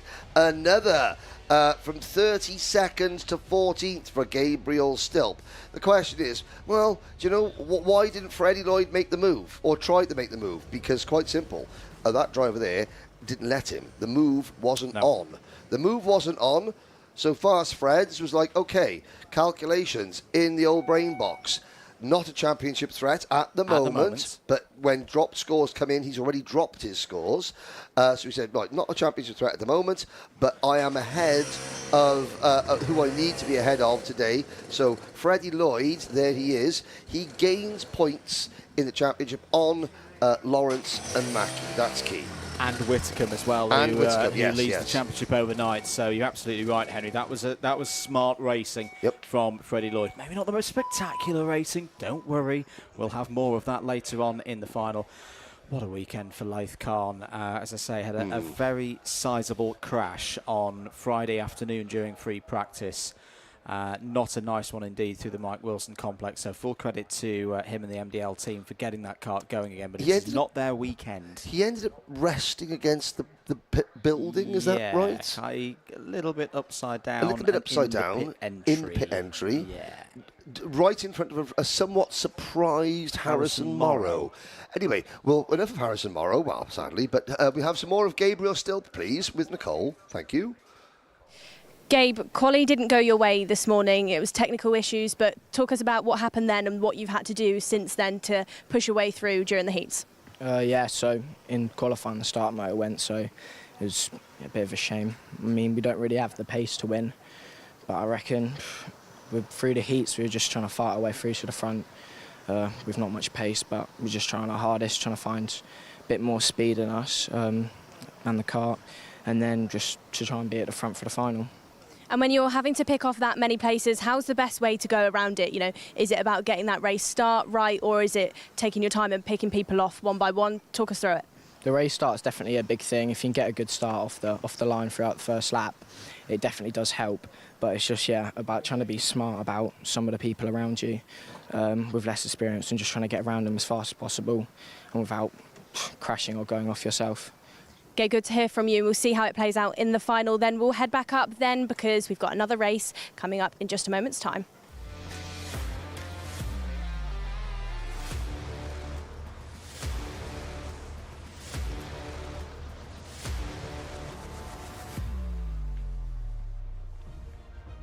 Junior X30 time for their second heat of the day. Let's take you through the 30 drivers due to go out on circuit. First up, Riley Cranham on pole position, joined by Aaron Richardson, his teammate on the front row. Mayan Patel's had a very impressive weekend. Starts on row 2 alongside Isaac Sayer of Singapore. George Edgar needs a good result here, needs to get a bit of momentum going before the final. He's alongside Archie Rogers-Tyler on row 3. Row 4, Findlay Lines and Ty Buckley. Row 5, Gold Chain Charlie himself, Charlie Wolfett for the Henry Gregory Motorsport team, and the Welshman Archie Owen. Maisie Creed, who's been superb this weekend, was out of luck at the last corner of the previous heat race. What could she do from 11th alongside Sukmani Kira? Next up, it's Max Ewell and Jarlath Sayer on row 7. Max Endicott and Jack McLaughlin go from row 8. Alfie Brown and Harley Musk are in the midfield there on row 9. Rocker Lee and Shenton and Aaron Mehta wrap out the top 20. Zach McDonald, Rory Armstrong, Jacob Bashler, Kian Bernard are next. Oliver Meek, Oliver Vo, Arya Neha and John Foley Jr. Rashid Hilal and Nat Stappen himself. The fan club are back in. I'm going to have to say it. Aaron Mehta looped his kart on the rolling lap, but has returned to the prepared surface. Excellent. So, here we go. 8 minutes plus 1 lap. Once again, the results from earlier. Cranham from Patel from Owen. What's going to happen in this one? Everybody running through the tram lines with the lights going out to indicate the start of this race. Through and under the bridge then for the start of this one. Patel has broken up to second place. George Edgar needs a good race, has had a good start, is up to third place, the gold medalist from the FIA Motorsport Games in 2024. He's got Aaron Richardson on his tail, who also needs a good result here after his retirement in the first heat. All of them running through hairpin number 1, looking pretty clean. That's good stuff from the juniors. We've got cross-eyed lion. Dirk is he's got his eyes on Alfie Brown, P17, and Jacob Bashler starting P23. Well, we'll see if Dirk knows. Well, he's going to come and get a close eye view at Kartmasters. We have had a change up at the front. There's changes in the middle of the pack. Now, was that Jacob Bashler for the Jamie Green Racing Team making a position there? Out of the final corner we go. Max Endicott in the 288 BMR restart kart. Very, very quick in race number 1, starting down in 15th position, so he upset his mother with his qualifying results, but now he's unmessing his weekend up by having a strong race pace as Cranham, Patel, Richardson, Edgar, Sayer and Lines, your top 6 positions. This is good stuff from the juniors so far. A lot of drivers, I think, are really raising their games this weekend to take the challenge to Riley Cranham. Riley Cranham did look head and shoulders in more ways than one above the field at the start of the season when we went to Wilton Mill for the O Plate, where he won that plate for the 2025 season. But the likes of Patel, Richardson, Edgar, they know they've got to do something special to stop this run that Riley Cranham has been on since the spring. 6 minutes to go. Cranham, Patel, Richardson, Edgar and Finlay Lines now up to P5. Isaac Sayer is 6th as Richardson looks down the inside of Patel, trying to make it a fusion 1-2. He's going to leave the door open for Edgar to go back down the inside. That's nice from George Edgar. Here comes Finlay Lines in the bright yellow and green helmet. Richardson has got to defend his track position to hold on to P4. Charlie Wolford is in the mix here as well. No, it's not a JGR green and white. It's a Henry Gregory green and white looking for a strong result in this race. That's some good moves from Wolford up into the top 8. I got to say, Henry Gregory's a good sport. Maybe for Kartmasters, we should have a design the new livery competition. Just do the front fairing. Beforehand, just do the front fairing, you know. Front fairing's white at the minute. Front fairing's white, you know. So we'll get something there to make that kart even more distinctive for Greg's on legs as the lead group of, down to... Patel. Now there's Patel for the race lead. Okay. Well, we spoke earlier. Mark Litchfield, Mayen's team boss, teaching Mayen about patience. Just calm down. We don't have to do it all in the first 2 laps. Well, we've waited until lap 4 before making a move. Cranham comes back at him, but Patel doesn't overly defend. Edgar now 3rd, Lines up to 4th. Richardson has slipped back to 5th position. Behind Richardson, only just behind Richardson, you've got Sayer, Wolfett, Ewell, and Archie Rogers-Tyler. Over the grass! That's Riley Cranham over the grass. What precipitated that, I hear you ask? Maybe we'll check one of the multiple camera angles to see what happened, but certainly. And now it's all going a little bit pear-shaped in the pack. There's the number 287 kart comes through. That is Archie Rogers-Tyler, the youngest driver here, only turned 12 2 days ago. George Edgar isn't done with this one yet either. He's not indeed. This is really, really good stuff from Patel, Edgar and Lines. 1, 2, 3, down towards hairpin number 1. Patel steps to the inside. Lines has a casual little... that is lovely from Finlay Lines. He's going to have second place now. Will he have the inside line into hairpin 2? He may have to do the double switch back here, which he's going to try and do here on George Edgar. Patel defends the inside line.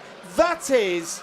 Finlay Lines, I clap you for that. That was a brilliant couple of corners. He set that move up on George Edgar all the way back, halfway along the straight, past the synergy signs, running into hairpin 1. That was magnificent. Yeah, now let's have a little look back. And Finlay Lines signalling, saying, go, let's attack together. Right. Cranham. Just ran out of road. I just ran out of road. I think... So, the one defensive manoeuvre. Cranham was defending, then swung out wide. Patel filled the gap, but by the time Cranham turned back in, there was a go-kart on the apex, and he just ran out of road as Edgar now loses 3rd position. That is Max Ewell up into P2. Well, Max ran away from myself and Nicole at the table tennis table for the Paddock show last night. Now he is showing what he's made of. Now up into P3. This is the best result so far for Ewell. It is indeed. So through into the chicane once again. This one is not done. Still 2 minutes on the clock to go. Patel leads them at the end of lap number 6, but for how much longer? Because Lines has gone for it. Lines goes through into the race lead. This is what can happen sometimes in a season where a driver's taking the step up. Max Ewell's having a go for second place now, May and Patel. It's a bit of a clash there between Wolfett and Ewell. Ewell pulls to one side quite sensibly, doesn't want to get involved in anything else, but drops down to around 10th place. Here's Rocco Shenton now on the scene in the red and white barrel, black race suit, signaling saying, come on, let's push. Shenton started 19th, and here he is, 2, 4, 6, 7th. Our race leader, we shouldn't forget, has just moved up to the juniors, or in terms of the last year, he was in the inter categories. And speaking to his dad, Stuart, start of the year, struggling with the grip. It's that classic thing. You step up to juniors, there's so much technically different, bigger chassis, more power, so much to learn. When it's been grippy conditions, that's when Findlay Lyons has come to his best. Yes, it's not as grippy as it was yesterday, but this really could be a bit of a breakthrough result, but not if Mayan Patel's got anything to do about it, because Patel's down the inside. Brilliant. Excellent. Patel takes the race lead brilliantly round the bowl. This is this feels like a pre-final more than a heat to me right now, Henry. This is a real battle, and Cranham's back in play. Cranham's going to draw alongside Lyons here and take second place back. This is a great response. This is what we've been talking about with Riley Cranham in 2025 as Lyons and Richardson are going wheel to wheel now. Edgar. Last year, 2024, if Cranham had a problem, he fell back. He just completely disappeared out of races. But he's got that tenacity now as Edgar's back down the inside now of Richardson. Edgar's going to repay the favour. He will not have liked that overtake that Lyons did on him a few laps ago, and he's got back into the top 5 now. And 2 more laps to go, Henry. Yeah, privateer driver number 286, Rocco Leon Shenton. There he is, black race suit, red and white Birrell ART chassis. He's now sat and trying to look at the inside of George Edgar. Isaac Sayer from Singapore and Aaron Richardson, yesterday's race winner, sit behind him. The next group of karts is even more chaotic than the one we're looking at here. There's about 87 different racing lines going into the first hairpin. Yes, ladies and gentlemen, this is just Heat 2. Nat Stappen has climbed to 23rd. Well, I'll give him a bit of a build-up there. He's only gained 7 places. Oh. And seven more than us. 7 more than us, of course. There is there. And that gives you an idea. That's some of the trajectory of the karts. And they're slow going into the Mike Wilson complex there. Great new camera angle as we head on to the last lap. Patel leads. I don't think it's over yet between Patel and Cranham. Gold chain Charlie Wolfit up into P3 for Greg's on legs. Final lap board has been shown. Patel at the moment would be second on the grid. Cranham, this has been an up and down drive in every which way of the words. Into hairpin number 2, Cranham surely will be trying to set something up. Maybe the Mike Wilson complex is not close enough yet as they run through the Fullerton S's. He's not going to be close enough into Bobby Game, but at the same time he doesn't need to make this move. He was still going to have pole position for the final. What a topsy-turvy heat this has been. I've lost count of how many different race leaders we have had. But Mayan Patel for MDL Motorsport will emerge as the race winner. That is a magnificent result for Patel. Once again, what a weekend Patel is having here at PFI. Cranham P2 secures another pole position and with it another 65 championship points. He really, really is starting to run away with this. Charlie Wolfit P3. A brilliant drive and well-deserved. Should have happened in Heat 1. Fantastic stuff for that new team. Henry Gregory was just below us to our left, sprinting down there with a huge grin on his face. It's a top 3 result. That's the first top 3 result for him as a team. Is this their first race This weekend? is their first race. This is their very first race. And they're already top 3, sharping at the front. All I will say for Henry and for Charlie, good boy. Yeah, good well boy, done. well done. Can Charlie win this race? I don't see why not. Of course he can. Of course he can. Now, let's have a look. Rocco Leon Shenton from 19th to 5th. Excellent result for the privateer. Isaac Sayer, Aaron Richardson, Max Ewell, again strong from Max, Archie Owen, Max Endicott. Do you know what? We've only mentioned Max Endicott's name twice, and that is at the end when we're looking at page 1 of the result sheets. Now, considering that Max qualified back in, let me find it, 15th position. That is what the type of day you have. You put yourself in a position during qualifying by not getting it quite right. So you just plug away in the heats, gain ground, and Endicott is going to start on the 3rd row for the final. Yep. That's a good day. That is a smart day's racing. Finley Lines dropping to 13th place. Now, Cross-Eyed Lion Dirk, our friend on the live chat, he said he was looking at Jacob Bashler, who gained 12th place to finish 11th, and he was looking at Alfie Brown, who went the other way and finished 27th. 1 out of 2 is not bad, Dirk. Let's hear from Nicole Sutherland. Mayan, race win there for you, but it got a bit feisty between you and Riley Cranham. Can you tell us, in your opinion, what happened? Yeah, well, he took a wide approach. I think he went offline, and I sort of went in while he went over the grass, and then I managed to keep the lead from there. Mayan, good to hear from you and a good race win, but we'll see how all of that drama unfolds later on. We'll throw up then to the next race, but not before this.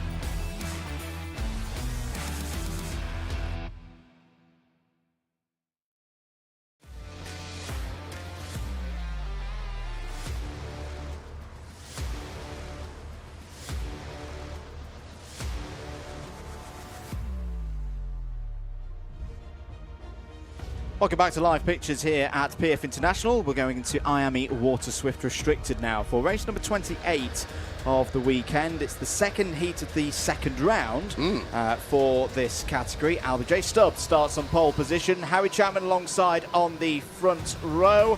Bodie Batch and Logan Hodgetts will start this race from the second row of the grid, and ahead of Ollie West and Jaden McElhenney on row 3. Dimitar Uzanov and Corey Lyons, the second of the DMS drivers, on row 4. Toby Biggs and Lewis Williams-Mabs on the DAP kart. The next, Arthur Bowers and Patrick Wood on row 6. Freddie Baker and Benjamin Schliever.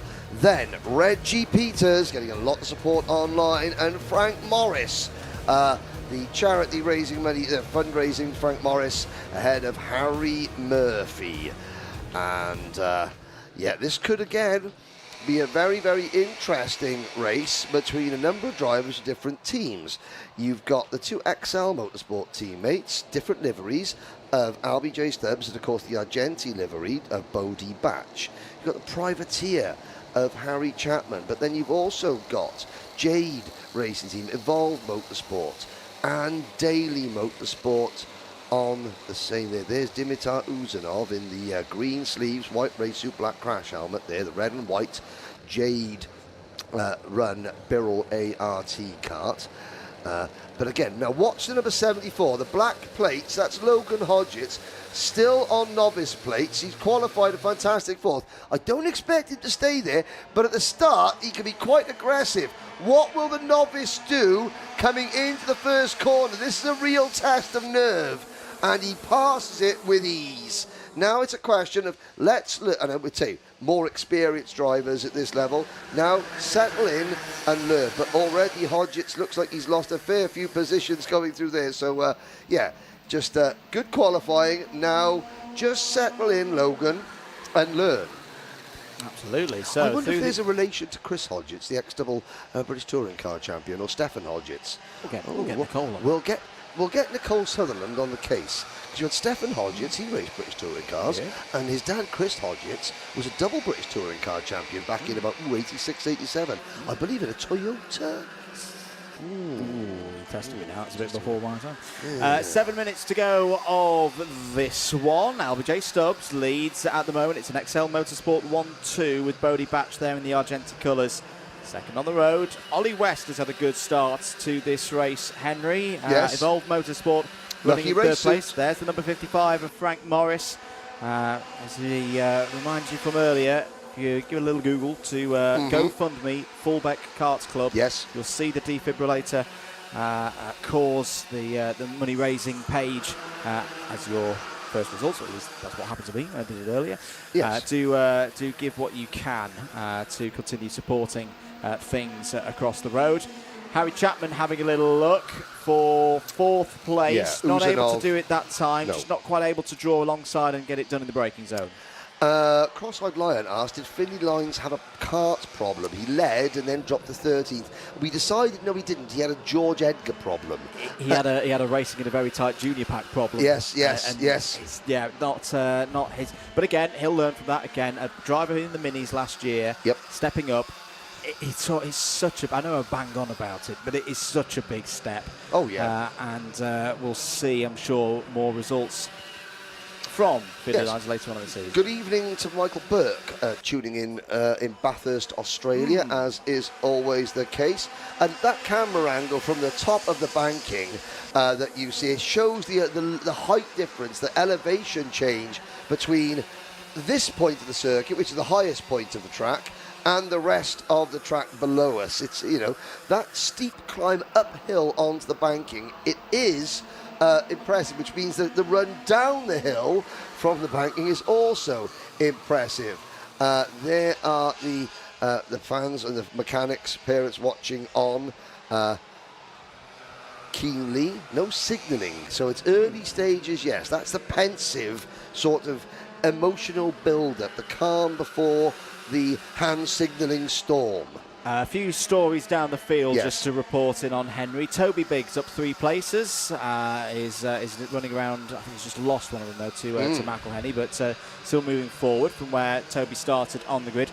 Arthur Bowers, one of our new drivers this weekend. Arthur Bowers and Reggie Peters, the 2 debutants in this category. Arthur having a great race for the global karting team, who are sharing with Premium this weekend. Their awning.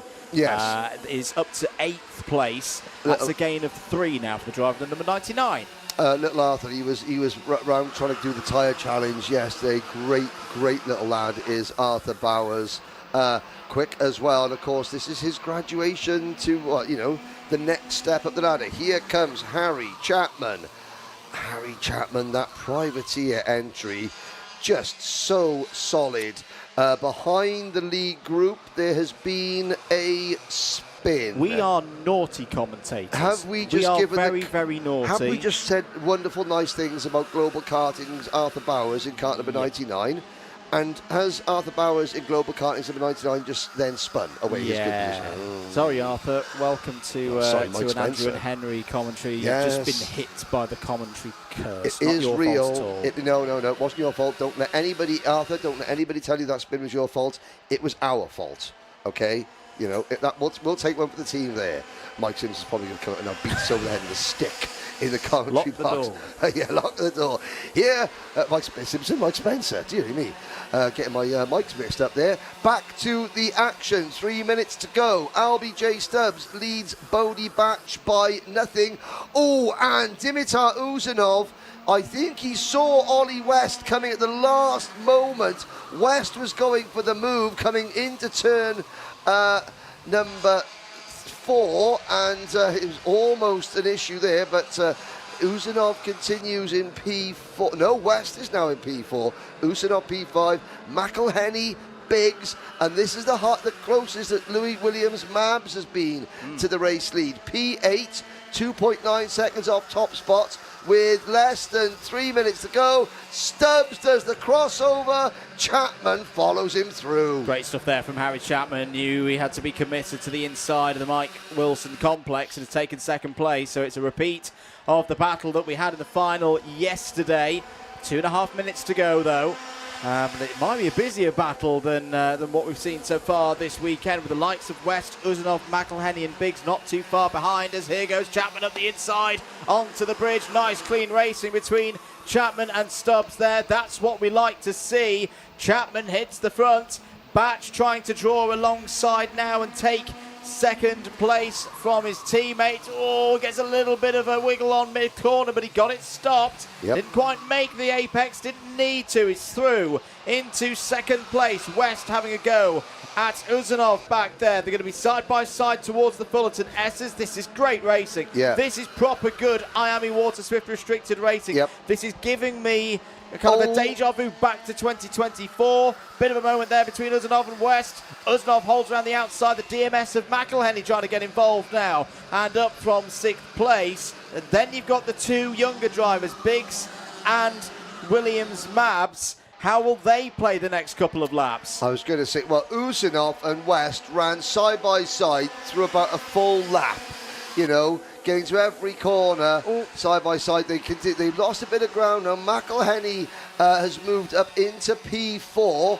So McElhenney has managed to get past both of them in that deep blue Daily Motorsport machine. The teal green of Ollie West is next. And Toby Biggs has made a move up into 6th position. Uzanov is slipping back to 8th position now with Lewis Williams Mabs.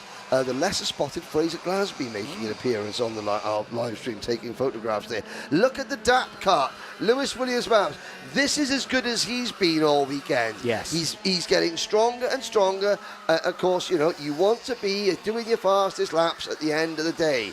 And yeah, it's working. Biggs through past West there, not going a bit close on the approach to the Mike Wilson complex. 15 seconds on the clock. There's Uzanov and Williams Mabs. That is the battle for 7th place now. So there'll be 2 more laps of this one. How is this playing into things in terms of the grid for the final? Well, right now, your race leader there on your screens, kart number 32, Harry Chapman, would be on pole position on tiebreakers. It would go back to the TQ with Bodie Batch. Bodie Batch then, if you could find a way through, would take the lead. And look into hairpin 1 they go. Is there a switch back on? That's really well dealt with by Harry Chapman. Didn't defend too hard into hairpin 1 on that occasion.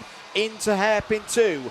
No change at this moment. This is the penultimate lap of the race. There's a plus 5 second penalty incoming, not for one of these 3, but for the driver behind, Jaden McElhenney. Plus 5 seconds at the end of this race. There's been a problem for Benjamin Schlivar as well. Schlivar is out of this one and was shown the technical flag. That's why he's fallen down to 17th place. 1 more lap to go of this heat, Henry, and once again in IAME Waterswift Restricted, like we've been saying for the last 18 months, it's anyone's guess who's going to take this win. And again, as you notice, Bodie Batch, as they start their final lap, Batch led very briefly, and you saw the live championship points, they changed. Now that means the pole position for the final changed. All Batch has got to do is get ahead of the number 32 car. He takes pole position for the final. He also takes maximum championship points. Let's see if we can do it again. Now, they'll complete through slip number 1. Batch was ahead, and now Batch is on pole position. They'll wait, because they've got to get through the second timing sector. Chapman is back in front. So you'll see Chapman saying go from 3rd to 1st. They're coming through to the end of the second timing sector very soon. So Batch was there. There we go. Brilliant work from Alpha and from Motorsport Timing. Stubbs up the inside, but this is Chapman's to lose. It is indeed through the final couple of corners. Is this going to be Harry Chapman on pole position for the final? Out of the final corner, it's close once again with Stubbs. He checks over his shoulder, sees he's there, but the line comes too soon for Stubbs. Chapman takes the win in Heat 2 and secures the top position in the final intermediate classification by a solitary point over Stubbs and Batch. Brilliant stuff once again from IAME Waterswift Restricted. I think LBJ Stubbs will be pretty pleased with that. Yes, he's not going to be on pole position, but that is another very strong haul of championship points. It'll be 62 for him on this occasion. He is now racking up a very, very strong score, but all smiles for Harry Chapman. That will feel good. I can't decide what he's smiling in that photo more about. Is he smiling more because he's just won a race, or because he managed to get out of the house before his mum managed to comb his hair? Who knows? Who knows? He's happy. He's happy anyway. Looking further back there, Schliever out of the race, sadly. Harry Murphy starting back there. The two debutants in this class, Reggie Peters, P12 for Reggie, and P15 after a spin, which was our fault for Arthur Bowers. Good racing. And do you know what? You just know that the drivers that are currently outside the top 10, they are going to be right up there. And it won't take them long. No. It might even be before the end of this calendar year, because you learn so fast at this age. And there's that, I mean, all credit. You've got the Kart Republic style flicks, but with that Lambo F1 Team Modena deep blue. As you look there now, there's Dimitar Usanov in the Alpine Stars race suit, and they're, well, still nice and white. Mum and Dad West, you don't have to worry about putting that in the wash just yet. Ollie's kept it clean. The rain not being here this weekend. The rain not being a factor. Although it's now the sky, it is clouding over. No, not going to rain, but it's clouding over. There's a little bit of a breeze. It's not as oppressively warm as it was yesterday. Wave, gentlemen. There we are. That's the hammer. Now, we got a Barbados T-shirt on there. What's going on there? What's on your T-shirt there, sir? Something Tornadoes? Is that Tornadoes or Barbados? It looks like some blue palm trees there. Yeah, someone's been to Barbados. We'll keep trying to say, yeah, that's Barbados. Nicole Sutherland, find out whether. No, don't find out whether it's Barbados. Speak to a driver for us, please, Nicole. Harry Chapman, another nice little win there for you. You took the win in the final yesterday, but a penalty means you couldn't quite hold on to it. Has that actually helped you going in today to make sure that you get some better results? Has it made you work a bit harder? Yeah, it's made me work a bit harder. I hope I don't get a penalty in this one. And it was a real shame for the penalty yesterday, but we won it again in the Heat 2. Hopefully we can do it in the final. And there was a lot of fighting going on going into the hairpins. How did you deal with that, Harry? So I just decided to defend a bit, and then I didn't really have the power to defend the whole way, so I had to come a kart length off. And then, and then I managed to keep that, and I kept it for 3 laps, I think, to lead.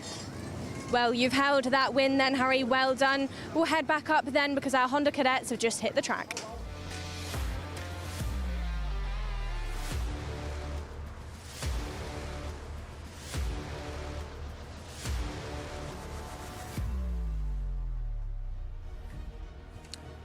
So our last qualifying heat of the weekend, and it's Honda Cadets for their second of their 4th round of the season. Elliot Bourke starts on pole position once again with Ronnie Jones alongside on the front row. Luke McGall and Riley Blakemore were first and second in the first heat. They'll start from row 2 in this one. Archie Loveridge and Harry Grant go from row 3. It's Edward Ryan, Archie Cannon going from the 4th row of the grid. Shailen Shrikatan and Reggie Duffy complete the top 10 there on row 5. Luca Bikocki and Jayan Prakash former Penal Ambition Motorsports row 6. Oliver Ratton and Jerry Duffy go from row 7. Then it's Luke Jardine and Jack Cope on row 8. Carl Kerr and Sam Dixon, they go from the 9th row of the grid. Aidan Donnelly completes the 19-strong field. Update from earlier on today. This is how they look in terms of the final intermediate classification at this precise moment. Riley Blakemore won the race, so 0 points at the moment for Blakemore. Luke McGall 2nd, Archie Loveridge 3rd, Elliot Bourke 4th, Ronnie Jones 5th, ahead of Harry Grant, Edward Rye, Shailen Shrikatan, Archie Cannon and Jayan Prakash. Those are your top 10 drivers heading into this second heat. The results from this one will be added to those scores we've just mentioned to give us the next haul of championship points, 65, 62, 60, so on and so forth, and of course the grid for the final later on today. Standing start, of course, for Honda Cadet GX200. All we've got to go is for Dan Ashton to wave the green flag at the back of the field. Over to Nigel Edwards on the lights for 1 light, 2 lights, 3 lights, 4 lights. Heat 2 in Honda Cadet GX200 is underway, and it's a great start for Elliot Bourke, who immediately takes the lead of the race from pole position. Ronnie Jones slots into 2nd place there. They run under the bridge for the first time. Luke McGall has held third place in the early stages of this race, and it's no change in the top 5. Make that the top 6, the top 7, possibly even the top 8 as they run down towards hairpin 1 for the first time. Checking over the shoulder is Elliot Bork, gets it stopped. Nice braking there from Elliott through the first hairpin. Ronnie Jones has a little point forward, was a little bit unlucky in the first heat. Led it for a long time, but in the end was shuffled down to 5th place in the early stages. Well, once again, Henry, it's all about keeping yourself in play. And I've got to say, I'd say the whole entire field right now are still in play for a good result in this one. Exactly. All down to Aidan Donnelly, who is there at the back of the pack, but in one long multicoloured snake of grumbling, rumbling 4-stroke Honda-powered go-karts, led by Elliot Bork. And again, I was just standing outside there, and even with imagine what happens when all the Honda drivers that aren't here today listen to you, Andrew, and the next round there's over 20 of them, because the start there is a great rumbling noise as they all go through the power band. It's fantastic. There's a move. Riley Blakemore thinks better of it, and there is the MS car of Edward Rye, the Milan Simic kart. I have to ask the question, I get it wrong the first time, but Edward Wright says forward, Harry Grant. Now, in the previous heat race, it was Grant in front of Ryan. They both fell away before the end of the race. Now, if the positions are inverted, can they stay together? Ronnie Jones has a look, and he was getting a little bit of help from Riley Blakemore, who runs wide. Blakemore now is going to squeeze leverage. Grant comes together with Archie Cannon. This is the best he's been now, the Zip Factory driver, moving up, passing Rye. That'll put him into P6. But we've got a split at the front. It's now Bork and Jones trying to break away from Blakemore. Leverage, and then McGall with Cannon, Rye, Grant, Shailen Srikantan. I said about how polite Shailen was. He came up to me this morning and said, thank you for mentioning me on air, and I was like, well, you're very welcome, Shailen, but just, and there wasn't like a dad behind him saying, go on, say thank you to the comment. He went, I'm going to listen out, where do I hear a loud, booming Welsh voice? I'm going to find it and say thank you. Feel the vibrations. Yeah, but it just, again, so polite indeed, and so, say polite, it's not just polite, it's such an engaging, confident young man who is not afraid of the media, which is good to see.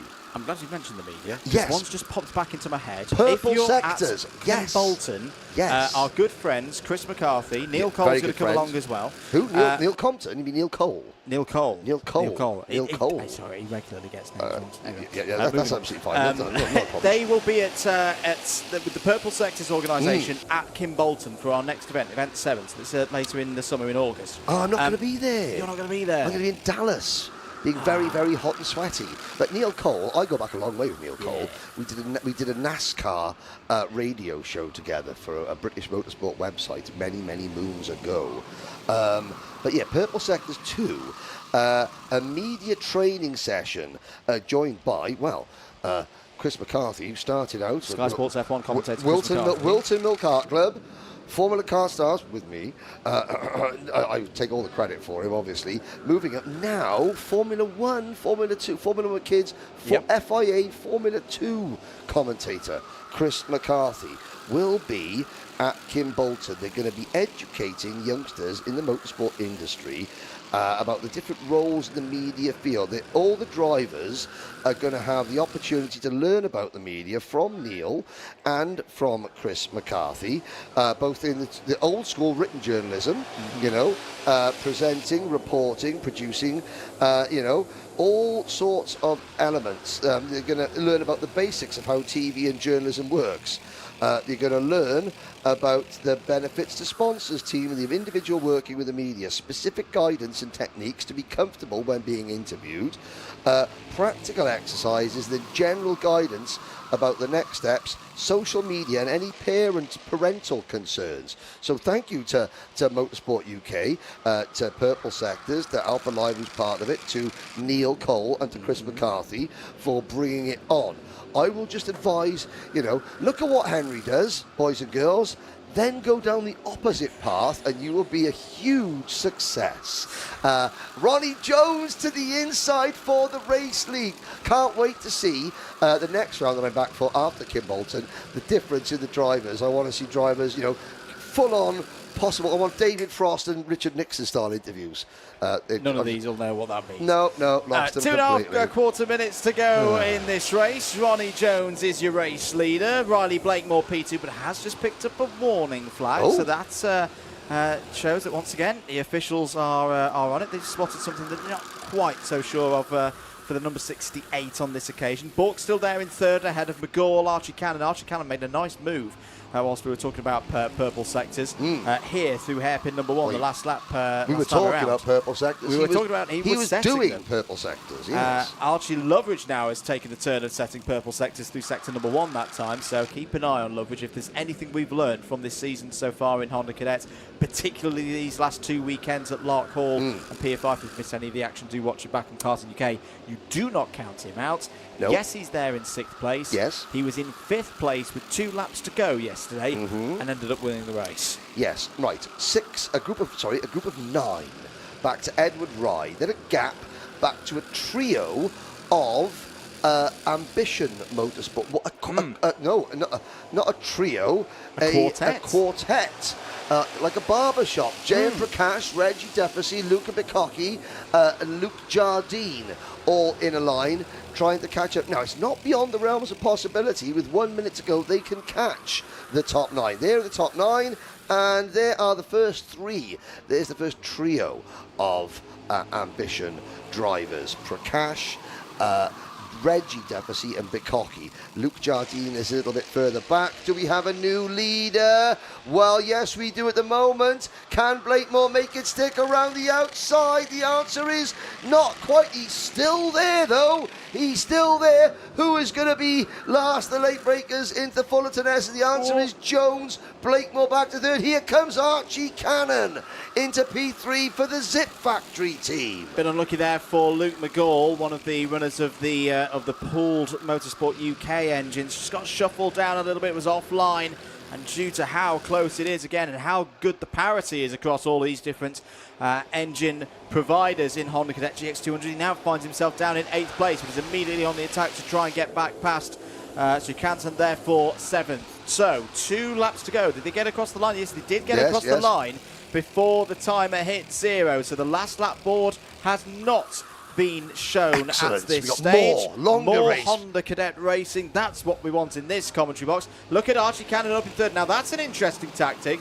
Was that a point through for Riley Blakemore to say, go on, you have a go? You've clearly got some pace, Riley, today. I want to follow in your slipstream. I think that very possibly could have been. And, of course, the top 9 still running. Shailen Srikantan at the back of this group. So we've got MJR drivers topping and tailing this league group. And then you've got those 3 Ambition karts inching ever closer. Now, I think they might catch the lead group on the last lap, but they're going to run out of time to make much progress. Let's see what happens, however. We could get 10, 11 karts, 12 karts crossing the line in one big pack. They're on your screen now, 11 of them, into the final lap. Jones, Bork, Blakemore, Cannon, Loveridge, your top 5. As they start the lap, Grant, McGall, Rye, Srikantan, Prakash, the rest of the top 10. There's the first change. Luke McGall passes Harry Grant for P6. Down the hill towards hairpin number 1. Where's the second position change of the lap going to come? Not at hairpin number 1. Very surprising. Yeah, very surprising indeed that we didn't see at least one move there. Ronnie Jones is continuing to control this race. He got very close to winning heat number 1 here today for this 4th round of the championship. What can he do with these last few corners. That's a nice exit out of the Fullerton Essers. Doesn't need to defend too hard here from Elliot Bourke into the Mike Wilson complex for the final time. Ronnie Jones can smell that victory. He's tasted victory before. He took the O-plate at Wilton Mill earlier on in the year. Is he going to break his duck and win in the final? We'll have to wait for that. But what we will see is a win for Jones in Heat 2 that puts him on the front row of the grid for that final. Elliot Bourke, P2. Brilliant stuff there from Elliot Bourke. He took that podium last time out at Loch Hall. But that surely, yes, that's going to be Elliot's best starting position for a final so far this year. That second, combined with his fourth earlier, puts him on the inside of row number 2. Starting on pole, though, will be Riley Blakemore. The win in Heat 1, that third place, is good enough to leave him at the top of the standings in the intermediate points.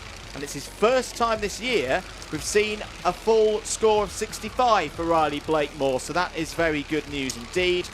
Cannon, Loveridge, McGall, Grant Rise, Shrikatan and Prakash all in the top 10 there, Henry. I think we've got a really good final coming up. Yeah, looking down the order, Reg Defesey, Bikoki, Kyle Kerr, Luke Jardine, Kyle Kerr, Jerry Defesey, Sam Dixon, Jack Cope, Oliver Ratton and Aidan Donnelly. 11 seconds separating the entire field at the end. Now, if I were Riley Blakemore, I would just do one thing now. You're starting in pole position for a main event at PF International. Listen to whatever Tim Parrott tells you to. Yep. He is helping to run Riley, so he knows what it's like to start from pole here at PFI more than most. The Parrott family here at PF International, synonymous with karting for so many years. Listen to Tim.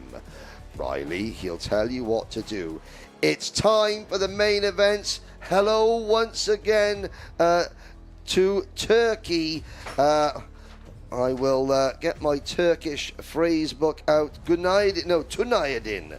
Merhaba vihos Goydeniz PF Internationale. That is, so to Istanbul, to Ankara, to Gaziantep, to Izmir, to Konya, to Bursa, to wherever you are watching in Turkey, this is now time to crown the British Open champion. Before we get started, I've had a lovely message from Henry Hales. Henry Hales was last year's MightE Bambino O-Plate champion. He won it at Wilton Mill. He just says, I want to wish the best to all the MightE Bambinos this year. Henry's about to lose his O-plate. He won't be able to use it anymore now, but he says good luck to the drivers who are going for it now. And that, to me, is, it's a great show of sportsmanship, very special indeed. The winner of this race gets to run the O-plate, the number 0. For the next 12 months in this class until they move up out of it. Nicole Sutherland is down next to the grid. Nicole, tell us everything you know. Thank you, Henry. So I'm having to crouch down because these are Bambino karts, so I'm quite literally on the track. Briella, you started a bit further back. You had some bad luck in the heat earlier. You had a tyre problem, but are you going to enjoy this race? Yeah. And you were telling me in Parc Fermé earlier about what you want to do when you get a bit older in your racing. Can you tell me again what the goal is? I'm going to be in F1 Academy. Okay, Briella, and then in this race, what's the goal? Where do you think that you can finish? I don't know. You did tell me earlier on. What did you say? My daddy told me to finish 6th. 6th place. Is that the goal? Yeah. Well, Briella, I think 6th place could be on the cards. Good luck and go and have some fun, yeah? Yeah. This is it then for our Bambinos. I'll try and do a bit more of a walk further up the grid. I want to try and catch up with Teddy Smith maybe. Starting further up the grid, poled it in qualifying, has got a lot of supporters with him here this weekend. I think something a lot of people around the track keep hearing is some of the other young drivers and cadets shouting, come on Teddy, and here he is then. Teddy Smith, here you are. When we were in Parc Fermé earlier, you said you wanted to speak into the microphone. Are you going to go and have some fun? Yeah. And the racing before, the overtaking, how do you do it, Teddy? Tell us a little bit. I need to go outside, and that's outside. I need to go inside and lead them. Well, Teddy, good luck for this race. We'll see if you can make some of those overtakes then. Our first final of the day then is about to head off. It's our mighty Bambinos.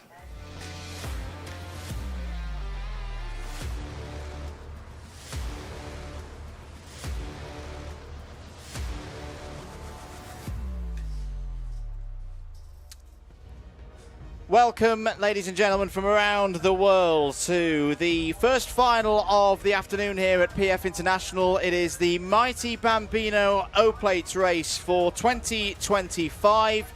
My name is Andrew Mather. Alongside me in the commentary box is Henry Beaudette. Let's take you through the grid of drivers here in Lincolnshire for this one. On pole position, the E-Plate holder, Felix Tandy. He's joined on the front row of the grid by Logan Edwards. Heath Smith and Teddy Smith are both on row number 2. Then on row 3 we find Nico Reslovsky and the driver I know a lot of you have tuned in for, Zain Sofoglu of Turkey, there on the 3rd row of the grid. Elliot Hitch and Arthur Thompson there as well. They go from row 4. Row number 5, Luca Peed and Jack Harper. Row 6, Oakley Howlett and Frank Pearson. Row 7, from Malta, Sam Tester and Briella Stevens. And from Wales, Oisin Owens. I've got to say, oh, my heart is still melting after listening to Briella Stevens and to Teddy Smith. Let's remind you, these drivers are 6 and 7 years old. Zain Sofwoglu has fans watching in from Pattaya in Thailand, from Turkey, from Spain. A lot of these other drivers have got fans watching from all over the world because this championship, this class is broadcast all over the world via Alpha Live and Karting UK. Welcome to the UK karting family, wherever you are in the world. We're glad to have you on board. We're really pleased that you've chosen to spend your Sunday afternoon, your Sunday morning, your Sunday evening with us here at PF International. One of these 15 drivers is about to become the British Open champion. It is simple. Whoever crosses the line first, after penalties and after scrutineering, is your British Open champ. And it'll be the longest race of the weekend for our mighty Bambino drivers. 9 minutes plus 1 lap. The grid being cleared to leave just the drivers with the officials and their thoughts ahead of one of the biggest races of the year for the mighty Bambino category. Once we see that green flag in the air from Dan Ashton, who's just doing the final checks, walking the grid, making sure everybody is present and correct. There it is. It'll be over to race director Nigel Edwards to get us going. Watch those lights come on one by one. There's 1, there's 2, 3, 4 lights. And we are away for the mighty Bambino O-Plate final. Good start once again from both on the front row. It looks like it's going to be Logan Edwards who leads into the first and through the first corner. Under the bridge for the first time. A tremendous start there from the outside of row number 1. Felix Tandy sits there in second place. It's then Heath Smith and Teddy Smith. They've held their positions in the top 4 in the early stages of this race. Good start as well, Henry, for Zain Sofwoglu, has already made 1 position, is up to 5th place. Yes, and I'm going to try and get this right. Turkiye. Is it thumbs? Give me a green tick. Turkiye? Because apparently Turkey, that's how we say it in English, but in Turkish, Turkiye. I hope. He's up in the P5 anyway. Give me a thumbs up if I got Turkiye right. Or Turkiye. We'll check there. Here we go. We'll get back to them in a minute. Sofwoglu there in the turquoise blue, number 54. It's Edwards who leads down into the Mike Wilson complex. Then you have Felix Tandy sitting in second position. Third is Teddy Smith. Then Heath Smith. A battle of the Smiths, not related, just a Turkaye? Turkaye. Okay, it's okay. Turkaye. We'll work on it. How about we'll just say Zane is in P5. He's doing very, very well at the moment. Jack Harper's had a good start as well. He's up 3 places into 7th place. Now, Jack was very, very quick yesterday through the free practice sessions. Didn't have the best of timed qualifyings earlier on in the day, but I think he's a bit of an outside bet for a win here today in this race. 7 minutes of it to go. Here's a move. This is Teddy Smith looking down the inside. Whoa, not just off Felix Tandy, but nearly got Logan Edwards there as well. Tandy will have the inside line for the next corner, hairpin number 2. Very important corners around PF International. And was that a sight I saw for 4th place? Yes, it was. Yes. Up to 4th place goes Zane Safwoglu. Nice move there by the driver of the number 54, past Heath Smith. It's Turkaye.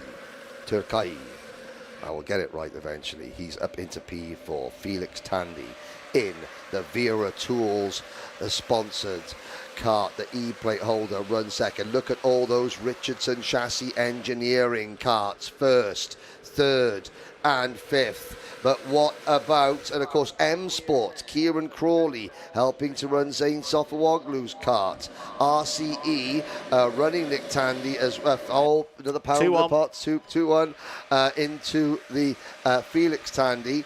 But then the number 20, where is the privateer entry? Number 27 of Nicole Wesolowski is there in the lead group as well. The green crash helmet. And Turkaye, you are now in P3, and it's Safawoglu gaining another position. But he wants to make sure that Tandy and Edwards can't get away. Indeed, it's been some good progress so far from Zane. So that's 3 positions gained so far. Heath Smith now running in 4th spot. Some other positions changing further down the field. Luca Pedis through and into 7th place ahead of Jack Harper. So that's one of the Ambition Motorsport drivers moving through the field. Elliot Hitch and Arthur Thompson are both up into the top 10. As well, back into the top 10. Oakley Howlett, unfortunately, falling down to 11th. Frank Pearson has also made a move as well. Driver of the number 10 kart out there for those of you watching around the circuit. Yes. And that means that Frank Pearson now up to 12th place and ahead of Sam Tester. The Cookie Monster has spoken. Current reigning Micromax Rotax World Grand Finals champion Josh Cook has spoken. He is #Team Teddy. Teddy Smith. Nicole said he's a very, very popular young man, is Teddy Smith. You can see why his interview was absolutely fantastic. Reminds you just how young these kids are. They're doing this at speeds well over 40 miles per hour. In kilometres an hour, that's probably about 65 kilometres an hour. And Safawoglu and Tandy side by side. Teddy Smith, helps Zane Safawoglu. Felix Tandy looks across and says, why didn't you help me? And he goes, well, sorry, you were just in the wrong place. Zane Safawoglu up to P2. So, from 6th on the grid, slowly, 1 position at a time, the number 54, M Sport, run the Borson Automotive Group sponsored kart. He hasn't lost a place yet. He now has lost a place. Tandy and Safawoglu together. And here comes the green crash helmet, privateer driver Nico Wesolowski. Very good stuff here from the mighty Bambinos. Many of them know this circuit already from the earlier round in the summer as part of the kart championship. 3 wide. 3 wide there through. Still that 3 got wide. Very, very close. And They're still 3 wide. Oh my goodness, well done. And they're 3 wide in front of them now. Safawoglu, look at Luca Pede with the blue back bumper, number 47. Where did Luca come from? And they've got to now start working together. You've got to work together, heading down into first hairpin. Safawoglu back to P3. Harper is there. Jack Harper is 4th now in kart number 6. It's a crucial stage of the race, though, for the chasing pack, because these top 2 have broken away. by just over a second. They'll keep working together, you'd think, because they know now they've got the numbers game where they want it to be. They can still push on as Safoglu defends into Bobby Game corner from Jack Harper.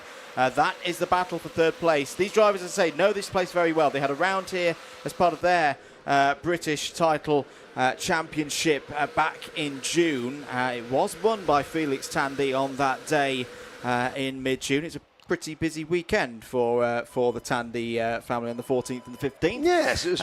But let's see what they can do here for those fans at the number 54. Safoglu was second on that day, so we know that Zane is strong around this circuit. 1 minute and 50 seconds to go here, Henry. How do you see this chasing pack playing the next couple of corners? They have to stay single file. No question about it. Jack Harper cannot make a move. If he does, it's game over. They have to work together. Well done, Jack Harper, for not attacking. Well done, Zane Sofawoglu, for not defending. Now, Pede, Veselowski, Heath Smith, Teddy Smith, they're all battling. That's bad news for them. It's now a case of Harper has to push Zane up to the top two. If Turkey, I'll get that right again. If Turkey want to win a British title, they're going to do it because of Jack Harper in kart number 6. Because he is the key to pushing Zane Sofawoglu up to these two. Obviously, Felix Tandy, Logan Edwards, the two English drivers. Of Logan Edwards, we talk so much about Zane and about Felix, understandably in lots of respects. But again, Logan Edwards, he's just doing about his business of winning so far.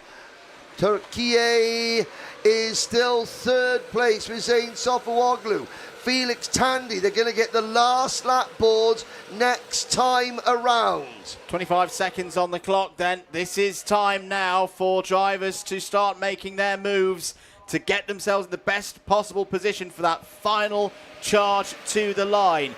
Edwards, Tandy have been doing exactly the right thing. Not fighting, not battling, trying to keep this gap, which is coming down. It was over a second. It's now 0.9 of a second between Edwards in first and Sofawoglu there in third place. So they need to keep working. Sofawoglu and Harper, they know at some stage that Edwards and Tandy will battle on the last lap. They've got to be within striking distance. This is what we call the battle buffer. At the moment, the battle buffer for Edwards and Tandy is not big enough to hold off Sofawoglu and Harper. Still Sofawoglu in third place. Apologies for the little moment there on our timing screen. Now the fight begins. Edwards goes defensive down the main straight. Tandy looking to the outside now into the first corner. They've seen the final lap board and look immediately how much time has been gained by the number 54 there of Zane Sofawoglu.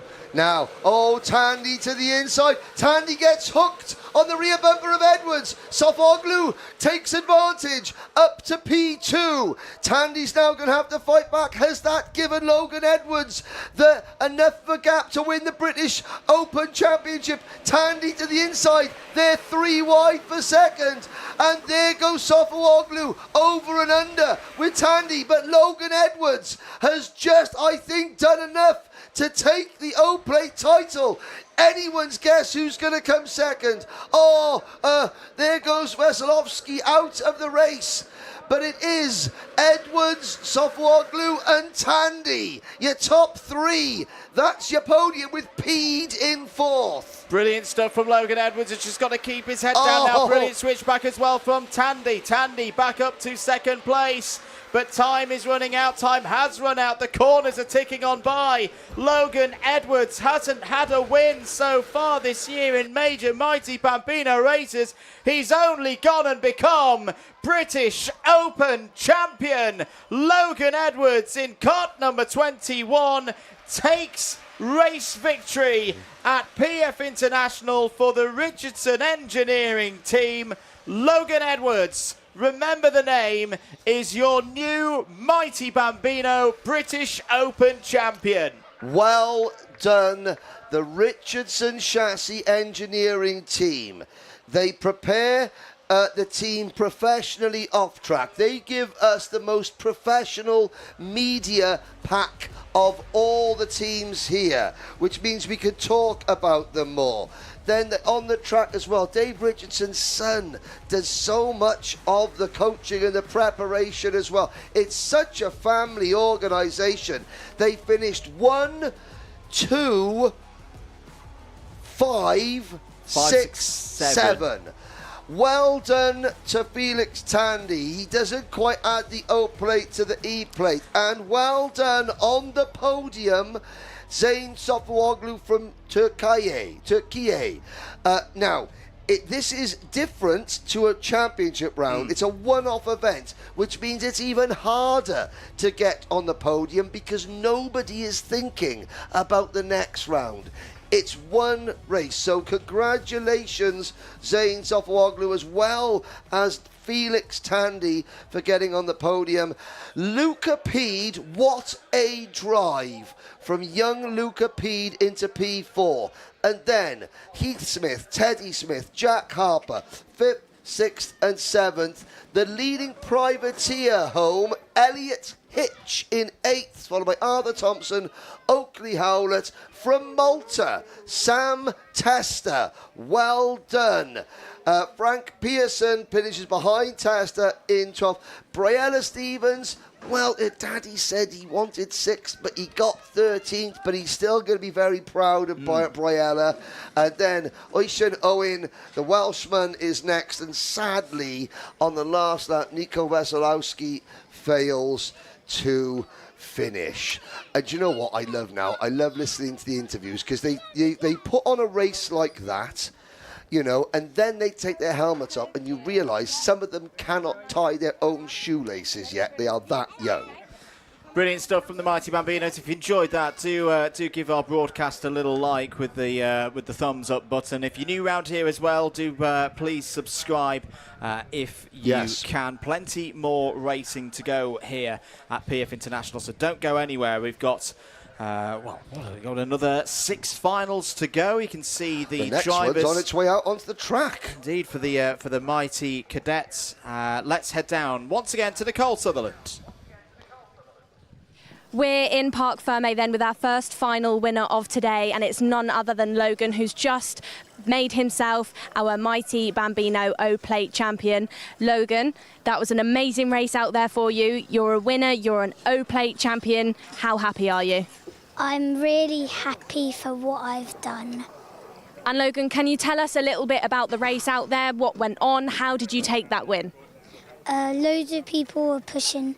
I felt nervous, but I kept on pushing and I got first. You absolutely did. And Dan Parker has your O-Plate there for you then, Logan. If you show that to the camera, congratulations, you'll be taking that one home. We'll let your dad, Mike, come into the shot if you want, Mike, and celebrate with Logan.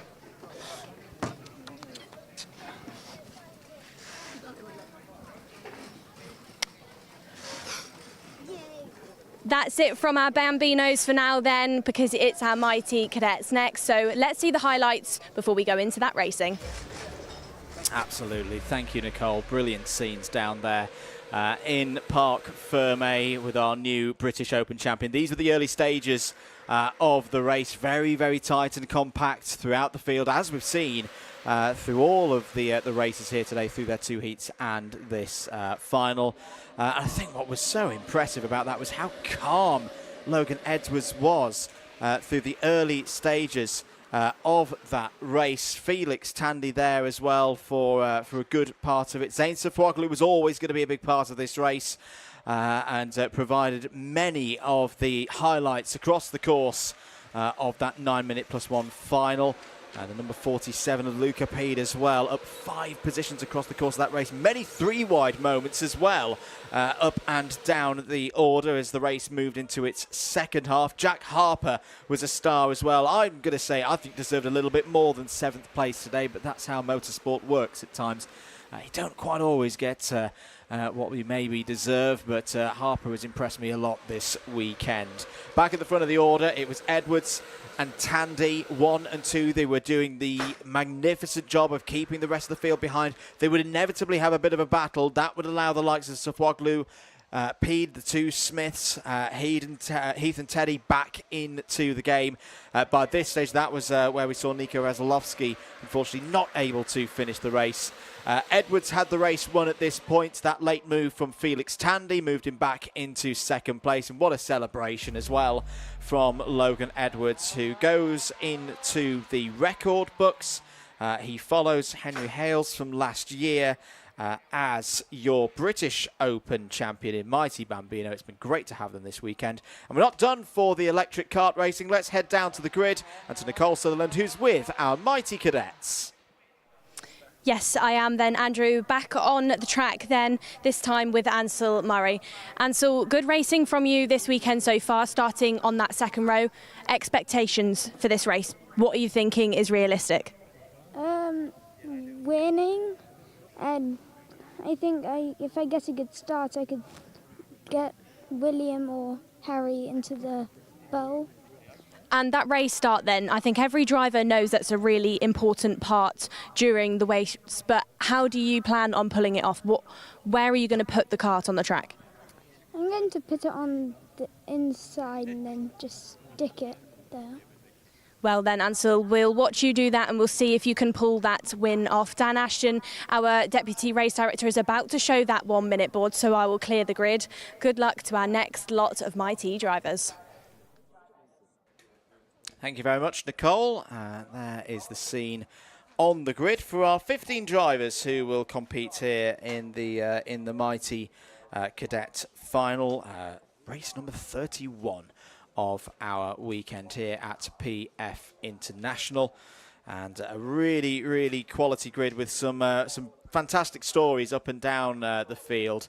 Thank you so much to all of the parents and the mechanics and the guardians who've been sending in all the little bits of information that we love here in this commentary box about a lot of drivers who we haven't seen so far this year in the Wera Tools British Kart Championships paddock.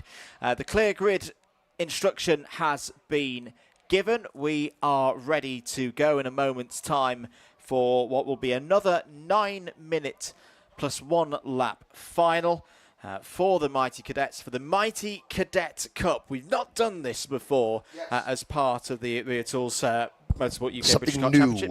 Excellent. Something new. So we're going to have history in this race, Henry. Yes, we are. Can't wait. Love a bit of history, I do. I'm busy working through the Indian cricket player's name, but we'll get back to that because we've got a race coming up next.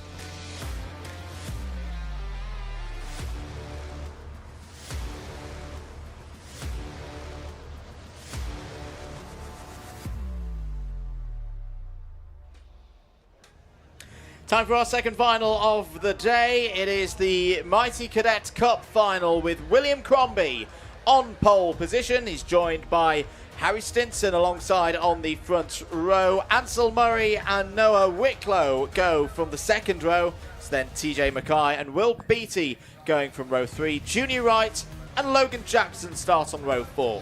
Row 5, Jack Swong and Jacob Amis.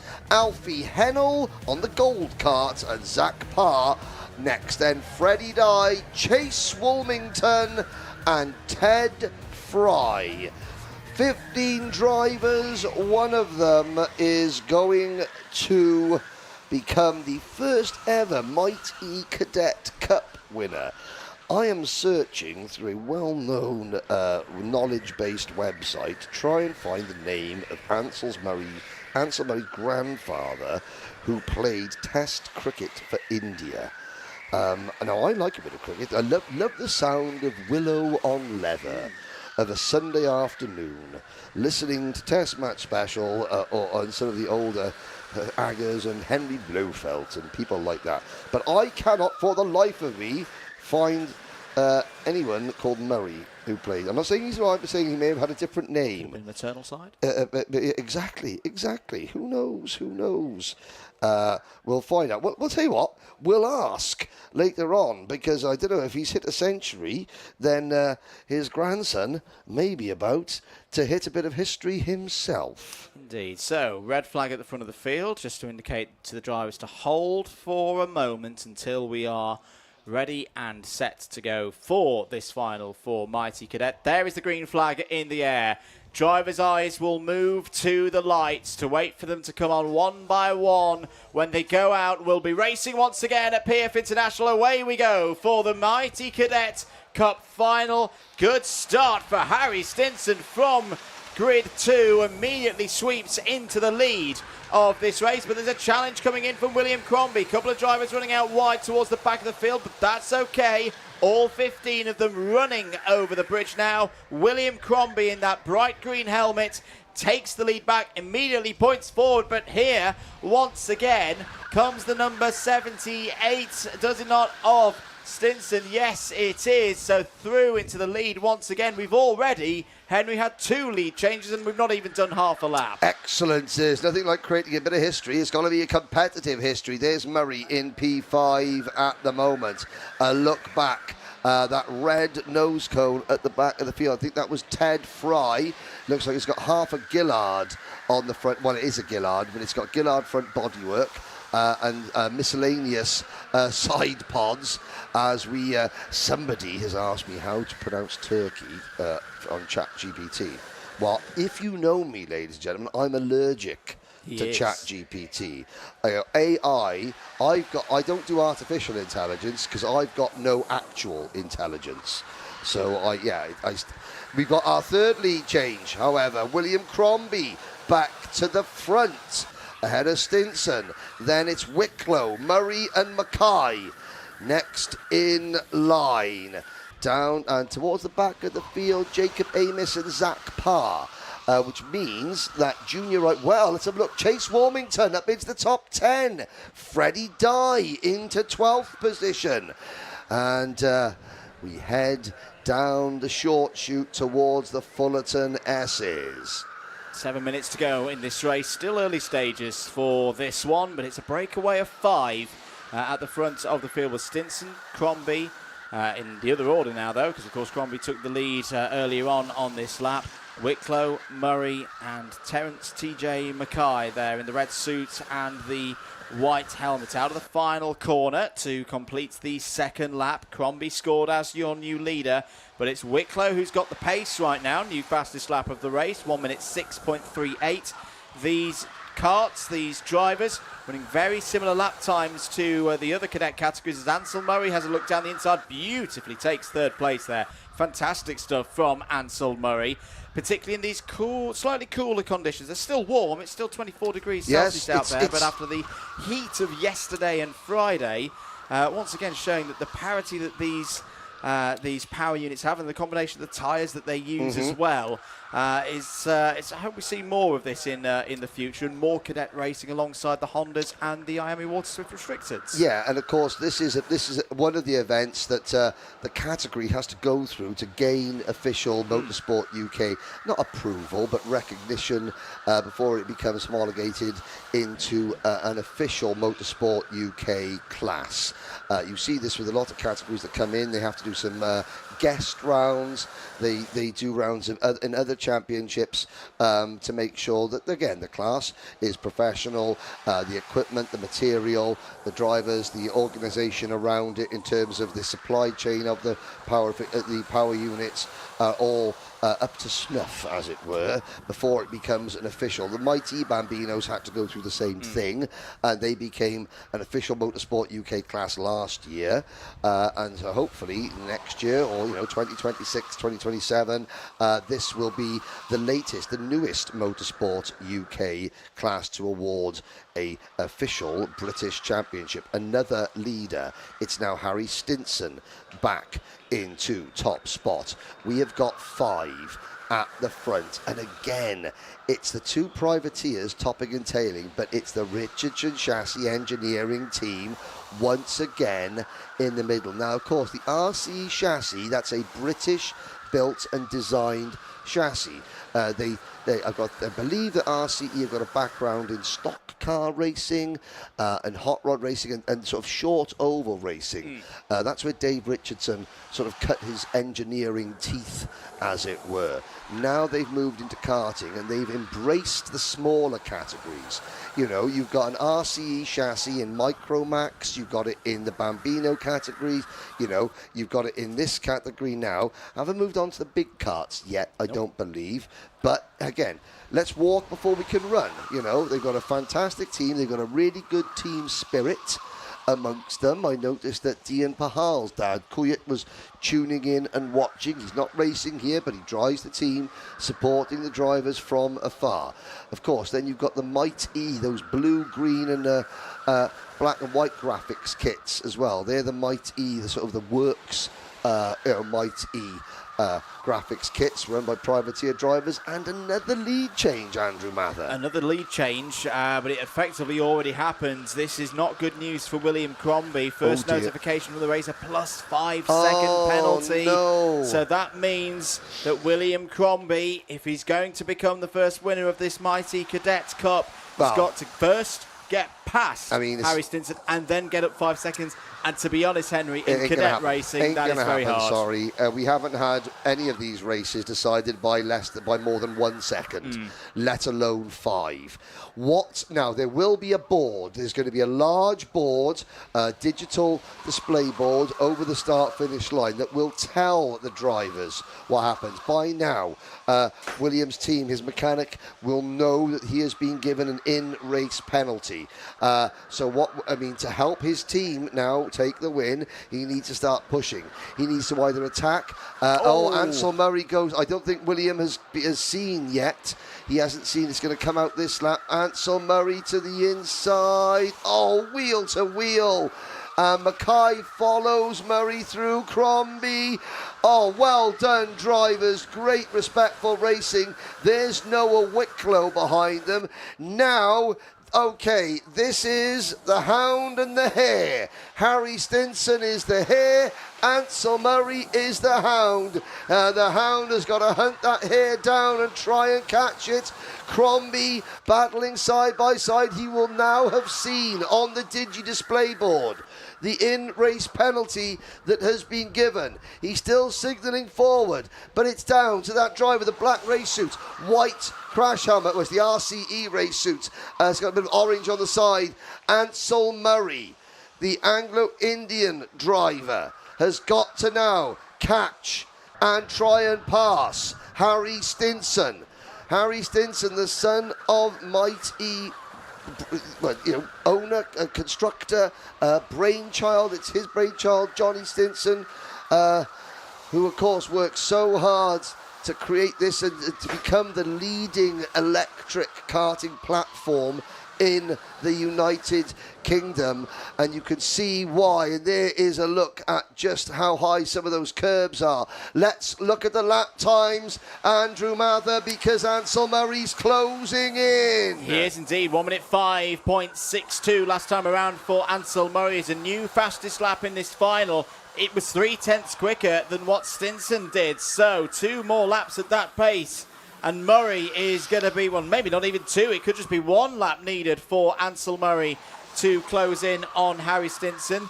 Round this circuit in particular, the slipstream can in places be quite powerful, particularly on those long runs into the hairpins. 35 seconds to go. Looking a little bit further down the order, what's been happening?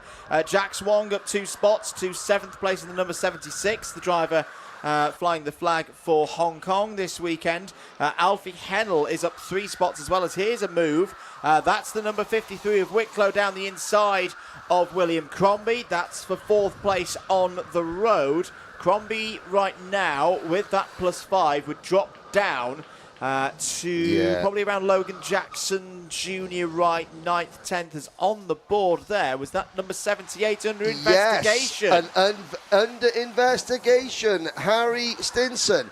I must remind you that doesn't mean there's a penalty. That means the officials are looking at something on the cameras, not the cameras you're looking at, ladies and gentlemen, but the bank of cameras that the officials... Oh, what's the problem? Oh, no, it broke. It broke. Ansel Murray broke. And the kart, he looked down there, something went wrong. Heartbreak for Ansel Murray. And we got another one, that's Ted Fry off as well. Right, Stinson under investigation, but he's got a huge lead and the clock has struck 0. This means that it's now over to Noah Wicklow in the number 53 and Terence T.J. Mackay in the number 70. There they are, second and third. They're going to get one lap to try and chase down Harry Stinson.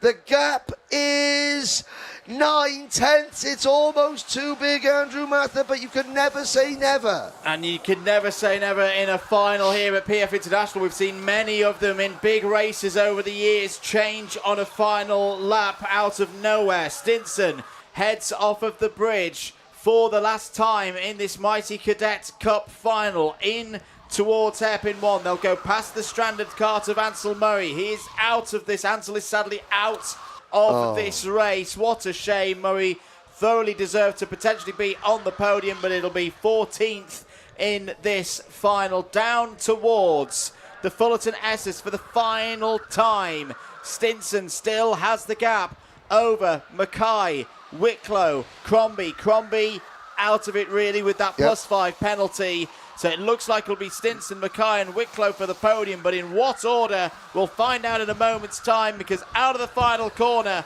comes Harry Stinson in kart number 78 to win the first Mighty Cadet Cup here at PF International. TJ Mackay is on the podium with second place, and Noah Wicklow as well for MJR Racing. Another bit of success for MJR Racing in a single event race this year. They had the Honda Cadet O-Plate earlier in the year. Third in this Mighty Cadet Cup final. A great job by Noah and the team. Yeah, apologies if I incorrectly said that he was driving for RC. Of course, he's driving for Martin Jackson Racing. So there they are as they finish on the track. Crombie will get a 5-second penalty, and that will drop him. Well, it'll drop him back to 7th place. So Will Beattie, Alfie Hennell, top 5s for them. Jack Swong up to 6th. Then it'll be Crombie, Junior Wright 8th, Logan Jackson 9th, and Freddie Dye. Alanya Hoare will be happy for Freddie Dye finishing there in the top 10. And Jacob Amos, Zach Parr, Chase Warmington. Heartbreak for Ansel Murray. Karting can be such a cruel, cruel sport. And Ansel Murray is now understanding just how cruel it can be. As we look down the rest of the order, there he is, Ansel Murray. And you know, you have to say he's there with one of the relief marshals, the runners, as you were, in the yellow and the orange tabards. The full track marshals are there in the orange race suits. There goes the number 49 kart through there. That was Alfie Hennell.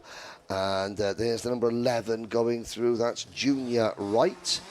And the rest of the field heading through there again. LSJ Racing. I wonder, is that Logan Jackson? I'm imagining his middle name begins with S.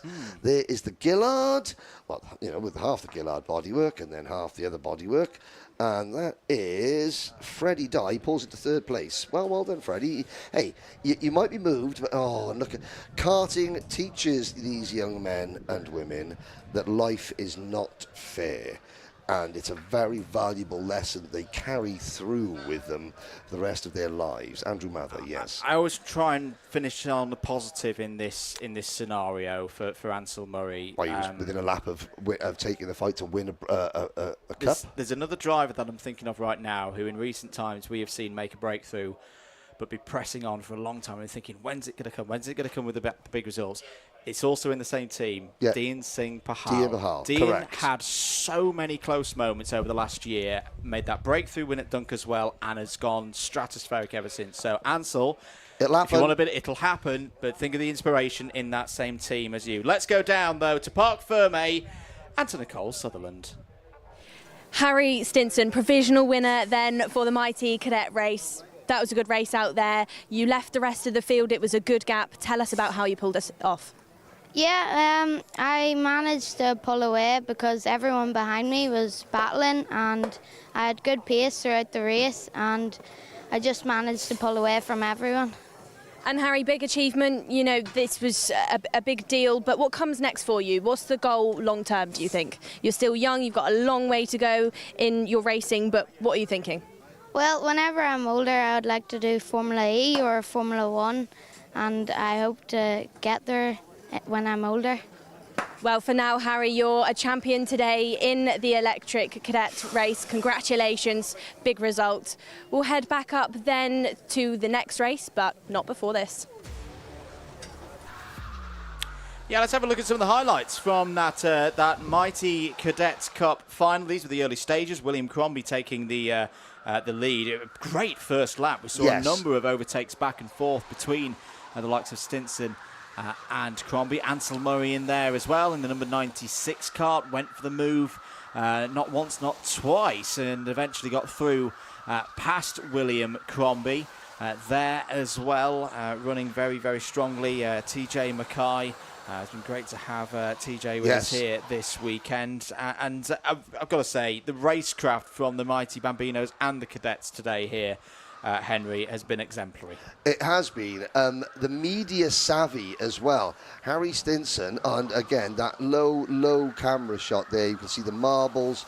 You can just see how that's the sort of the slick surface. That's all rubber that's been laying down. But the way Harry Stinson, he understands he's driving an electric powered vehicle. Nicole Sutherland says, "Well, where do you see your future going?" Formula E was his first answer. He said Formula 1 afterwards. Formula E. He's on message. that was, and again, that's very smart. If they're learning, and what I love this. Look at that. 1, 2, 3 drivers all punching the air as they finished first, second, and third. I'm going to say one more thing that you've just triggered in my mind there, Henry. We've been talking about why should people do this? Why should people look into it if they've not looked into it before?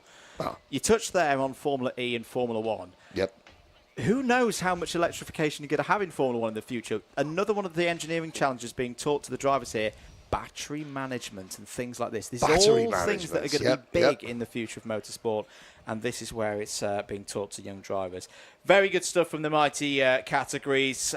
We hope to see them back again in the not-too-distant future. We'll move back to the internal combustion engine categories now. The Waterswift Final is the next on our schedule. We're going to take a short break and be back in a few moments' time here at PFI.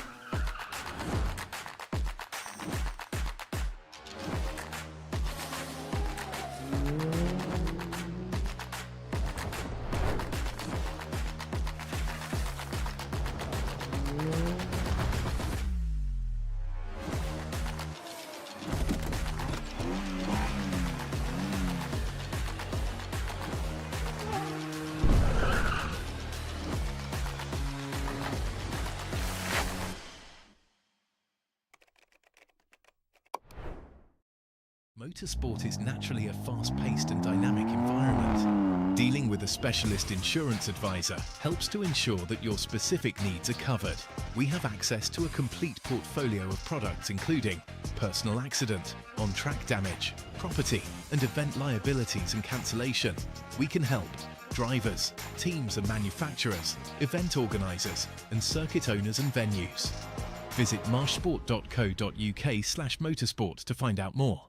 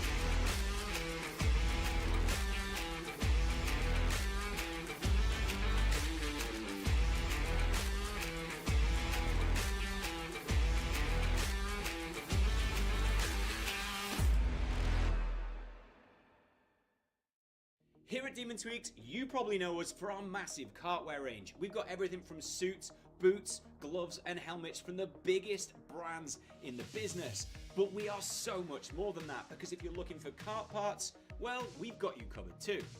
We've got everything from Rotax parts, sprockets and chains, discs and pads, data loggers and dashers, fuel tanks, steering wheels, bead breakers and loads more. But of course, it doesn't just stop at the track, and if you're looking to build your skills in the sim, then we've got everything you're going to need to build the ultimate rig. So whether you're just getting started or you're already at the top of your game, Demon Tweaks has got you.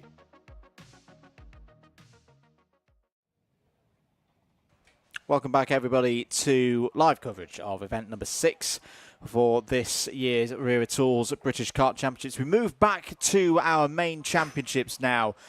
First up in the IAME X30 categories, it is, of course, the Waterswift category for round 6, their final. They raced yesterday, of course, the third double header of their season here at PF International. Let's head down to the grid. Let's head to Nicole Sutherland, who's with Austin Newstead. Thank you, Andrew. Down on the track then with Austin. Austin, good results for you at GYG. You've been strong throughout the whole of this weekend as well, but tell us about what the plan is going into this race. Yeah, obviously I'm starting on pole after I came third in the first heat and won the second heat. So hopefully I can just lead it and hopefully I can keep the first place the whole way. And then Austin, you know, championship at this stage in the season is something that I think a lot of drivers will start to think about. You're right at the front end. Is that in the back of your mind as you go into this race? Probably not as much as some people might think, as I'm just mainly trying to focus one at a time, as we're only like halfway through the season, just over, and it's like still really close. Then, Austin, you know, going into this race, it's going to be a busy one. You've got a lot of you on the grid. You're starting alongside a teammate. But what stage, you know, do you think you're really going to try and pull out your best tricks? Hopefully I can do it on the last few laps, hopefully. If I'm not in the front, hopefully I am. But if I'm not, hopefully I can do that to get to the lead. Austin, as always, good luck and great to speak to you. Starting behind Austin is Knight Measures. Knight has had a really good weekend so far. Today, really stepped up the kind of racecraft, the race pace as well. There he is to my left. Knight, great racing for you today so far, starting on that second row. What's the thoughts going into this? Oh, I'm just so happy to be here. It's been a very hard journey. You know, if you look at 2023, I was at the back end of the pack, but I'm so happy to be at the front. No matter what the outcome is, I'm happy I've got here. And that progress then from 2023 to be here now right at the front, what's it looked like? You know, what have you done to improve your pace, improve your racing? You know, talk us through it, Knight. Just a lot of track time and discipline, to be honest. Just getting out in the seat as much as possible, laps, laps, laps, and don't give up. So would you say actually to anybody that's, you know, watching at home, you'd say actually having that time in the seat is the most important thing to improve? Yeah, 100%. That's definitely what I'd say. And obviously being fit, working out, having a good diet, one of the main things. Like going into this race, you know, your final thoughts, what do you think is a realistic result for you? What are you really hoping for? Top 3. I'd be really happy with top 3 if I could do that. Well, we'll see if you can get that top 3 then, Knight. Good to see you at the front end of the field. Further back then, we've got one of our Argenti-backed drivers then, Chester Fawkes to my left. We'll catch up with Chester. Had some bad luck yesterday in racing, but of course when it's a double header setup, these drivers get 2 opportunities. Chester, yesterday at points it might not have gone the way you wanted it, but today you've got another chance and you're starting on that 3rd row. Talk us through the mindset right now. Yeah, just trying to keep calm and not get too nervous and try and do our best. And every driver, well, some drivers are privateers, some drivers are in teams, but every driver has a mechanic or somebody with them that's pushing them forward. What have you been told before this race to try and get a good result? Just keep calm and just do my best. Well, do your best, keep calm, Chester. Good luck for this race. We'll keep heading a little bit further back. Then we've still got some more time. Starting behind Chester is Margaret Kvekskis. Margaret had a great heat too, made up a smattering of positions, really charged through the field. Margaret, you're one of the only drivers here this weekend with Apollo karts. You know, it's good to see different teams in the mix and it's good to see different teams up at the front. Would you agree? Yeah. And the team itself, I just asked Chester a similar question. What have they told you going into this race to try and get you that really good result? Not sure? Not sure, to be honest. I'm sure whatever they said would have been something good. Maybe we could say it was a secret? Secret. Yeah, secret. We'll go with that. Right, 1 minute board has gone out there, Margaret. Good luck to you. We'll head back up to Henry Beaudette and Andrew Mather in the commentary box. Good to speak to our drivers down on the track. This final is coming up soon. Thank you very much, yeah, thank you, Nicole. Yeah, really looking forward to, could be an Alpha Live Race of the Week contender here for IAME Waterswift. They often throw their hat in the ring. It would be a very, very close call if it's not, because the prospects are really, really good, ladies and gentlemen. You know, you've got Fusion knocking out the front row, OMS knocking out the 2nd row. Then you've got that wild card, the BMR restart card of Daniel Ferguson. Who's going to win? We don't know. How about we go a long way to find out?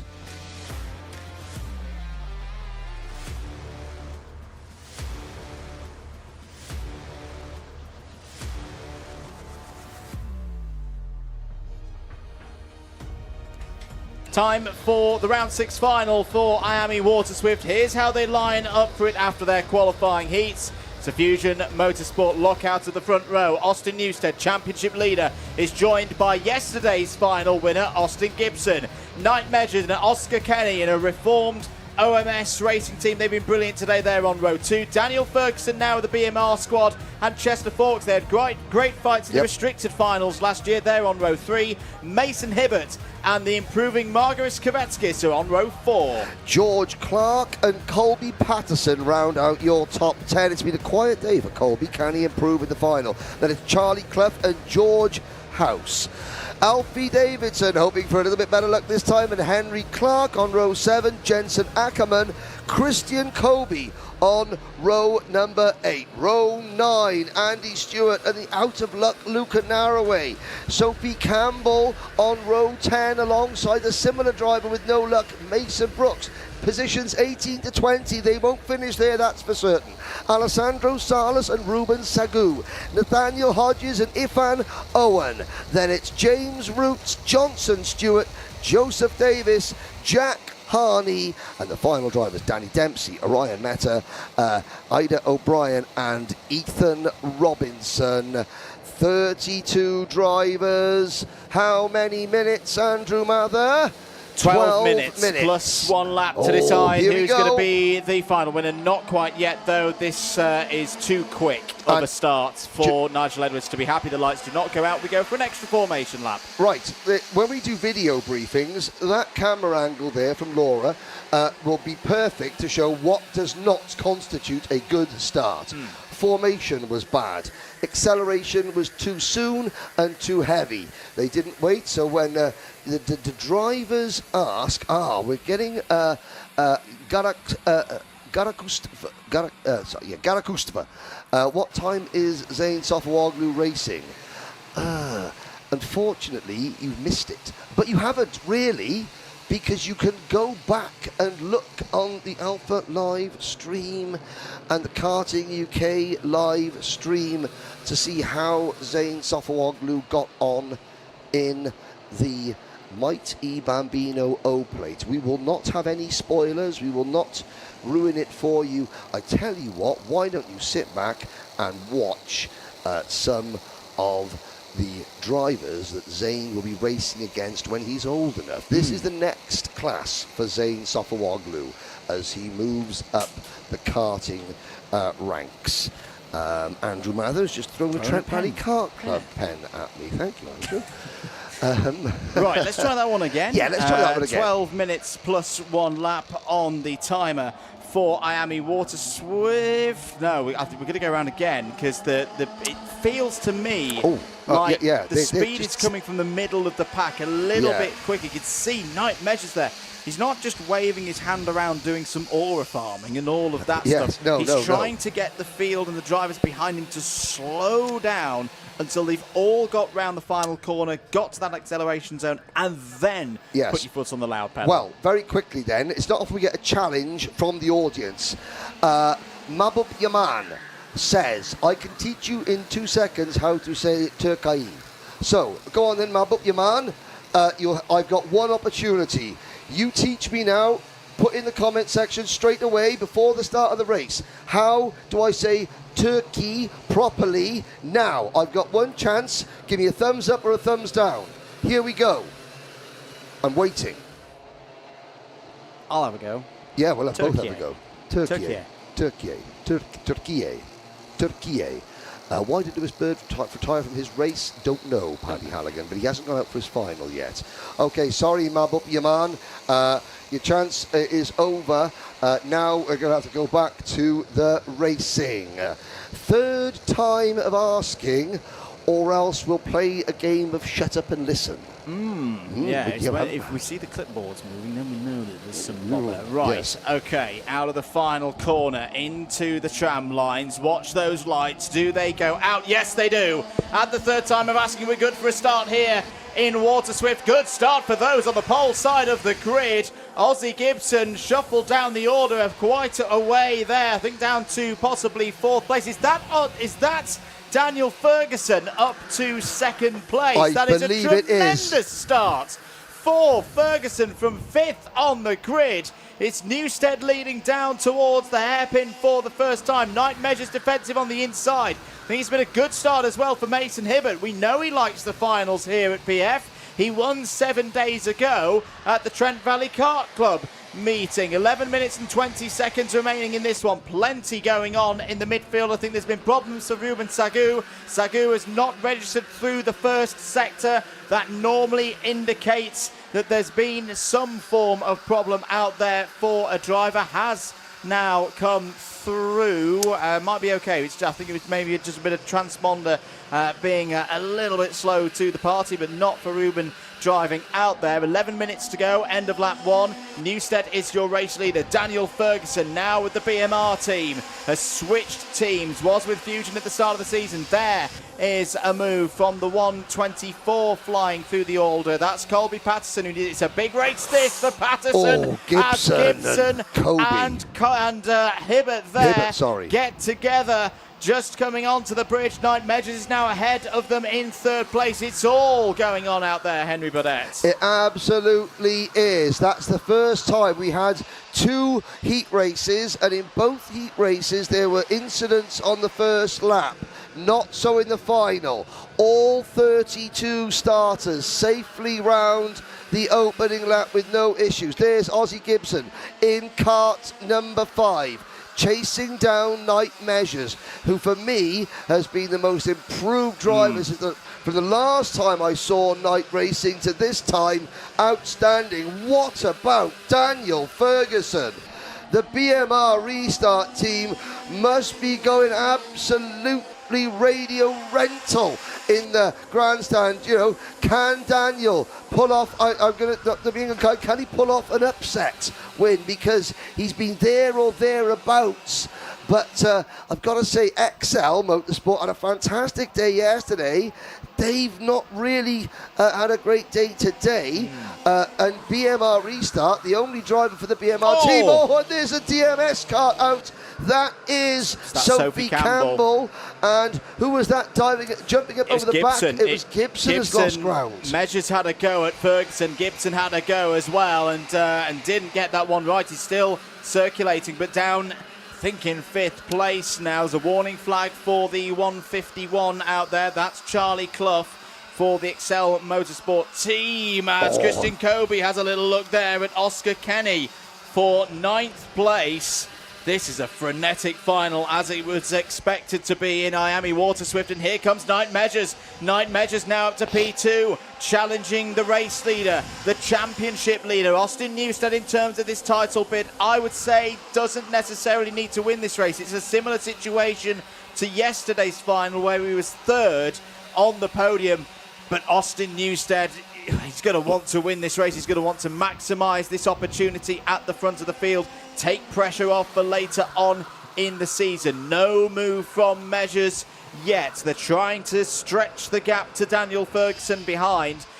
It is, in some ways, a surprise, Daniel Ferguson being up there. I think probably a more reflective of his season analysis is that he's not had any luck of sorts so far in the British Championships. He's had some very good results out in Europe. He was on the podium at Cremona in the IAME Euro Series. And, well, for Daniel Ferguson looking to get his season back on track, his best score so far is the 5th place earlier on today in the intermediate classification. But his results elsewhere, 7th and 9th at Warden Law, 14th and 10th at GYG. So you're right, Henry, he's been there or thereabouts. Could this be the day the runner-up in last year's IAME Waterswift Restricted Championship makes his breakthrough in the British? Yeah, indeed, and he spent all last year trying in vain to beat Alfie Davidson.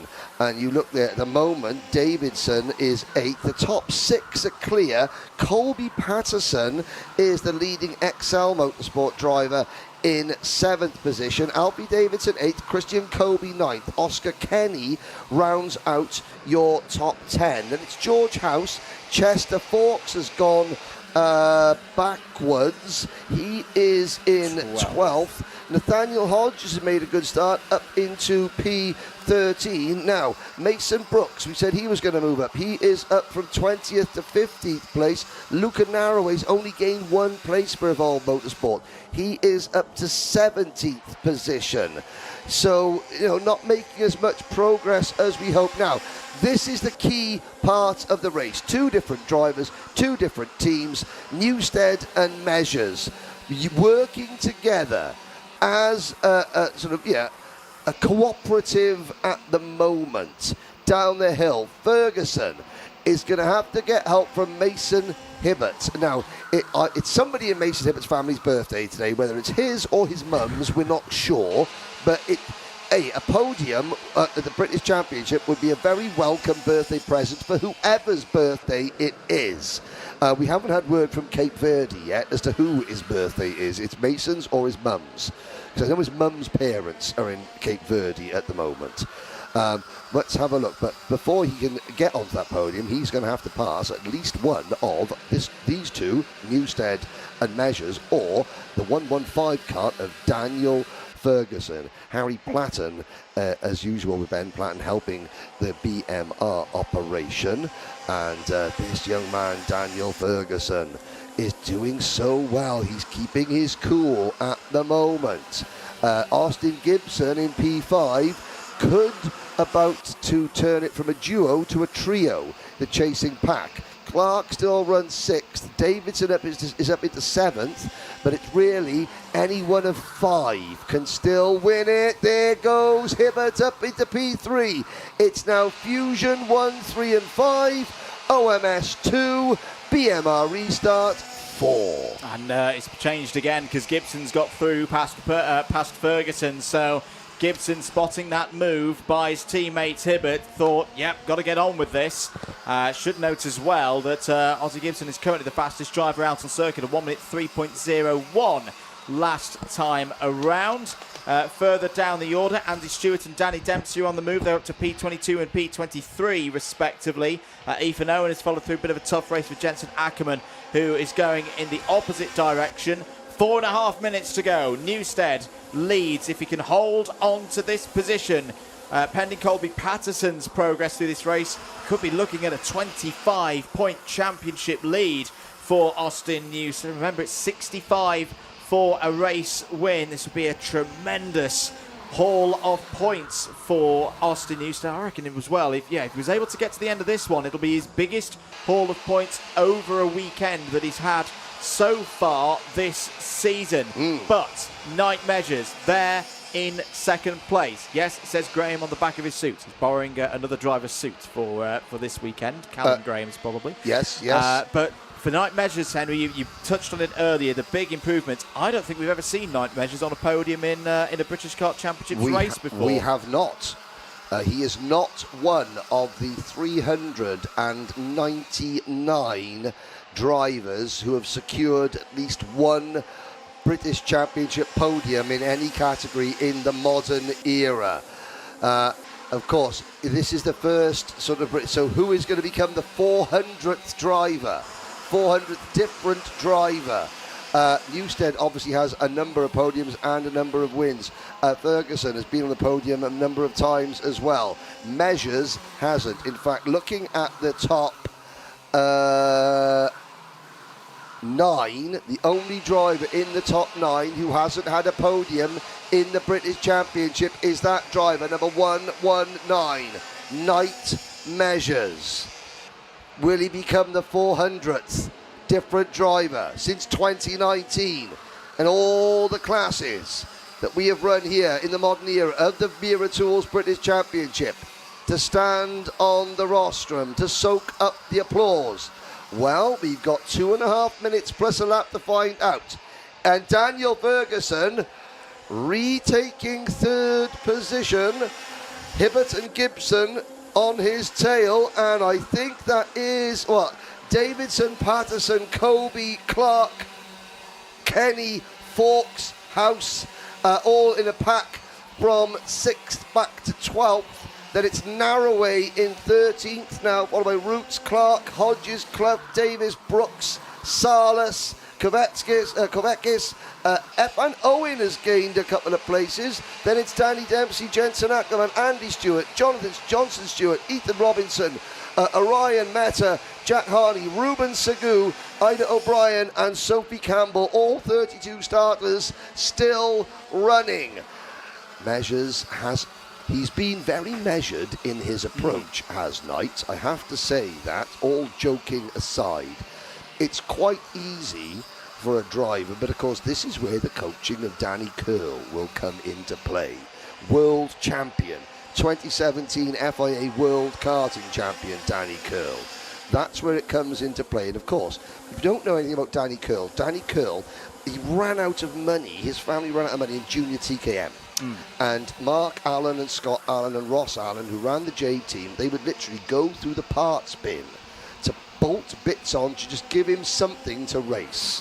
So Danny knows the value of everything. He knows how to make the most of what you've got. But crucially, he knows you have to be smart. You cannot afford to make rash moves, smash equipment up, because Danny never had that luxury when he was racing. So he will have guided, and he's very softly spoken, he's very quiet, is Danny Curl, but what he says holds an awful lot of weight on so many different levels. And it looks to me as though Night Measures has listened and has not, he's going to have a go. Yes. He's going to, whether that move works or whether it doesn't, that is up to the racing gods to decide, but he has not had a go yet. Has he got enough room to have one really solid move? Yes, he has. That bit has worked. The clock is striking 0 now. The gap between them and the third place battle, which is now headed by Gibson. Hibbert, I think, is now fourth. No, Ferguson is still fourth. Right, Measures has got enough room to try an over-under, to set up Austin Newstead for a move before Gibson catches them. Austin Newstead was very wise there. He trusted Knight Measures to not go for the move. He didn't over-defend into hairpin number 1. Time is now up. Final lap board will be out shortly. Got to tip your hat to Curl as well, and all the work that the OMS team has done. This is the best weekend I've ever seen them have, and on a circuit where, of course, he won that 2017 world title. Could they be about to take a big breakthrough result for Knight Measures? Final lap board is out. Austin Newstead now knows he's got 1.4, 1.3, 1.2, count them down, kilometres to go. Round onto the bridge. Now Newstead will surely defend this time into hairpin number 1. Knight Measures has got to get a good exit and a good slipstream down towards hairpin number 1. Newstead goes for a middle of the road position. Oh no! Oh, that'll be a nose cone. That'll be a nose cone. The mistake. Well, Gibson's closing in. Now is the front fairing going to be... Oh, it's wobbling. It's wobbling around. That could be a mistake that costs Knight Measures a podium. It's not done for the race win yet because Gibson's back. Gibson's back. Could he do the double? Down the inside on his teammate Austin Newstead. He won yesterday. He's come from nowhere in this final. Gibson takes the lead with a matter of corners to go. What a dramatic finale here in IAME Waterswift. Aussie Gibson is going to make it back-to-back round wins here at PF International. He can't believe it. He cannot believe it. He wins by half a tenth of a second from Austin Newstead. Newstead will leave Lincolnshire as the championship leader.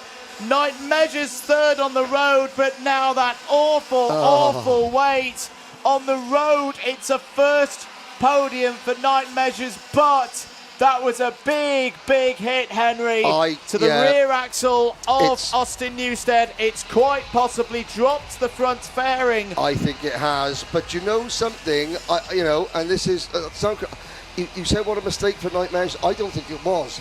I think that he was diving to the inside. I think that Newstead moved late to defend and broke at the same time.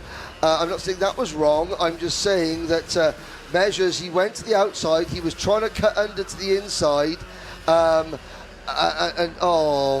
Just heartbreak regardless. Now, we're just speculating. Has the nose, I would say 99% chance that nose cone has dropped, and that'll be a nose cone penalty. Let's have a replay of it as we look at the finishing order there. And of course, here we go. Let's have a look. Now, Measures on the outside line. He stays there. Newstead, he knows he's not to the inside. Now he checks. So Newstead knows where Measures is. And he's waiting. He makes one defensive move. And, I mean, okay. Do you think maybe Measures was trying to chop down, expecting Newstead to come out to driver's left? I think that Measures was trying to undercut Newstead, and I think Newstead maybe sort of broke to prevent that from happening, and it just so happened as he was braking, that was, it was front to rear. Issue there. I mean, obviously the officials are going to be looking for that from both angles, but Knight Measures will be heartbroken, but if you have a look, Knight, he went to the outside and he was going to dive to the inside.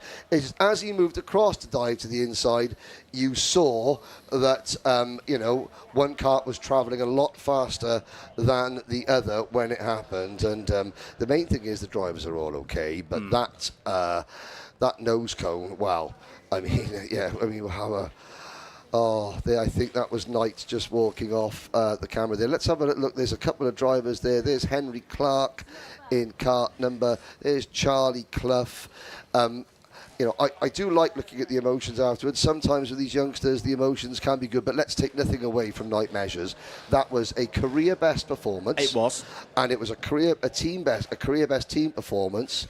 Now, Danny Curl has got the job on his hands of calming the situation, of consoling, and we go down to Nicole Sutherland.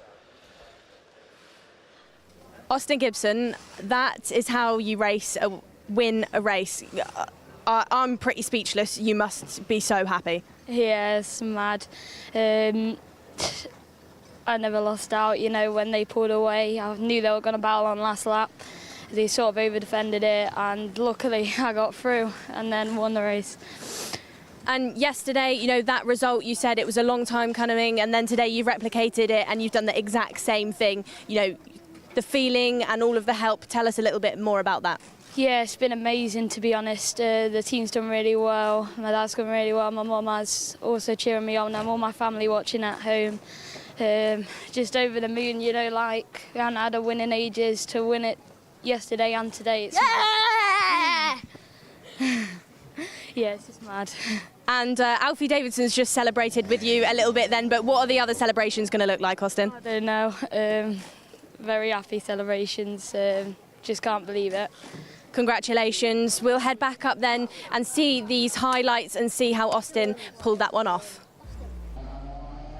Absolutely. Let's look at some of the highlights. It was a bit of a quiet final in the middle, but my oh my, did it lighten towards the end with drama. This was the start of the race. Good one for Austin Newstead. Great start for Daniel Ferguson as well. Yep, great start. Ferguson eventually crossing the line a long way down in P9. So there was obviously goings on behind us. Now, there is Austin Gibson there. He has a bit of a run-in with Mason Hibbert. That allowed these two to pull away. Now, Daniel Ferguson was running in third, Hibbert was fourth, and Gibson a distant fifth. But I said Ferguson couldn't quite stay. The pace wasn't quite there for Ferguson, who eventually fell back. Now, at this point, Gibson has passed them both. This is where it started to get lively. On the last lap, we're going to see this again. He didn't leave it late. It wasn't like it was halfway down that straight. I'm not saying that Newstead deliberately brake tested Night Measures, but he definitely thought, Measures is going to cut underneath me here. If I don't slow down, then he's going to get me. And so he slowed down. It just so happened then there was what we saw happened. Heartbreak and elation and desolation in equal measures. No pun intended. But Night Measures should be very proud, and Danny Curl should be very proud of what Night has done and the team have done. But, yeah, Austin Gibson, what? Championship back on. Which you would not have said before this weekend with the results that he'd had. But, fourth, first, second and first. Brilliant stuff. Let's head down once again, though, to Nicole Sutherland as we get ready for the seniors. Thank you, Andrew. Back down on the track then, this time with our seniors, this time with William Antrobus. William, this weekend and today, you've had a bit of drama. You had drama in that last heat. So pushing yourself forward into this one, what's the mindset like? Same mindset as usual. I want to obviously win, but I think it's obviously going to be a hard race with Freddie and Fred Green at the front. And, with those incidents earlier on, would you actually say that it's a little bit of a fire in your belly to push even further forward? No, to be honest, I think it's the same mentality going into it. I'm obviously here to win, but it's just a case of thinking what are the right decisions and what are the wrong decisions. Well, we'll see what those decisions bring you then, William. Good luck for the race. Starting on the row ahead on the left-hand side, we have Morgan Moore. Morgan, yesterday, unfortunately, wasn't able to compete in the racing, was disqualified. But today, Morgan, you're back in the fight. A bit further back than maybe you'd like to be, but going into this one, expectations are what? Make up a few places at the start, settle in, and see what we can do in the last few laps. It's going to get hectic, I'd say. And watching that senior race yesterday, it was dramatic, it was fiery. Are you expecting to see pretty similar stuff within this one? I'd say so. I mean, I don't think it's going to change too much. Well then, Morgan, we'll let you get seated. Good luck for your final. Dan Ashton is about to show us that 1 minute board, so we'll throw back up to the boys in the commentary box. Thank you very much, Nicole. Looks like I think Henry's just headed out to do some work with maybe the podiums for the mighty Bambino and Cadets. If you're in the paddock, that's not in the too distant future. Back here, trackside though, Senior X30. This could be quite a dramatic race. We have seen no holds barred racing from our seniors since lap 1 of Heat 1. Yesterday, they have been ferocious to watch, and it is a very, very close picture in terms of the championship, which we'll keep you up to date with. Remember, there's 3 more rounds after this race, one at Kimbolton and then another double header at Wilton Mill to bring us to the season end. This race won't decide who is going to be British champion in Senior X30 for 2025, but when we get to the end of things in September, when we get to the awards towards Christmas, we could be looking back at this race as one of the pivotal turning points for a number of drivers in this field. 30-second board in the air there from Dan Ashton. Let's get ready for it. Race number 33 of our weekend here at PFI. It's the final for Senior X30.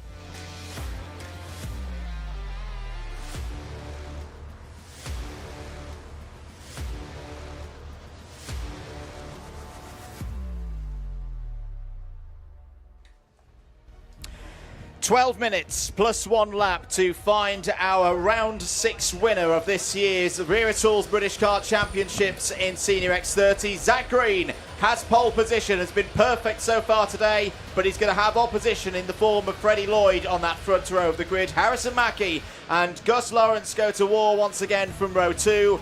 Jack Buckley in an improving MBR squad starts on row 3 alongside the wildcard Finland's Otto Pykkönen.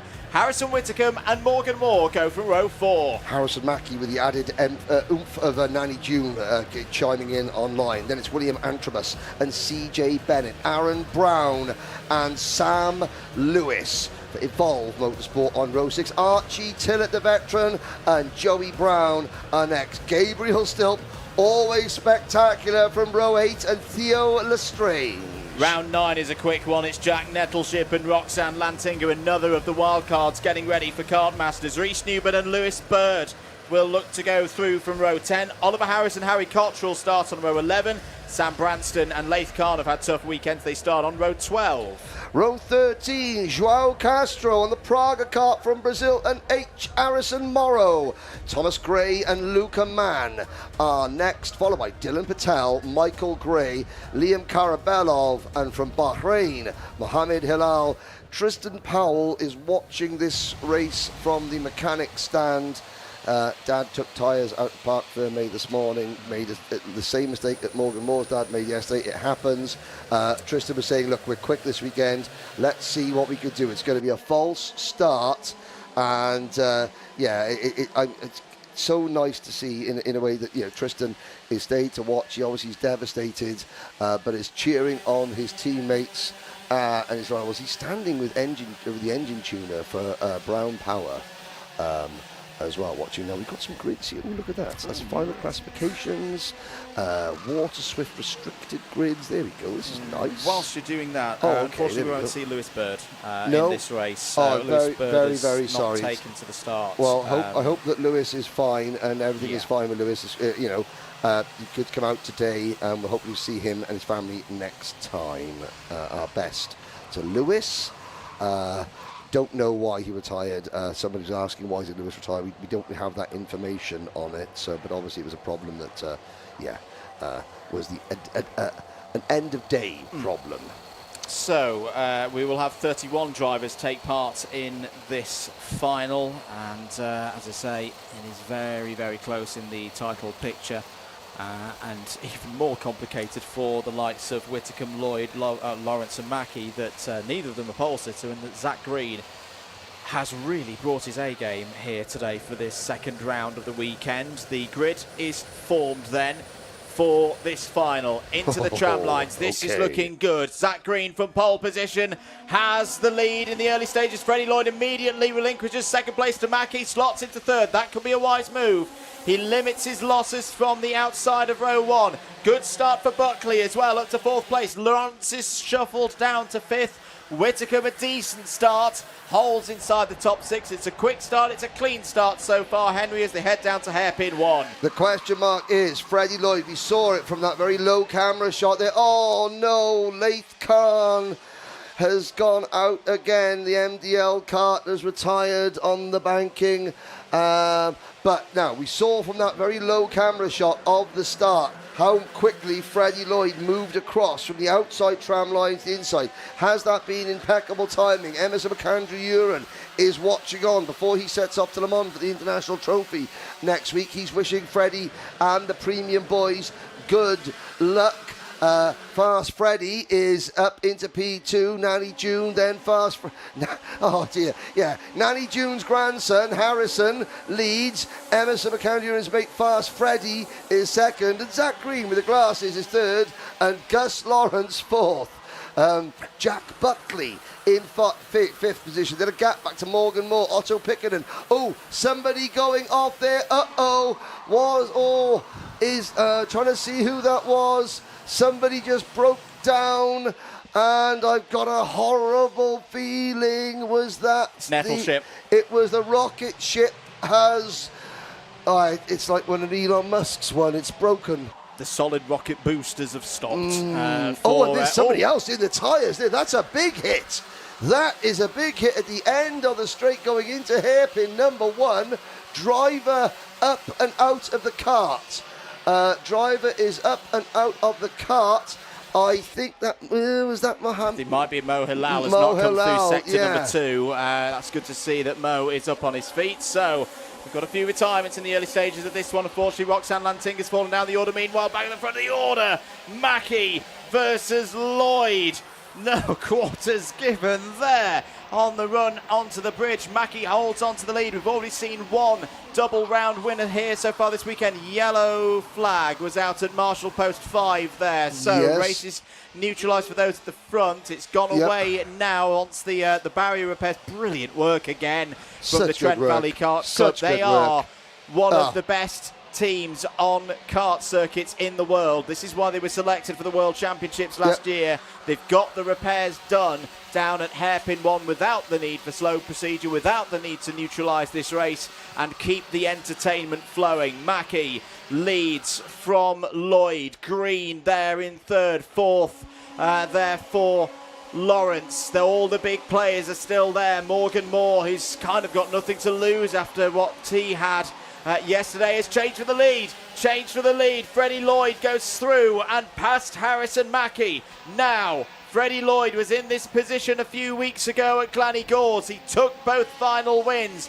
No one could stop him. Here goes Lawrence down the inside. That, I think, is a key move, Henry, because he's seen one of his main title rivals hit the front of the field. Gus Lawrence knows now if he's to retain that number one plate and make it 4 in a row, he has to get aggressive now. Yes, he does. Oh, you took the words right out of my mouth, Andrew Mather. Is that Stilp versus Whittaker? Yep. Oh, they're going to cost each other a chance at the title unless they learn how to run together. It's got to be said. Whoever was at fault, and of course one will blame the other, as is standard. Luca Mann's kart is the background of the shot there, parked up at the exit of the final corner. Now Harrison Whitcomb has the number 320 of Jack Buckley to contend with. But Lawrence made the move. 340 Dylan Patel. That is a Comet that has also crashed to Earth. Lawrence made the move deliberately. The minute he saw Lloyd goes, that tells me that Lawrence fears Fast Freddie in this race in terms of the pace that he has. He doesn't, obviously Harrison Mackie is fast as well. Now let's have a little look as is it Otto Pickenen getting premiumed out of the way by Morgan Moore. Harrison Whittaker picks up a couple of places. And Archie Tillett now, 3 wide into the final chicane. Sharp intake of breath. They all come out. Still 3 wide. Yes, and I got to say, look at that. There's João Castro. João Castro getting involved in the Praga kart. Well, I'm sorry, João. Oh, dear. As I say, he gets involved, somebody uses him as a launch pad and he's out of the race. Michael Gray also involved. Number 1. Gus Lawrence under investigation, so something has been spotted there by the officials that needs at least another look. That is another developing story in this race. It's been a very, very dramatic start once again for our seniors. 6 minutes and 20 seconds to go. Lloyd leads for Mackie.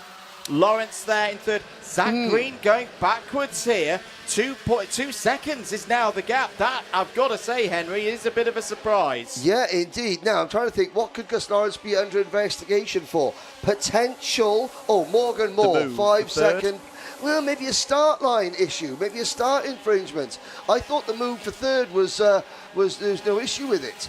But I could be wrong. Morgan Moore, penalty. That was when Otto Pickenden got premiumed out of the way. Moore getting a premium 5-second penalty for it. Archie Tillett's having a good run in the black and yellow PF International run. Tillett Racing Seats backed kart. There is there's Michael Gray. There is João Castro. Already the gloves have been thrown. Poor João Castro. He was driving really, really well. He had just caught the back of this group of karts, really. And then Michael Gray and him, 2 into 1 doesn't go, but it was my fault. My fault completely, because I mentioned how well he was going.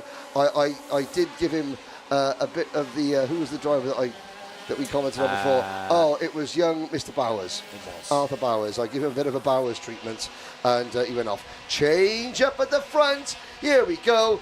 Mackie, Lloyd and Lawrence once again. Buy your tickets, get your popcorn out. Lawrence into P2, and he wiped Harrison Mackie's nose for him as he just took the racing line. And here comes Gus Lawrence to the inside. Wheel to wheel, Lawrence to the lead. That's why he's number 1. Here comes Fast Fred back at him. Not this time. And Green and Stilp, they were 2.6 seconds back. They're now 1.2 seconds back. That is incredible stuff from Lawrence and Lloyd. You couldn't get a £5 note between them through onto the back straight there. The number 2, 625 is under investigation. That's one of our wild cards. That's Thomas Gray for S8 Racing. We're going to keep things here, folks, at the front of the field because it's a titanic duel once again here in Senior X30. We saw this at GYG a few weeks ago in the drizzly conditions. Here, the heat has risen to the boil at PF International. Here comes Zach Green back into it. That 2-second gap has gone, and Gabriel Stilp, who's had a fantastic season so far but has been elusive in terms of getting a big race victory, has just got past Green there for 4th place. Gus Lawrence trying to control things right now. I think the big problem though is this top 5 are so far away as Mackie now goes down the inside of Lloyd. Stilp is there, whether Freddie Lloyd likes it or not. Gabe Stilp, I'm coming through, he says, into 3rd place. 3.5 minutes to go. Warning flag for Harrison Mackie. Just a warning flag. There's the little pump of the fist from Harrison Mackie to say to Gabriel Stilp, don't fight. Not now, because Gus Lawrence is starting to wind it up. Gus Lawrence is starting to go full charge back to the front of the field and back to the top step of Wera Tools British Kart Championships podium. 3 minutes to go, Henry Beaudette. Can't call this one. Nope, you've got 5 drivers for 5 different teams. You've got 2 different brands of, 2 different makes of chassis. 3, actually. You've got OTKs. You've got the Lando Norris kart that Freddie Lloyd is using. You have got the Tony kart that Gus Lawrence is using. Then you've got the Kart Republics that Mackie and Green are using. And you've got the Croc that Gabriel Stilp. Perfect synergy here up at the front as we head on to lap number 10. 2 minutes to go. Lawrence has chosen this moment to bolt. Mackie hasn't gained ground. Lawrence has picked his moment. Mackie, Stilp, and Zach Green have all read the memo, and they're all suddenly single file with Lloyd in 5th position. Look at the gap back to everybody else. Joey Brown is in P6 and he's 5 seconds back. Then it's Whitcomb, Buckley, Moore, Antrobus, Brown, Tillett, Newburn, Bennett, Pickenon, Lantinga, Lestrange, and the rest that are still running. We got 23 of the 31 starters still running. That's a lot of retirements. Patel, Nettleship, Hilal, Mann, Gray, Castro have all gone out of this race. And these 5 have just been pushing and pushing each other along. And it's now Stilp who looks like he's lost a bit of ground. Stilp, who got passed by Green, is in 5th position. But once Gus Lawrence decides, that's it, I've had enough, I'm going, he goes. Gus Lawrence has only had one top score so far this season. It was in the heats at round 3 at GYG. He's not been the full flowing Gus Lawrence so far this season. But people have started to doubt, but if anything we know from Gus Lawrence over the years is Harrison Whitcomb's going to have a right ding-dong here with Jack Buckley and Morgan Moore. This is all around 7th, 8th, 9th place going through the Fullerton Essers. Gus Lawrence with this race is reminding us, is telling us, I am not just lying down and letting the new blood take the number 1 plate, that it has been mine for the last 3 years. Zach Green having a look, Mackie communicating, no, got to keep focused, got to keep on this, cannot let Gus Lawrence break away, but Zach Green's not interested in that. He's trying to get down the inside of Harrison Mackie there over the bridge. That could be critical. Lawrence is starting to break away now. The gap is going to be over half a second, Henry, with 2 laps to go.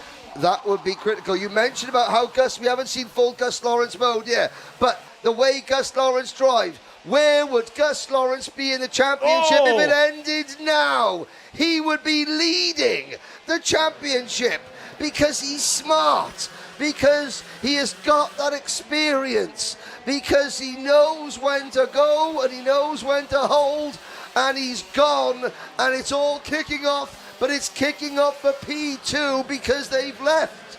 The triple British champion, the maestro. Oh, look at the eyes. They've let him go. They've let him go to the win and to the championship lead. But have they? Because Lloyd going back up to 2nd place means he's got a few more points. As wide there is Mackie. Don't do it, Harrison. Oh my goodness. He went and done Harrison Mackie with one of the overtakes of the season. It's not going to be for a race win here today, but it could be for crucial points and 2nd place in this final. Gus Lawrence heading to hairpin 2 now. What an astonishing race we've had here for Senior X30. It's not done yet. Mackie's having to defend now towards the Fullerton Essers. Lloyd holding on to 3rd. Stilp still in there. Down the inside of Green into 4th place. But Gus Lawrence is going to come round the final couple of corners. He's had to wait till July, but he is a winner once again in the Wera Tools British Kart Championship. He's happy with That's that. what it means for Gus Lawrence to be P1 at PFI for the Paul Fletcher International Karting Team. He had a terrible round here last year, but he fought back, won the title in 2024. Henry, is this the turning point for Gus Lawrence? Is this the time that we look back to in September and go, that was a champion's drive? Do you remember when Daniel Ricciardo won the Italian Grand Prix for McLaren? I do. And the radio message to him was, he's back. And Daniel's reply was, I never went away.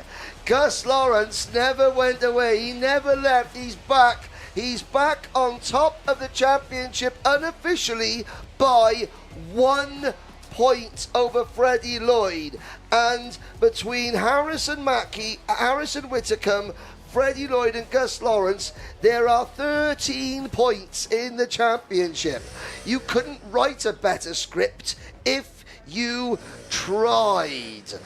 marvellous stuff. Absolutely marvellous. And as for Harris and Mackie, Slim Shady, well, that was the X-rated album version that we're not even allowed to talk about before 9 o'clock. It was that naughty. It was that naughty. All I will say is whatever you're doing, get your diary out. Yes, 2025, we do everything digitally. Right, okay. go to Sunday the 10th of August. Oh, whatever's yes, in there, yes. Scratch it out. You're not doing it. You're coming to Kimbolton and watching the next final for these, because that Texas Karting League, I apologise now. From our seniors, as I say, they have raced each other very hard this weekend. Maybe at times they've overstepped the mark a little bit, but my goodness me, they saved the best till last. But that was a proper race. That was a proper race. That's why we love PFI. Yep. It rewards the brave. It allows drivers to go back and forth and never give in. That was absolutely fantastic. That was the best of British. Lawrence from Mackie, Lloyd from Stilp, Zach Green in the top 5. Credit to Joey Brown as well. That's the one shame with it being so good at the front. We missed the Joey Brown drive. 6th place. That's a really good result. Joey's had a really rough season. He had a DQ at GYG last time out. It was not a good weekend for him. It's been difficult here this weekend as well. But again, a driver who's potentially starting to turn their season round. I just wanted to say that. That was a great stuff, up 8 positions. Aaron Brown not looking too thrilled. There's Harris and Whitcomb going through. I mean, Harrison, I'm not sure about a nose cone penalty, but certainly the fringe crossed over the forehead. It's at least 5 inches away from skin. Fringe from skin is at least, I think that's good. That's okay. Just to run through the rest of those championship scores. So Lawrence 721, Lloyd 720, Whitcomb 712, Mackie 708 we've covered.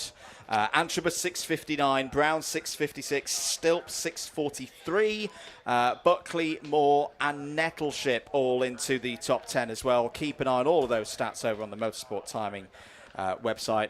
We've got to head down and catch a breath, Henry. Let's pass over to Nicole Sutherland. Gus, nice win there for you. Job well done. But, you know, the middle of the race, the start of the race, there was a lot going on. Talk us through it. Yeah, obviously the starts are quite crazy at the minute. Obviously everyone's getting involved and it's a bit like damage limitation. You just need to sort of get in your stride and then wait for the race to spread out and then plan out, really. Bit of a different contrast to what played out yesterday. You know, you ended up with a penalty after finishing quite far up. But today you had more points to that championship tally, you know, more bits to the confidence. What happens for you moving forward for the rest of the championship? No, I feel like today, obviously, I qualified pole, but in the first 2 races, I felt like I struggled a little bit. So it was nice to make a few changes and bounce back there. So it's something to note down for the future. And yeah, it proves that we've got the pace and just take it into the next one at Kimbolton.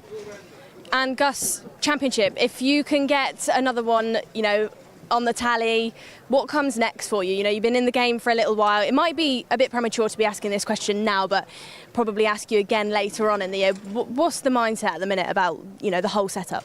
No, for sure. I didn't think I'd win what I've won already, the 3 British Championships back-to-back with PFI, so that's an amazing achievement already.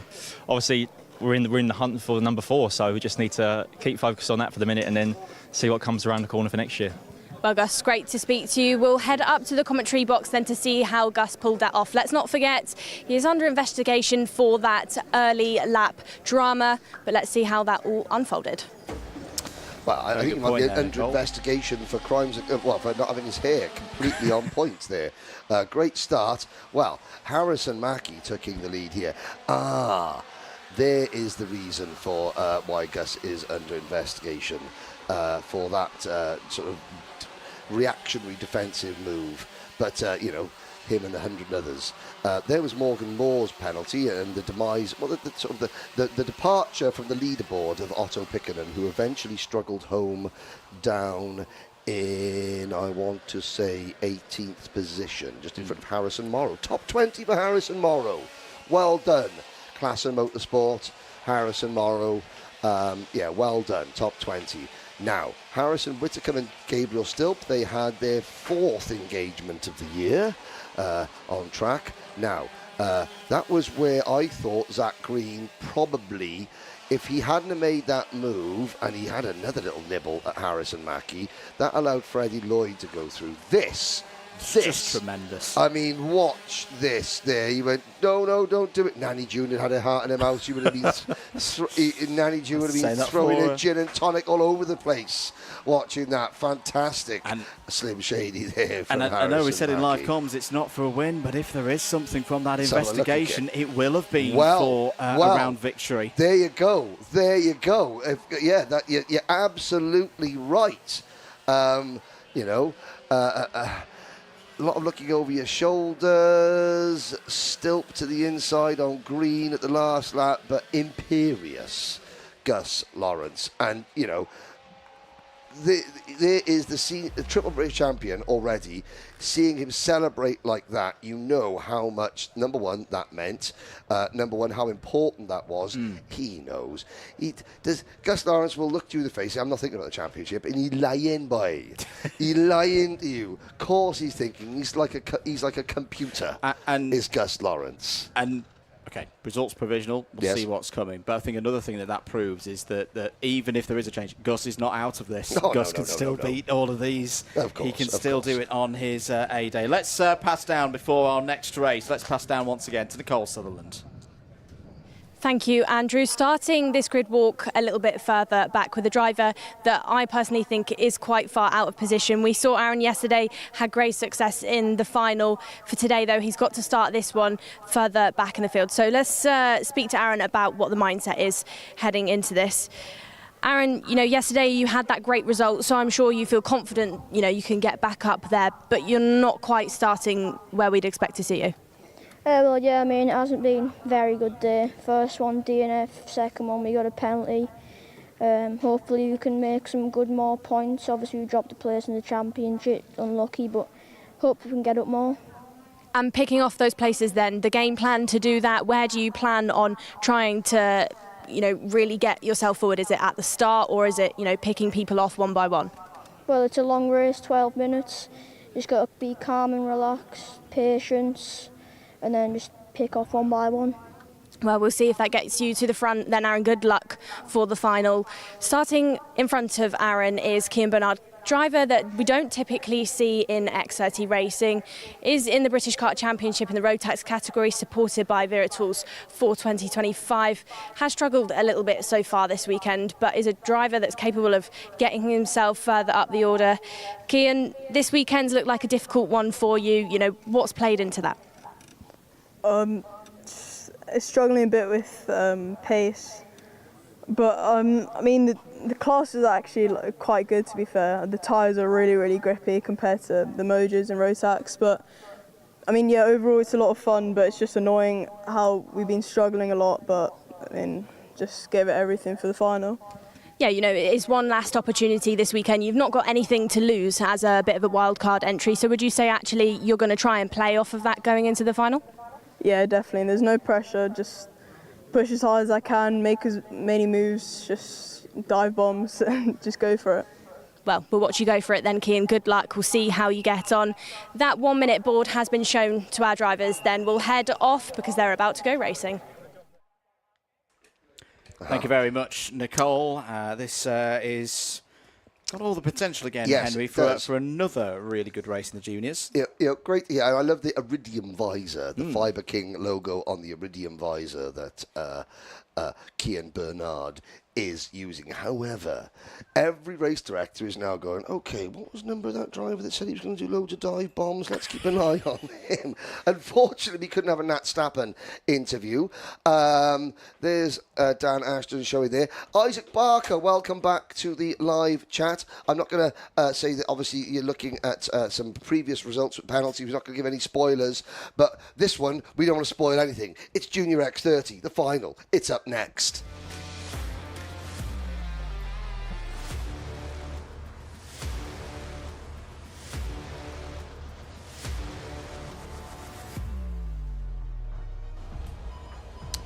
Let's take you through the grid then for your Junior X30 final. Riley Cranham starts on pole position, has had many a great fight this weekend with Mayan Patel. That is your front row. Archie Owen and George Edgar go from row number 2. On row 3, Max Endicott and Finley Lines. Rocco Lee and Shenton is an outside bet here for the race win. Starts on row 4 alongside Max Ewell. Row number 5, Sukmani Kiera and Jacob Bashler. Row 6, Ty Buckley and Singapore's Isaac Sayer. Row 7, Zach McDonald, great effort for the privateer, and Aaron Mehta from Singapore. Oliver Vo and Harley Musk on row number 8. Nat Johnston and Kian Bernard go from row 9. It's Oliver Meek and Aaron Richardson wrapping out the top 20. Row 11, Jack McLaughlin and Jarlath Sayer on a wildcard run for the Excel Motorsport team. Charlie Wolfett and Maisie Creed go from row 12. Archie Rogers-Tyler, Aaron Nair, John Foley Jr., Rory Armstrong and Rashad Hilal of Bahrain complete the 29 runners in this race. Very quickly, Adam Disley, it's time, it's Crandy Man time. Stand in front of a mirror and say Crandy Man, Crandy Man, Crandy Man 3 times and see what happens. Mayan Patel going head to head with Cranham on lap number 1. Cranham, notoriously difficult to beat on the opening lap. Max Endicott, fantastic drive. Possibly for me, drive of the day so far. Max Endicott, can he make something happen in the BMR restart kart? Further down, we have got...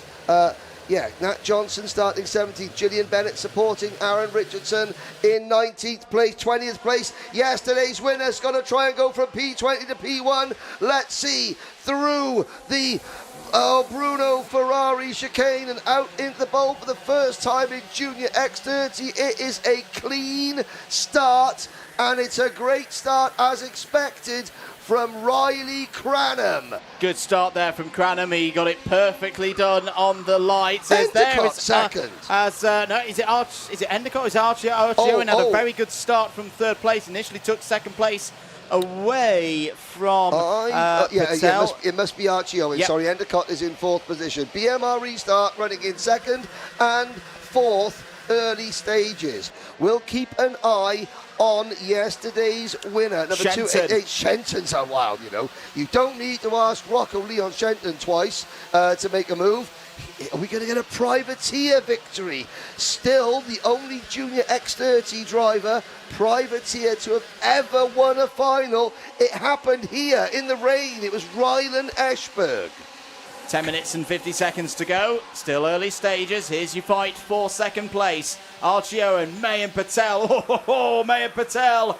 The back end of the kart steps out there. He makes it work for 2nd place, and now they will set about charging down and catching Riley Cranham. Riley Cranham's job right here, Henry, for me, is just keep those points ticking over. Of course, he'd like to win the race. He's a racing driver at the end of the day. But right now, he's got a big advantage in those point standings over Archie Owen. It's all down to the others, to Patel, to Edgar, to Owen, to Richardson, who's already up to P14 in this race. They've got to make him crack. Yep.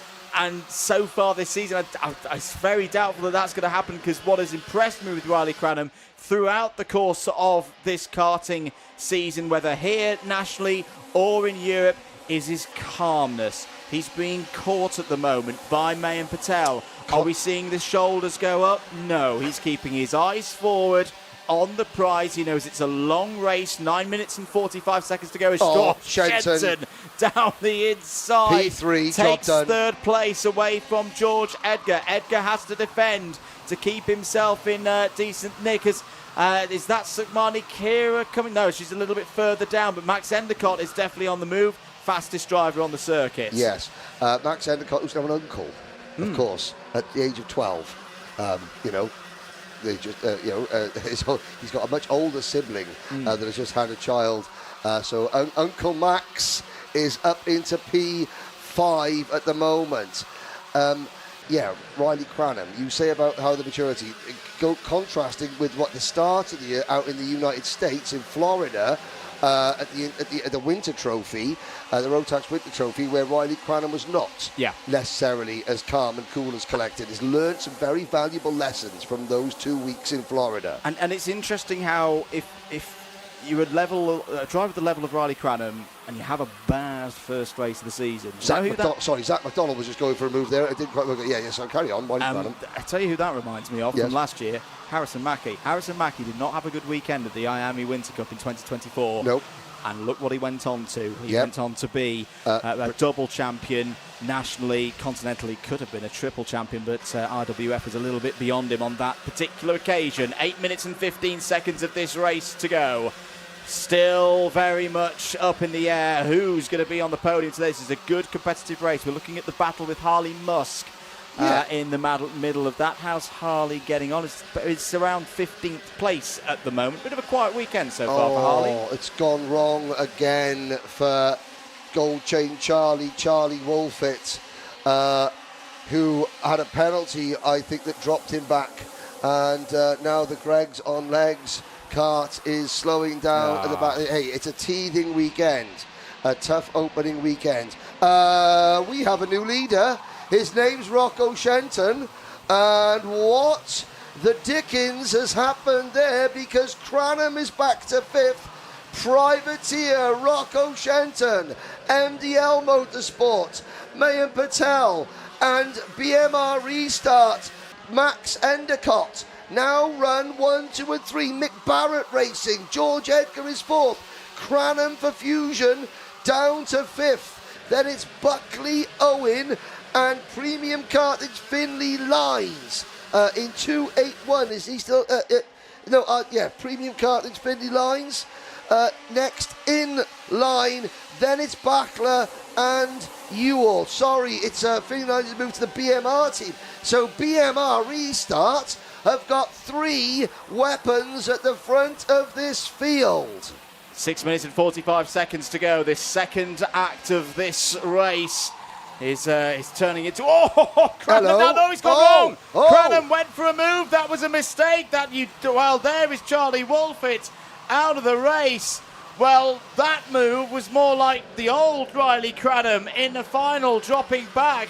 It was on George Edgar for 4th place. Initially, I thought he'd made it work, and then he had a bit of a touch, and it's dropped him all the way down to 10th place. Now, to be clear, yes, he's still going to have a good championship lead here. Yeah, but that's cost him a good 20 points. Yeah. That move from leading to where he is now, we didn't see how he lost the lead. Sorry, you might have done, but I was talking about something else. So we didn't see where he lost the lead. That move, I mean, at the start of this race, Cranham had a near 80-point advantage in the standings. He has now got less than a 50-point advantage. So, it's still big, but hey, you can't afford to make those mistakes. Now, how does he react? Because he's just dropped back behind Aaron Richardson, yesterday's winner, who was second in the points at the start of the day. I mean, we're talking about championships, but look at the race lead. This is Rocco Shenton and Mayan Patel. I hate to do this. We're going to have a bit of a challenge for our camera ops. Did I just see something on the rear right corner of Rocco Leon Shenton's kart? Is the rear bumper okay for the 286? It might just be how they've set it up, and it's a little bit lower. You do realise that Rocco's mum is here watching. I do. And I get into trouble with her regularly for talking about it's Rocco versus the world because he's a privateer, and you've just, he's leading the race. Andrew Matthew, you're a braver man than I. I apologise, Mrs. Shenton, on my colleague's behalf. He knows not what he says. 4.5 minutes to go. Doesn't matter now because we've got a new race leader, Mayan Patel. There's the crossover. There's Rocco Shenton. Now we'll see. It's just set up low. that way. It's just low. It's just really nice setup. Oh, 4.25 minutes to go then. It's going to be potentially a new winner here, but not if George Edgar's got anything to say about it. We said that the Mick Barrett Racing team were looking stronger here today. They struggled perhaps a little bit with the heat. They were great last week in the pouring rain. Can George Edgar get his 3rd podium in 4 races? Of course, the 2 other podiums were wins at GYG, similarly in cooler conditions. There's a move. Was that Endicott going for P2 on Mayan Patel? Didn't work. And here goes Edgar. Edgar through into 3rd place, and keep an eye on Finley Lines there as well. In 5th place, Finley Lines having a strong weekend.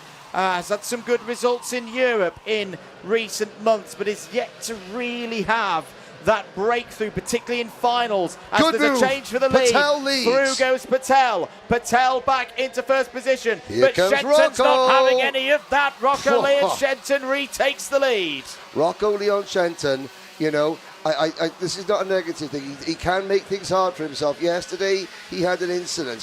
When he is on form, he is sublime to watch in a go-kart, I have to say. He's a very aggressive driver, and with that comes, you know, he has a certain style. And, you know, sometimes that leads to issues, sometimes that leads to, you know, starting further back than he might have done.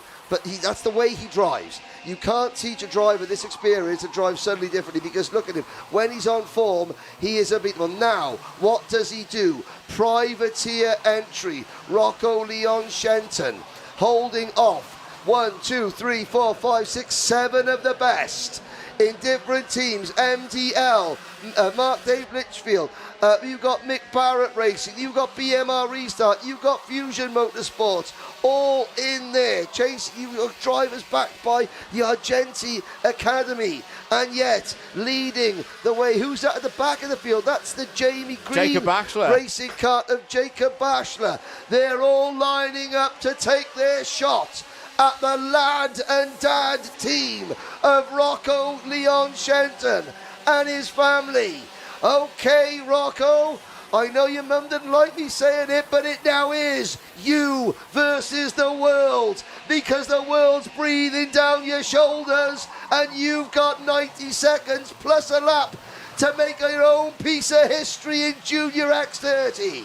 Great move by Finley Lyons. Is up to third place. It was 3 wide into hairpin one. Look at Mayor Patel. It's like Monaco 1992. Yeah, you've got to be careful, Rocco. Got to be careful. Of Shenton there. Shenton still holds the race lead. Patel trying to check down. Oh, Shenton gets the door shut before the Mike Wilson complex arrives. That's going to bring...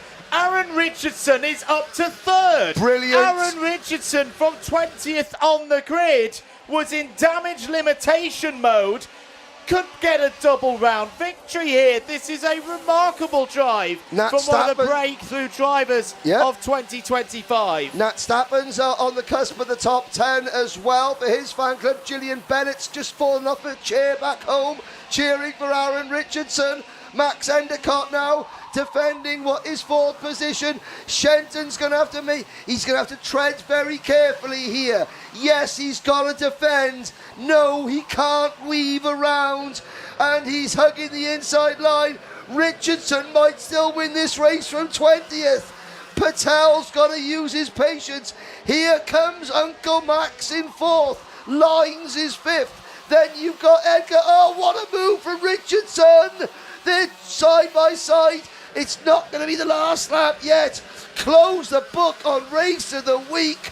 Book it in now. You're going to be watching this one back. Mayan Patel has been in this position. He's managed to get leads, but that's always been in heats. This is different. This is a final of the Wera Tools British Kart Championships. The top two have broken away from the rest of the field. Once again, Max Endicott is holding on to third place. Now Finley Lyons is back again, up into fourth. Once again, head down for Shenton into hairpin one. He doesn't need to defend this time. No. Has he still got enough speed off of hairpin two? He's managed the runs off of hairpin two very well, but Patel, he's like a battering ram. He just all weekend has been driving on and on and on. It's normally been Riley Cranham he's been fighting with here, but he can still win this race. Did you look at how long Shenton looked over his shoulder for coming out of hairpin number two? That he was calculating, how many am I fighting? How many am I fighting? He now knows it's 1-on-1. Last lap of the race, mano a mano. Mark and Dave Litchfield's team. That's Mark Litchfield, who's synonymous with success here. Mayan Patel, one of the breakout drivers. Mayan Patel round the outside. What a move for the race lead. That is outrageous, Mayan. Mayan Patel has taken the lead of this race. We've had two back-to-back moves on the last lap around the outside, but Shenton's coming back here. Shenton hasn't given up on this hopes of a race victory. Can he get Patel off the racing line? Can he get underneath towards the Fullerton? And here come the cavalry. Here they come. Endicott, Bachelor, Lines, they're all charging towards these two. MightE Patel has 4 corners to go. There's Bobby Game done. There's the first bit of the Mike Wilson complex. MightE Patel's going to do this. Oh my goodness me, someone has gone off. MightE Patel is going to win at PFI. Rocco Leon Shenton finishes a heroic second. Max Endicott takes third. The driver off. It's a Mick Barrett racing kart. It's Archie Rogers-Tyler. It's Archie Rogers-Tyler. And one of the cameramen is, well, the camera's okay. And the camera operative's okay. That's the most important thing. Well, of course, I'm joking. I'm joking. Anyway, MightE Patel, take a bow, son. Rocco Shenton, take a bow. Max Endicott, take a bow. Jacob Bachelor, do a pirouette and take a bow. What a top 4. That was a move worthy of any win. Rocco Shenton, that drive was worthy of a British win. Max Endicott, the complete day. We mentioned him twice during the heats. It was on the last lap when suddenly, where did he come from? And yet he stuck it out there. Uncle Max takes a podium. He's had a podium before, but this one's the best one. And well, there we go. Looking down, there is your provisional race winner. MDL Motorsport. They've moved premises. They got a new premises. They've now got a new dyno room, which is where Mark has been working to unlock many wafts for all classes. And we look down there, MDL Motorsport, that's their 3rd win as a team. Litchfield Motorsport had some wins.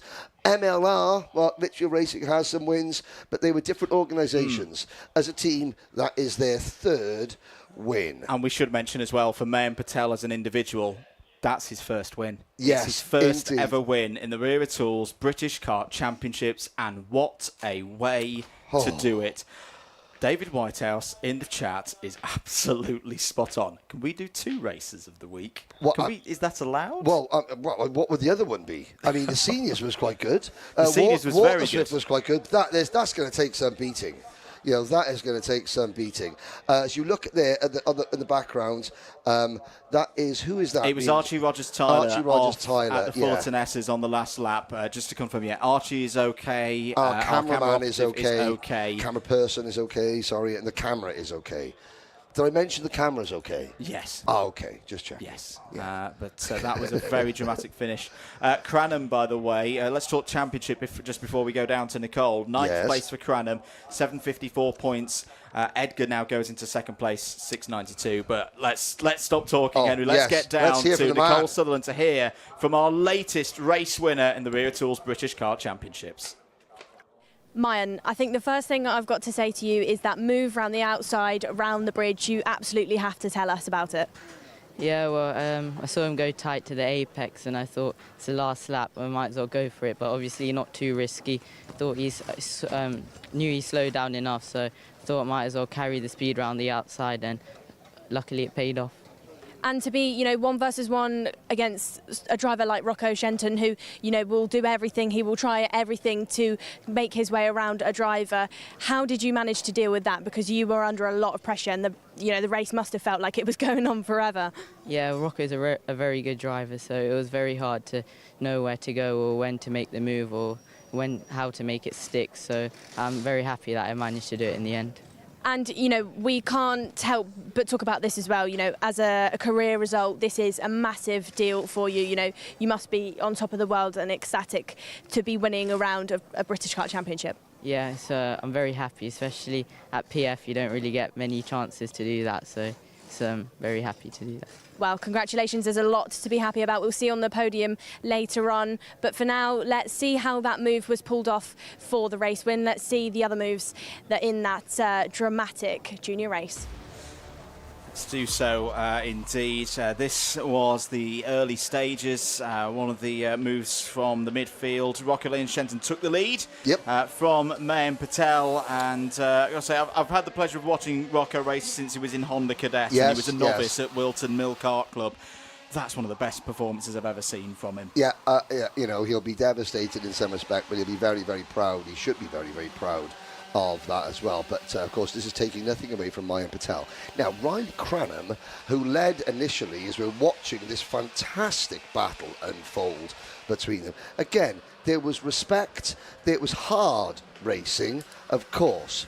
But neither of them, there was no contact between either Patel or Shenton. This is where Richardson, and we thought Richardson might steal it, but look at this. And you could just see Rocco's cart just gripped up. He went a little bit too tight. He was game. He's as game as they come, is Rocco Shenton. He tried to fight back, but it wasn't meant to be. And this is a little bit in the middle of the race, but let's have a look at that again. Yeah, the cart just bogged down. He took it a little too tight there, going onto the inside. I mean, what was he supposed to do? If he went round the outside, then Mayan Patel stuffs up the inside. It's such a fine line to trot. But Mayan Patel, what a fantastic one. Well done to Mark. I mean, Mark Litchfield, he's not the most emotional of characters, but I think there'll be plenty of emotion after that, because it comes at the end of a period where I think MDL Motorsports, they were in the sort of, I say this and I mean this with the greatest of respect, they were the second tier of teams in the world of X30. And now, they were like a Crystal Palace. They were, and they were. It's a great. They were the Crystal Palace. And today they've won the FA Cup. And they worked so hard to improve their performance, not just as a one-off, but across the board, and it has paid off. Well done to Mark Litchfield and the team, and of course, well done to Mayan Patel. Just make a quick note there. I've noticed. Before we say that, can I say a happy engagement, congratulations to David Bellchambers and his lovely fiancée who are in the paddock watching as well. So happy, congratulations on your engagement, David and Kelly. There we are, how's that? Now some commercial breaks as the marshals sweep the circuit and I take a breather.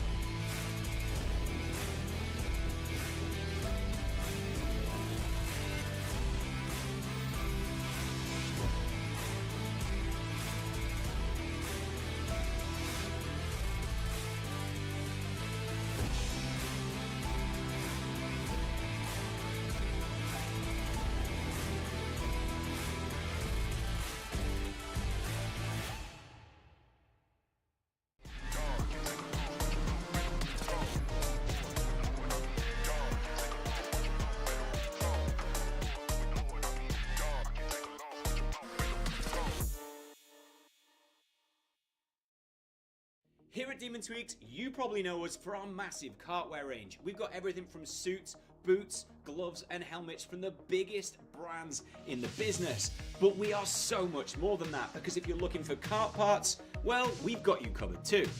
We've got everything from Rotax parts, sprockets and chains, discs and pads, data loggers and dashers, fuel tanks, steering wheels, bead breakers, and loads more. But of course, it doesn't just stop at the track, and if you're looking to build your skills in the sim, then we've got everything you're going to need to build the ultimate rig. So whether you're just getting started or you're already at the top of your game, Demon Tweaks has got you.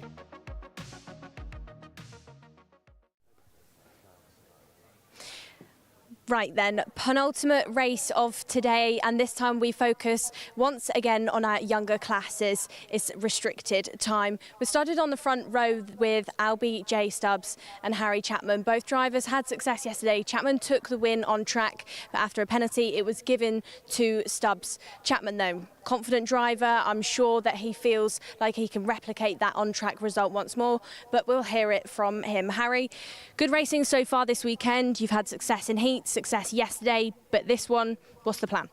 Hopefully I can win it on track and don't get no penalties. So if it'll be a win, it'll be really good.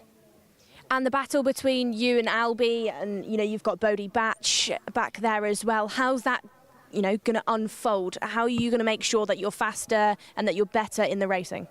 I reckon it might be a bit difficult, but I still think it's going to be hard, and hopefully, yeah. Well, hopefully, yeah. We'll see how it unplays then, Harry. Good luck. See you later on in Parc Fermé. Next to Harry, like we said, it's Albie Stubbs. Took that trophy yesterday on the podium, and we'll just have a quick catch-up, see what he's thinking. Albie, yesterday, great result for you, but your competitor of Chapman seems confident. What's it going to take for you to take another win today? I just got to keep calm. Probably if I can get into second on the start, I'll try and push away. And I just got to be on the podium for good points. Absolutely. It's a championship game, and we are getting through this championship now. That 1 minute board is about to go out. Dan Ashton has just shown it to these drivers. We'll clear the grid, but how is this story going to unfold? Is it going to be Chapman? Is it going to be Stubbs? Or is another driver going to take a win in restricted this weekend? Well, we'll find out across the course of this 12-minute plus 1 lap race. Just a quick note before we get going. Frank Morris in this race, of course, the link to the yes. GoFundMe for the defibrillator across at Fullbeck is in the Alpha Live chat. It's been pinned by producer James as well. So if you did want to get involved with that, head across to the Alpha Live comment. If you're on the Karting UK, just switch over to the Alpha Live channel, and the GoFundMe link is in there. Let's try and get that up. As I say, £2,214 at the moment across the course of this race. Let's see what we can raise. We can get that up to £2,500 easily. And of course, you know, it was the reason they're putting a defibrillator in into Fullbeck is because a driver did have a cardiac event there, who is recovering, but we know here at PFI more than anywhere else that you need those types of things. Let's get ready for it then. Formation lap underway for the Waterswift Restricted Final.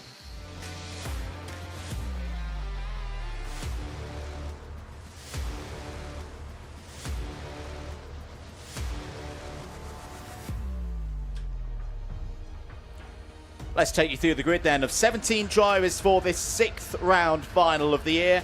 Harry Chapman, for the 3rd time this season, is on pole position with Albie J. Stubbs alongside on the front row. Bodie Batch and Dimitar Uzanov start on row 2. Row 3, 2 developing drivers, Ollie West and Toby Biggs. Jaden McElhenney and Patrick Wood go from row 4. Logan Hodgetts, novice driver, and Ireland's Corey Lyon round out your top 10. Lewis Williams-Mabs and Freddie Baker next. Benjamin Schliever, Frank Morris, Reggie Peters, Arthur Bowers and Harry Murphy round out your field. Well, hate to say take a breather, but this could be another great race because you've got 4 drivers at the front, 5 drivers at the front that have been really, really strong all weekend. And of course, then don't count out the Daily Motorsport duo of Lyons and McElhenney. Here we go then for 12 minutes plus 1 lap. Lights are green on our screen and away we go. Good start for Chapman, who immediately points forward. Stubbs has cut across and held 2nd place. Uzanov has had a good start as well in the red and white Jade racing machine, the Birle ART. They are up to 3rd place. The 2 DMS karts going wheel to wheel. McElhenney and Corey Lyons, they had some good squabbles in the final on a Sunday last time out at GYG. Here goes a move for the lead. Stubbs with a bit of an assist from Uzanov. Chapman trying to hold around the outside. That's brilliantly done by Albie J. Stubbs, who takes the lead out of hairpin 1. And Toby Biggs getting involved up into P4. Well, I'm glad they let us have a chance to calm down after that Junior X30 race. They thought, no, we're not going to go 3 wide for the lead in the first lap of this race. Of course they are. Stubbs, Chapman, Uzanov, Biggs, Batch, then McElhenney, West and Lyons. As I was chatting to Zach McDonald's mum earlier on, and Corey Lyons came up the steps. He went, "Hello, Henry. How are you?" I was like, "I'm very good, thank you, Corey. Good luck." He was like, "Thank you, I will." Just then carried on as parents watching. Oh, the 2 Daily Motorsport drivers getting very close together. 5 different drivers, 5 different racing lines through the bowl there. 10.5 minutes to go. If Well, if it carries on like this, then I'm definitely going to need my tablets before the rest. There's Chloe McGill. She was here with her family yesterday watching. She's watching Albie J. Stubbs. They're on their way to the Rotax International Trophy at Le Mans. Drive safely. I'll see you on Tuesday, all being well. So that's nice that a lot of drivers have come here this weekend on their way down to France. Again, we've had lots of Scottish drivers passing through PFI on the way to Le Mans next weekend, because of course this sport is a non-stop travelling circus.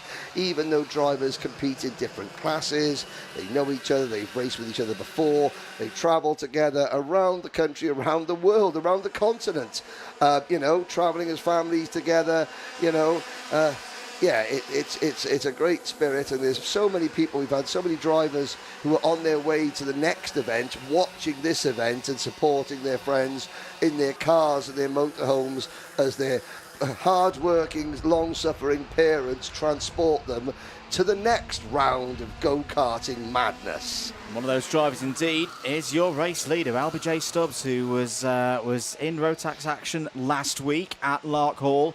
But it's been this category here, IAME Waterswift Restricted. That's where he's done his best work so far this season, looking to extend his championship lead. Just a little note as well for followers of Ollie West. Don't worry if you are seeing his number 24 fall down the timing tower. He's still there in the teal green machine. He's got a transponder not functioning. That's a formal notification that we've had. Just a notification. Yes, it is on, but it's on, but not doing its primary function. If it was off, then it would be bad, because that would be no go. But if it's on, but just the battery has decided it does not want to work anymore or has run out of watching those last two races. Wow, yeah. Let's have a look back there. As you can see, the DAP kart of Lewis Williams Mabs, Patrick Wood, the number 36 kart behind him. There's a fight for third. Harry Chapman, privateer entry, slots back into P2.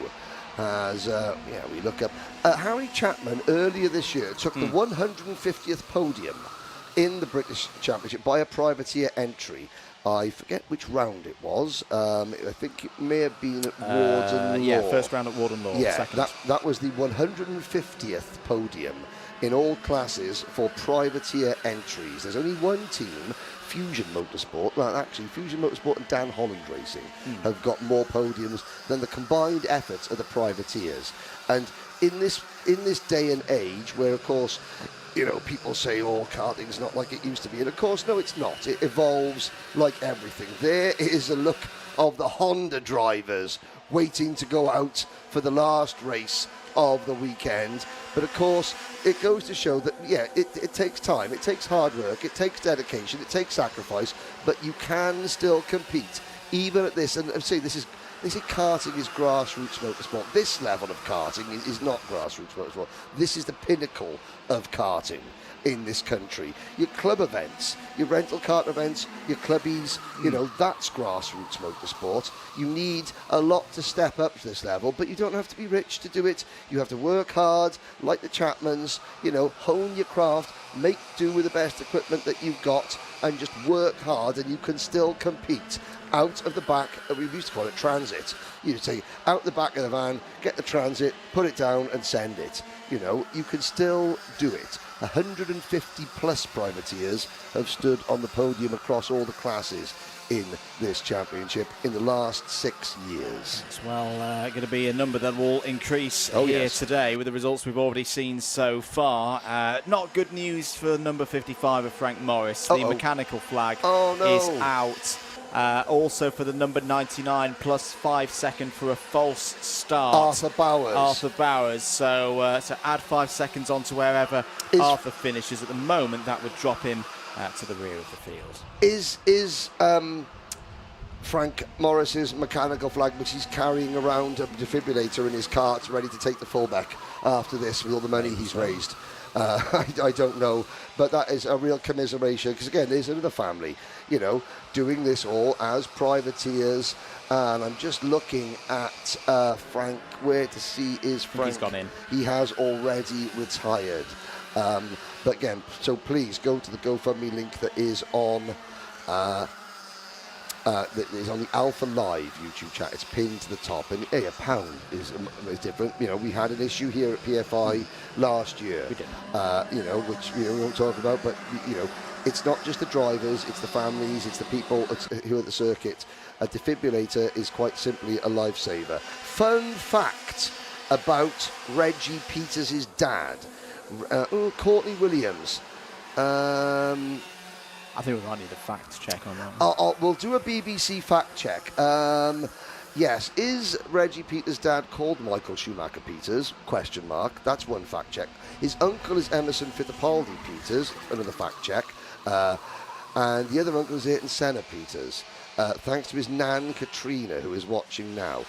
Courtney, thank you for your message. We're going to put a little asterisk next to that one. It's great that these novices, the newcomers, is watching, and some of them are just praying. That's Louis Williams' Mab's father. He's moving up there. There's a microcosm in a nutshell. That is karting as a parent. Absolute, you know, on the no fingernails left by lap number 5. I'll tell you what. Well, first of all, we need to address something. Hey, yes. You commentary curse gremlins in the sky. Yes. Go away. Go away. Ross, Vanish. Go away. Vanish. We've had enough of you today. Yes. Louis Williams Mabs was the fastest driver on the circuit a few moments ago, as that was Ollie West and Corey Lyons fighting over 8th place.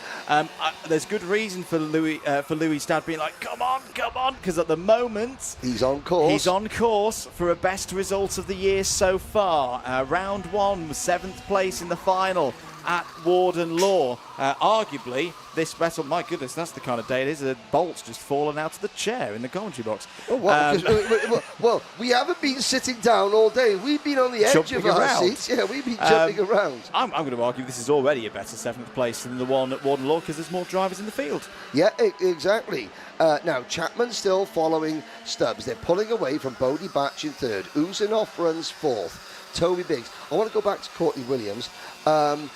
Is the dog called Shinji Nakano Peters? I wonder.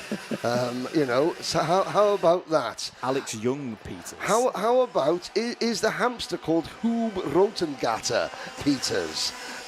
Look up there. We're very sad. We could play this game all race, Courtney. But we do appreciate you again. We talk about why we talk about the live chat. Other broadcasts don't do it. We want you to all feel part of what we do here. There are lots of family members of friends. There are spectators here.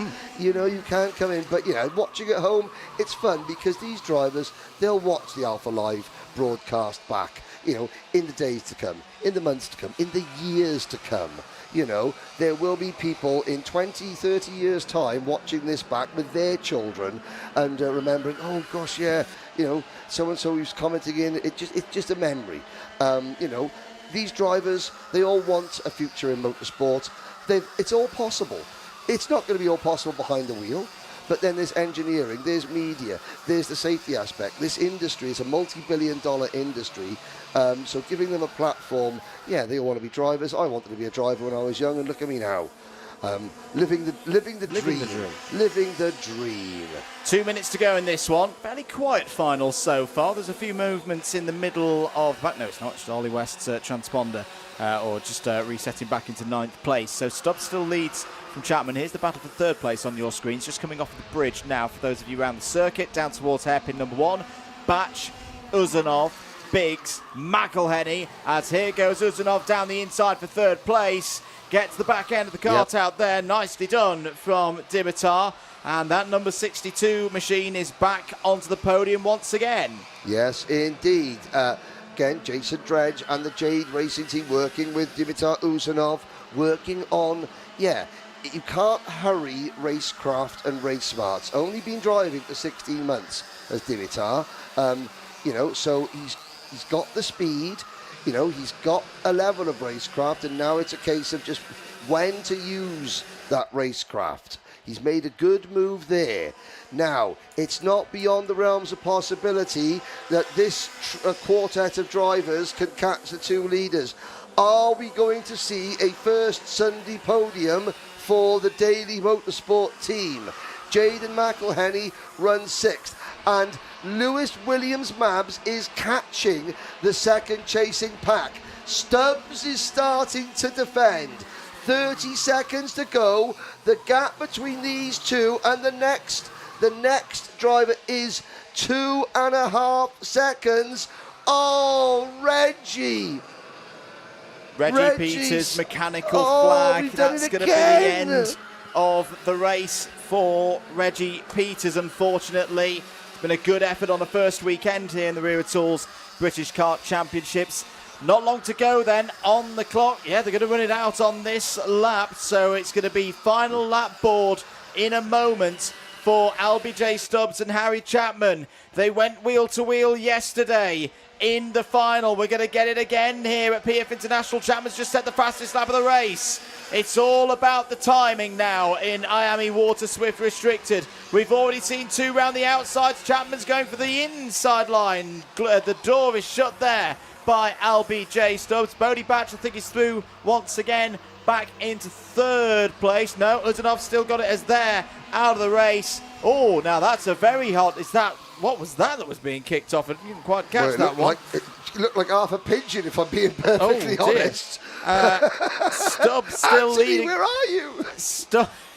Stubbs leads this one. No, we're not having a laughing fit on this broadcast. No. Stubbs, it's still got this, by the way, but it's always been Mike Wilson complex. That's where these two have always had their big swabbles across the course of the weekend so far. Chapman's got down the inside and got through on Stubbs before the Mike Wilson complex. Chapman through the last couple of corners. It's going to be these two at the front once again. Chapman takes it on the road from Stubbs, and 3rd will be Uzanov on the line. Very close finish there with Beaudette.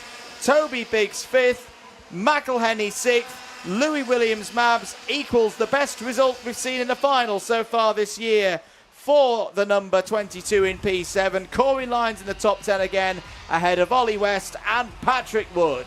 I've got to say, LBJ Stubbs shaking his head. The move was made before that. We'll obviously see that on the race highlights. Harry Chapman as a privateer once again, winning in Waterswift Restricted. Dimitar Uzanov, P3 for the Jade Racing team. I think that's their first podium in Waterswift Restricted for the Jade Racing team. We look down the order. Beaudette just missing out. Toby Biggs and the Sunday curse of for Daily Motorsport continues. Still no Sunday podium for Shane Daly. Look, whatever you're doing on a Saturday night, if you've told your team, right, no drinking on Saturday night, no, we're going to be good to go on Sunday, tell them to start caning the Guinness. Get the Kilkenny down you. So you need to change your fortunes on Sunday somehow.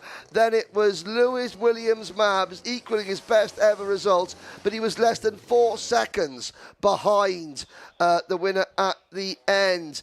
And Harry Chapman is under investigation. Corey Lyons, 8th. Ollie West, 9th. Patrick Wood, 10th. Benjamin Schliever, Arthur Bowers, Logan Hodgetts, Freddie Baker, Harry Murphy, sadly, Reggie Peters, Frank Morris, and, well, we don't want to confirm, I'm not quite sure. It was something smoking and potentially feathery. I've heard, I'm just having a look back now. Yes. I've heard it might be battery cell. Just having a look. Okay, So I think Anthony Jordan, the PFI Pigeon, is safe. It is safe for another week. Okay, we were about to hold a memorial service for the PFI Pigeon there, but it wasn't a pigeon that got ingested by Reggie Peters' cart. It may have been some smoking battery cells. Oh, there, that says a lot. Look at Lewis Williams-Mabs sitting down. That race, it's very humid here, and he's waiting, and that's great to see there. Okay, Harry Chapman's under investigation, but you know what? Privateer to privateer, going and congratulating each other. That's always good to see. We've got a still image. I can confirm it is not a pigeon. It is not a pigeon. The pigeon lives, ladies and gentlemen. Phew. Oh, well, that's a relief. That's a weight off everyone's mind. Very, very good. I say credit to all of our IAME Waterswift restricted drivers. I say them kind of lying on the ground there. I think it just shows again. It's been an endurance battle this weekend. It's very with humid these conditions outside. It's not as hot, but it is humid. The air is very, very still indeed. Let's head down to Nicole Sutherland, who I'm sure will have everything together. Pigeon-related or not. Pigeon-related or not. Harry Chapman, that was an overtake for that race win. I think that's got to be the first thing that you talk to us about. Yeah, I mean, it was a move. So at the start, it wasn't really a good start. I dropped back into second. I was pushing him for most of the race. Halfway through, I thought I didn't really have the power. And then going into like the last 3-4 laps, I felt like, yeah, I can do this. Going into the last lap, I overtook him going into the 90 right, I think. And then, Harry, you know, when you were driving round with Albie and it was the two of you kind of pulling off from everybody else, you know, at one stage, was it a bit of a game of try to pull away from everyone else and then battle at the end? Or were you know, tell us about that bit of it. So we obviously, like 1 and 2, usually would like to push off because we don't want the others to catch up, and then we could go like 4-3 wide and it can ruin all our races. And then, Harry, thinking to the championship rounds in the future then, you know, you've had great results this weekend, great pace, great racing. What are you thinking when we're next out? I feel I've got loads of confidence now that I won yesterday, but then I got a penalty. I won Heat 2, and hopefully I can say the same of winning this one. Well, hopefully you can then, Harry. Congratulations. We'll head up then, see how Harry got that win in the bag, see how the other drivers got on. Thank you very much, Nicole. Back to the start of the race. Clever little cut down there from Stubbs into P2. He would take the early lead from Chapman through hairpin number 1. Two of them started the breakaway. Good battle again between Uzanov and Batch for third place, with Toby Biggs having a really good run as well. One of his best results of the season so far. Good to see another driver developing on. But again, the chasing quartet, Batch, Uzanov, there they go through the final chicane. They weren't, you know, squabbling, and yet still you had enough pace for the top two, these two, to pull away. Lewis Williams, Mab's father, that's a great shot there, and he'll be justifiably proud because, again, look how far back Lewis is in that shot, and he closed in on his own, on the only DAP cart there. Now, there was the move. You know, Harry Chapman is under investigation for that move. We'll see what happens. But again, you know, he got to the inside. Did he move Albie Stubbs out of the way? We don't know. And we're not going to speculate. I tell you what, let's go down. We've got one more race to go this weekend. Let's chat to Nicole Sutherland down on the grid with the Hondas for the final time. Nicole. Well, Henry, not quite down on the grid. We actually couldn't run down there fast enough for this one, so we'll just have a little bit of a chat track side. Last race of today then, it's going to be a good one. Our Honda Cadet drivers, they were out at Larkle, they're out here this weekend. That momentum that they've probably pulled over from Larkle into this weekend, I think has really provided us with some great racing. And we've seen drivers improve weekend, race upon race as well. You've got the likes of Jay and Prakash in there. He's the 44, he's a name that was at Larkle. Now he's here in this final at PF, that improvement pushing him through the grid. Another name within this grid then, you've got Ronnie in there, your O-Plate champion, your champion that won the O-Plate here at the start of the year. Can he replicate a similar result, get a race win in here in our last final? We'll throw up then because I can hear that the engines have fired up. I can hear that our Honda Cadets are about to go racing. Thank you very much, Nicole. Last race of the weekend then, race number 36 here at PF International. Should be a good one for us to finish here in Lincolnshire. It's the fourth final of the year for Honda Cadet GX200. 19 drivers ready to go for another final. Let's get ready for it. It's the final here at PFI.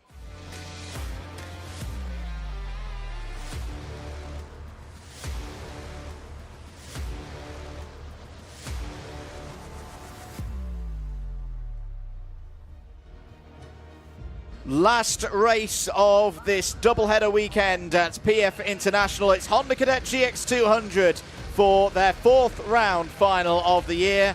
Riley Blakemore has pole position for it with Ronnie Jones alongside on the front row. Elliot Bourke was on the podium 7 days ago at Lark Hall. Can he do it there from row 2? Is joined by Luke McGall. Row 3, Harry Grant alongside Archie Cannon. Row 4 finds Edward Rye alongside our championship leader, Archie Loveridge. Shailen Trikantan and Jayan Prakash round out your top 10. Reggie Duffy and Luca Bicocchi on row 6. Jerry Duffy and Sam Dixon are next. Then the privateers of Oliver Ratton, Kyle Kerr, and followed by Luke Jardine, Jack Cope, and Aidan Donnelly. 19 drivers. Hello. Well, Riley Blakemore. Hello to Riley Blakemore's long-suffering younger sisters, who I imagine have to be trolled round to kart track after kart track after kart track. Riley, you know, be nice to your sisters. And also, Nana and Grandad are at the edge of their seats watching. This isn't good for grandparents' blood pressure, is it, Andrew? Not really, no. No. I mean, we did have the gentleman sitting out on the cricket hat on, deck chair, watching it. That's the way to watch karting. At home, on the edge of your seats, sometimes not. Riley Blakemore gives a thumbs up to Ronnie Jones. There's some communication going on there between our front runners as about how we're going to get to the first corner and sort this out. I am absolutely convinced they will have made a plan there. On his way to the PDC World Darts Championship this year, Dan Ashton. We didn't have a darts name for Dan Ashton. We've got one more race to get it in. Disastrous Dan, the darting man. I don't know. Let's have a look. Green flag in the air. One race to go today, Andrew Mather. Here we go then, 4th final of the year in Honda Cadet GX200 is underway. It's a very even start across the front row of the grid. Good start for Bourke as well. Will hold P3 under the bridge for the first time. Still a question mark who's going to be in the lead. It's going to be Riley Blakemore onto the top of the bridge for the first time. Jones slots into second place. Bourke, as mentioned, holds third. Luke McGall's had a decent start as well. Henry, he's fourth. Yes, indeed. Mark Reynolds tuning in from Kimbolton, the man behind Tornado Racing Engines. Tornado Elliot Bourke using Tornado power alongside Luke McGall. But of course, when they don't use the Motorsport UK pooled engines, Archie Loveridge is also a Tornado driver, but as championship leader is using one of the pooled engines. Riley Blakemore under RPM power, leading from Ronnie Jones, the O-Plate champion. In second place, then we have the 26 kart of Bourke. Then it's McGall. Looking at the nice low angle shot there as Reggie Duffy makes his way through the final chicane. Reggie is just off the lead group in 12th place as we complete the opening lap. Count them in the lead group, 5 of them. Then a small gap back to another 2, 4, another 6. So the top 11. Then you've got the next pack of karts, 12th place on back. Dan the flag man, Ashton.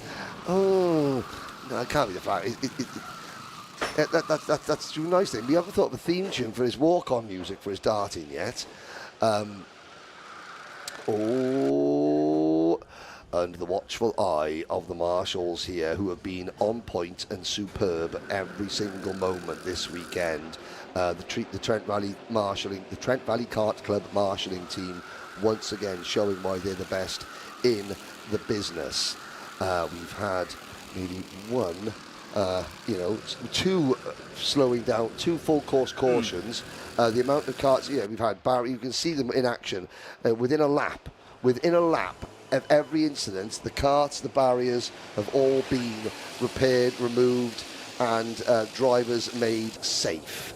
A few changes on that second lap. Archie Cannon through to 5th place. Edward Rye past the championship leader Archie Loveridge. So should stress this is Andrew's unofficial maths in the box. 15-point lead is what I reckon Archie Loveridge has at the start of this race. He could arguably be in a bit of damage limitation mode right now. Luke McCall got all crossed up there through hairpin 1, but gathered it up. Is still running in 4th place. Oh, Archie must have heard me because he's just gone through past Edward Rye there for 6th place. Yeah, it's remarkable considering how many finals Archie has won, and the result of that is all the finals so far this year.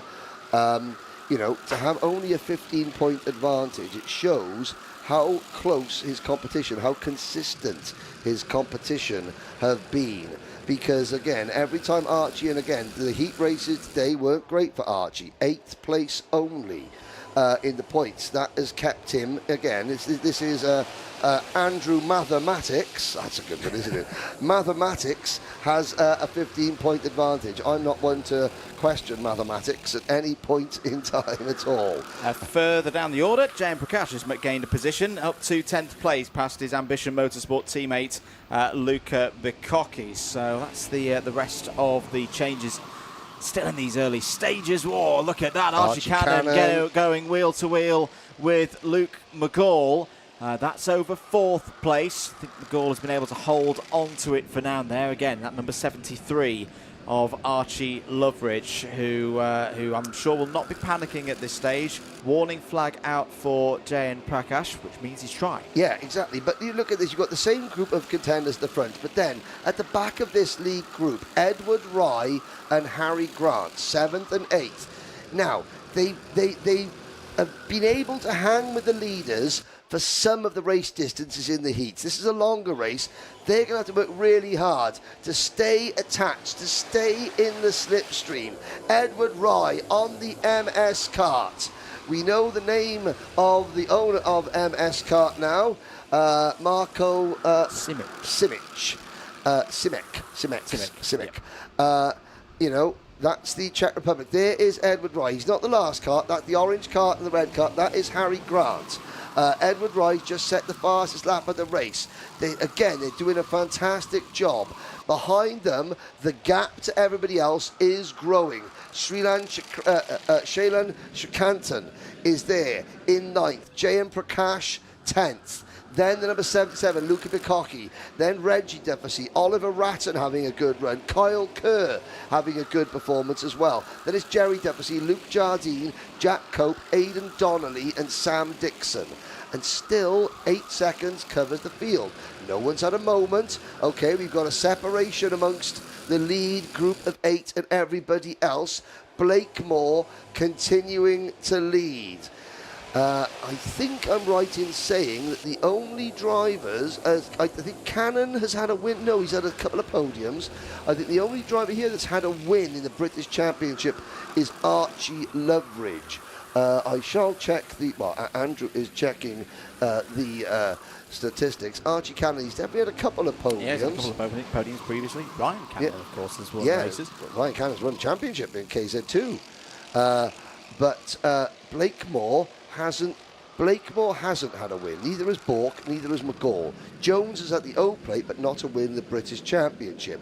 Loveridge has obviously won several times, and then Grant and Rye have never been on the podium, and neither has Prakash or Shukantan, who have now swapped places in their battle for 9th. But Elliot Bork, with the fastest lap of the race, pushing Riley Blakemore away. I've been really impressed with Elliot Bork this weekend, Henry. It just shows what a breakthrough result can do for a driver. We were mentioning Dean Singh Pahal earlier with the win that D had at Dunk as well, and is then now regular podium contender. Very upset at me he was, because I was ill that weekend. He said, "Why do I win when you're not there, Henry?" You're in good company on that one. But then he said, "Can you not come and commentate on any more of my races because I never win when you do?" I was like, "Thanks, Dean." But no, last weekend on that weekend at Lark Hall, Elliot Bork got up onto the podium, finished 4th on the road, but then a penalty for Luke McGall promoted into 3rd, and then this weekend it's just taken off. It started this race in 3rd place. And is looking good at the moment there in 2nd.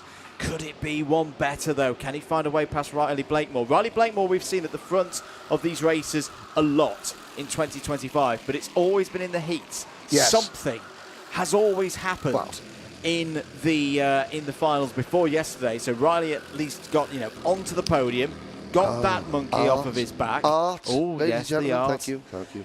Now it's a question of, can Riley keep working with Elliott here for them both to get a best results of the season so far for them. Changes further down the order.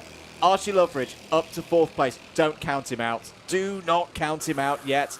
He was in a lower position 24 hours ago and still managed to find his way to go back to back finals victories. This will be a test for the history part of the brain. Paul James said to me that no driver in Honda Cadet history has ever gone 3 wins on the trot. Well, Paul James, I can answer that question if Mr. Mather can pass me the use of the statistics that I have prepared. Honda Cadet, no drivers ever won 3 in a row. Oh, Ambition Motorsport, your own driver did it, Paul. Mitchell Gibbons, in 2019, he won 2 finals at Sherrington and the first final at Fulham. He was your own driver, Paul. I got through the entire weekend without saying anything bad about Paul James. And he's getting old. Yeah, he's shrinking in his old age. He'll be 2'3" before long. Anyway, 3 minutes to go in this final. At the moment, it's a privateer at the front of the order. Riley Blakemore, 0.08 of a second. Luke McGall just set the fastest lap of the race, though, so this is closed in once again. Luke McGall there in the bright yellow Ayrton Senna tribute helmet. Can he be back at the front on a Sunday? It happened last week at Lark Hall, but of course the result didn't quite stand. It dropped McGall down to P7, but we've seen the speed from that number 15 across the course of these last 2 weeks. If you're interested in getting on the grid, by the way, the next time we'll see the Hondas in action will be at Wilton Mill on the 5th to the 7th of September. I thought it was the end of August at Wilton Mill. I thought it was the last weekend of August, because I'm back for that one. Can't wait.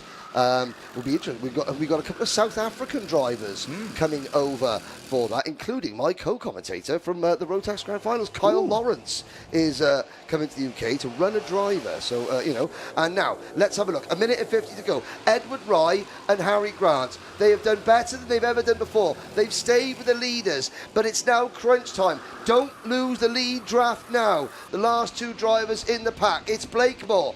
It is Bork. McGall and Loveridge have dragged Jones, Cannon, Rye and Grant back up the leaders side by side. Bork goes to the lead, but Blakemore hangs tough. There is a little bit of sticker swapping. Blakemore hangs on. Here comes Archie Loveridge into P2. Brilliant drive from Loveridge. Started 8th on the grid, and now it's the usual battle back at the front of Honda Cadet.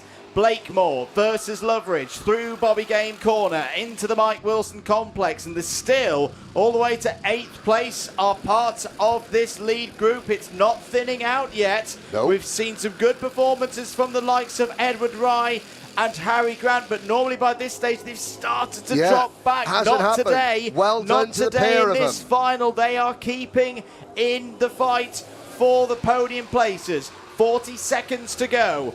Once again, winding round the hill, go Blakemore, Loveridge, Bork, McGall, Ronnie Jones still in there. Hey, could Ronnie Jones do the flip of what happened 24 hours ago where he was in Riley Blakemore's position now, in the end dropped off the podium? He is where Archie Loveridge was at this stage of the race for round number 3. Still all to play for. This is a really important race for everybody else not named Archie Loveridge. Why? Because you got halfway through the season and none of you have managed to win a race, win a final, apart from Archie. You have to start learning how to beat him in the main event now. And this is not anything against Archie Loveridge. It shows the importance. You're trying to beat him for the championship. You first got to beat him in a race. Now, to test is coming. The clock has struck 0, and Loveridge is poised to make it 4 in a row. Now that would be a Honda record. Mitchell Gibbons and Archie Loveridge have done 3 in a row. Here he comes. He is simply irresistible. Archie Loveridge takes the lead. Can Blakemore and Bork and McGall fight back? Do you know what? I don't think they can. This would be history, Paul Janes. This would be 4 Honda wins in a row for one driver. This, for Archie Loveridge, he's come from 8th to 7th. Oh, now they're tripping over each other. It's all gone wrong. They're tripping over each other. Loveridge is walking away to another win. And look at Edward Rye and Harry Grant. Their hard work's about to pay off as well. But Loveridge, 4 in a row for Archie Loveridge. This is the drive of a champion. He wasn't the favourite today. He started on the 4th row of the grid. But champions deliver when it matters most. Archie Loveridge will go to Wilton Mill, your championship leader. Who's on the podium today?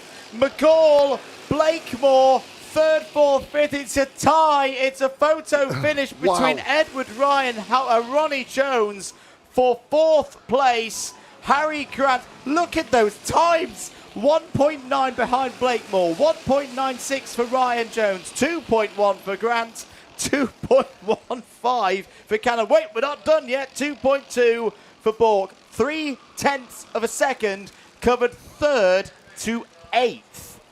They were sorry. I went very high pitched there because they were 5 wide coming out of the final corner, and the battles behind them were equally as good because you had Jayan Prakash, Luca Bikocki, and Shailen Trikantan 3 wide for the end for 9th, 10th, and 11th. Then you had Reggie Duffy, Kyle Kerr celebrating, a top 30 finish. Oliver Ratt and Jack Cope, Luke Jardine, Aidan Donnelly beat Sam Dixon and Jerry Duffy. That's a great race. All 19 drivers, 17 seconds between them, and there was nobody in that race who was on their own. In fact, Reggie Duffy possibly in 12th place. He's the only driver that crossed the line on his own. Everybody else was in a drag race to the line, regardless of the position. That's why we love Honda Cadet. And Archie Loveridge, the championship is not his. Now he has set an unofficial Cadet Honda record. That's fantastic. Coming out of the final corner, 5 wide. Apologies to any cats or dogs who happen to be listening to me get very, very squeaky there, but it's not often you get them 5 wide coming out of the last corner. That was quite good, wasn't it, Andrew? It was very, very good. Virtual Championship scores, provisional results, of course. Archie Loveridge, 504. Still not a huge gap, though. When we've been talking about Cranham and a 50, 60-point lead in other categories. Admittedly, it's 4 rounds that the Hondas have done. 504, 482 for Ronnie Jones, 476 for Luke McGall. I hear in my ear we've got a slow-mo replay of this finish. So there is Loveridge. There is everybody else. It's like that scene out of Pirates of the Caribbean with Jack Sparrow running away from everybody else. Over the line, Luke McGall, P2. Look at Edward Rye. This for 3rd. Look at Rye. So there is McGall 2nd. And Blakemore 3rd, Rye and Jones looking at each other as they cross the line together. Then it's Cannon, Grant, and poor old Elliot Bork behind him. And that's a great run. That's a great finish to the racing there. We've got some highlights to show you. We've also got to go down to speak to Nicole and a very happy Archie Loveridge, and then we're going to close out the broadcast, Andrew. Let's wait for producer James Fitzhugh to see what we're going to do. Are we going to stay here or are we going to run? James May. No, we're going to walk fast down to the pit lane. Well, I tell you what, first of all, let's get the first order of business out of the way. Let's speak to our winner, Archie Loveridge. Nicole Sutherland is with him. Archie Loveridge, it's another final win here this weekend at PFI. You know, the result, 10 out of 10, but tell us about the race. I started 8th and I got them all one by one. And when you were starting, you know, a bit further back in the grid, did you expect that you would be able to pick off those places and get that win? Yeah. And then Archie, you know, 2 wins this weekend is a stellar result. Who has helped you achieve that? Because, you know, it's a big deal. It must mean so much. My dad, my mum, ambition. Yeah. Archie, congratulations. We'll let your dad come over and come and celebrate with you. Big results for the Loveridge family. To see how Archie pulled that one off, to see how the race went out for the other Honda cadets, let's throw to some highlights. Yes, indeed, Nicole. Thank you for your hard work down there in Parc Fermé for the whole weekend. It's not been easy for everybody out there in these hot conditions. But let's have a look at some hot racing there. The final of the weekend for Honda Cadets. And again, Honda Cadet, this is why I want more than 20 drivers at Wilton Mill, because it continues to deliver. At that point, Loveridge is 6th. He's still 6th here. He's only in front of the 2 privateers in that lead group. One by one, he picks them off. And I've got to say, the number 26, Elliot Bork, who finished 8th. Elliot did such a fantastic job of pushing and working with Riley Blakemore. And one by one, Loveridge moves up. He's past Cannon. He passes Jones. He now is therefore, there is the move on Luke McGall for 3rd place. And the he saw the opportunity there. Blakemore, there's the move for 2nd. And Loveridge is now poised, and it was one move as they still flood through the thing. It was one move. He was in a perfect position, was Archie Loveridge. He'll do the crossover coming into there. He's made the move on the banking, and then, of course, everyone else tripping over each other. That is what pushed the number 26 down to 8th position. Archie Loveridge looks around the corner. They've all gone. And then this is one of the great shots of the year. As you see 2nd, 3rd, 4th, 5th, 6th, 7th and 8th crossing the line. They don't know whether to cheer, to fist bump, or just to just shake their fists at the end. What, Andrew Mather, what a weekend of racing. The home of British karting, event 6 of the whole season. Of the whole season. The Wera Tours British Championship has lived up to expectations mightily. There are some drivers that are a little bit closer to the title than they were, and there are other drivers that are a little bit further away, but nobody is out of it yet. No, it's still very much all to play for. Big thanks to the whole Trent Valley Karts Club team that have we always love coming here. Thank you to James, the whole Alpha Live squad as well. As I say, it's not been easy for them. They've been doing all the hard work. Well, James the just presses around. Buttons, honestly. Actually, yeah, he hasn't even pressed the button on aircon. our cameras there, so we can't even see us. The Motorsport UK team as well. They've all been fantastic, keeping the meeting running strong. Next time you can see is for Wera Tours Motorsport UK British Kart Championships action. Of course, we've got another big race here before we get to Kimbolton on the weekend of the 9th and 10th of August. That'll be IAME and KZ2.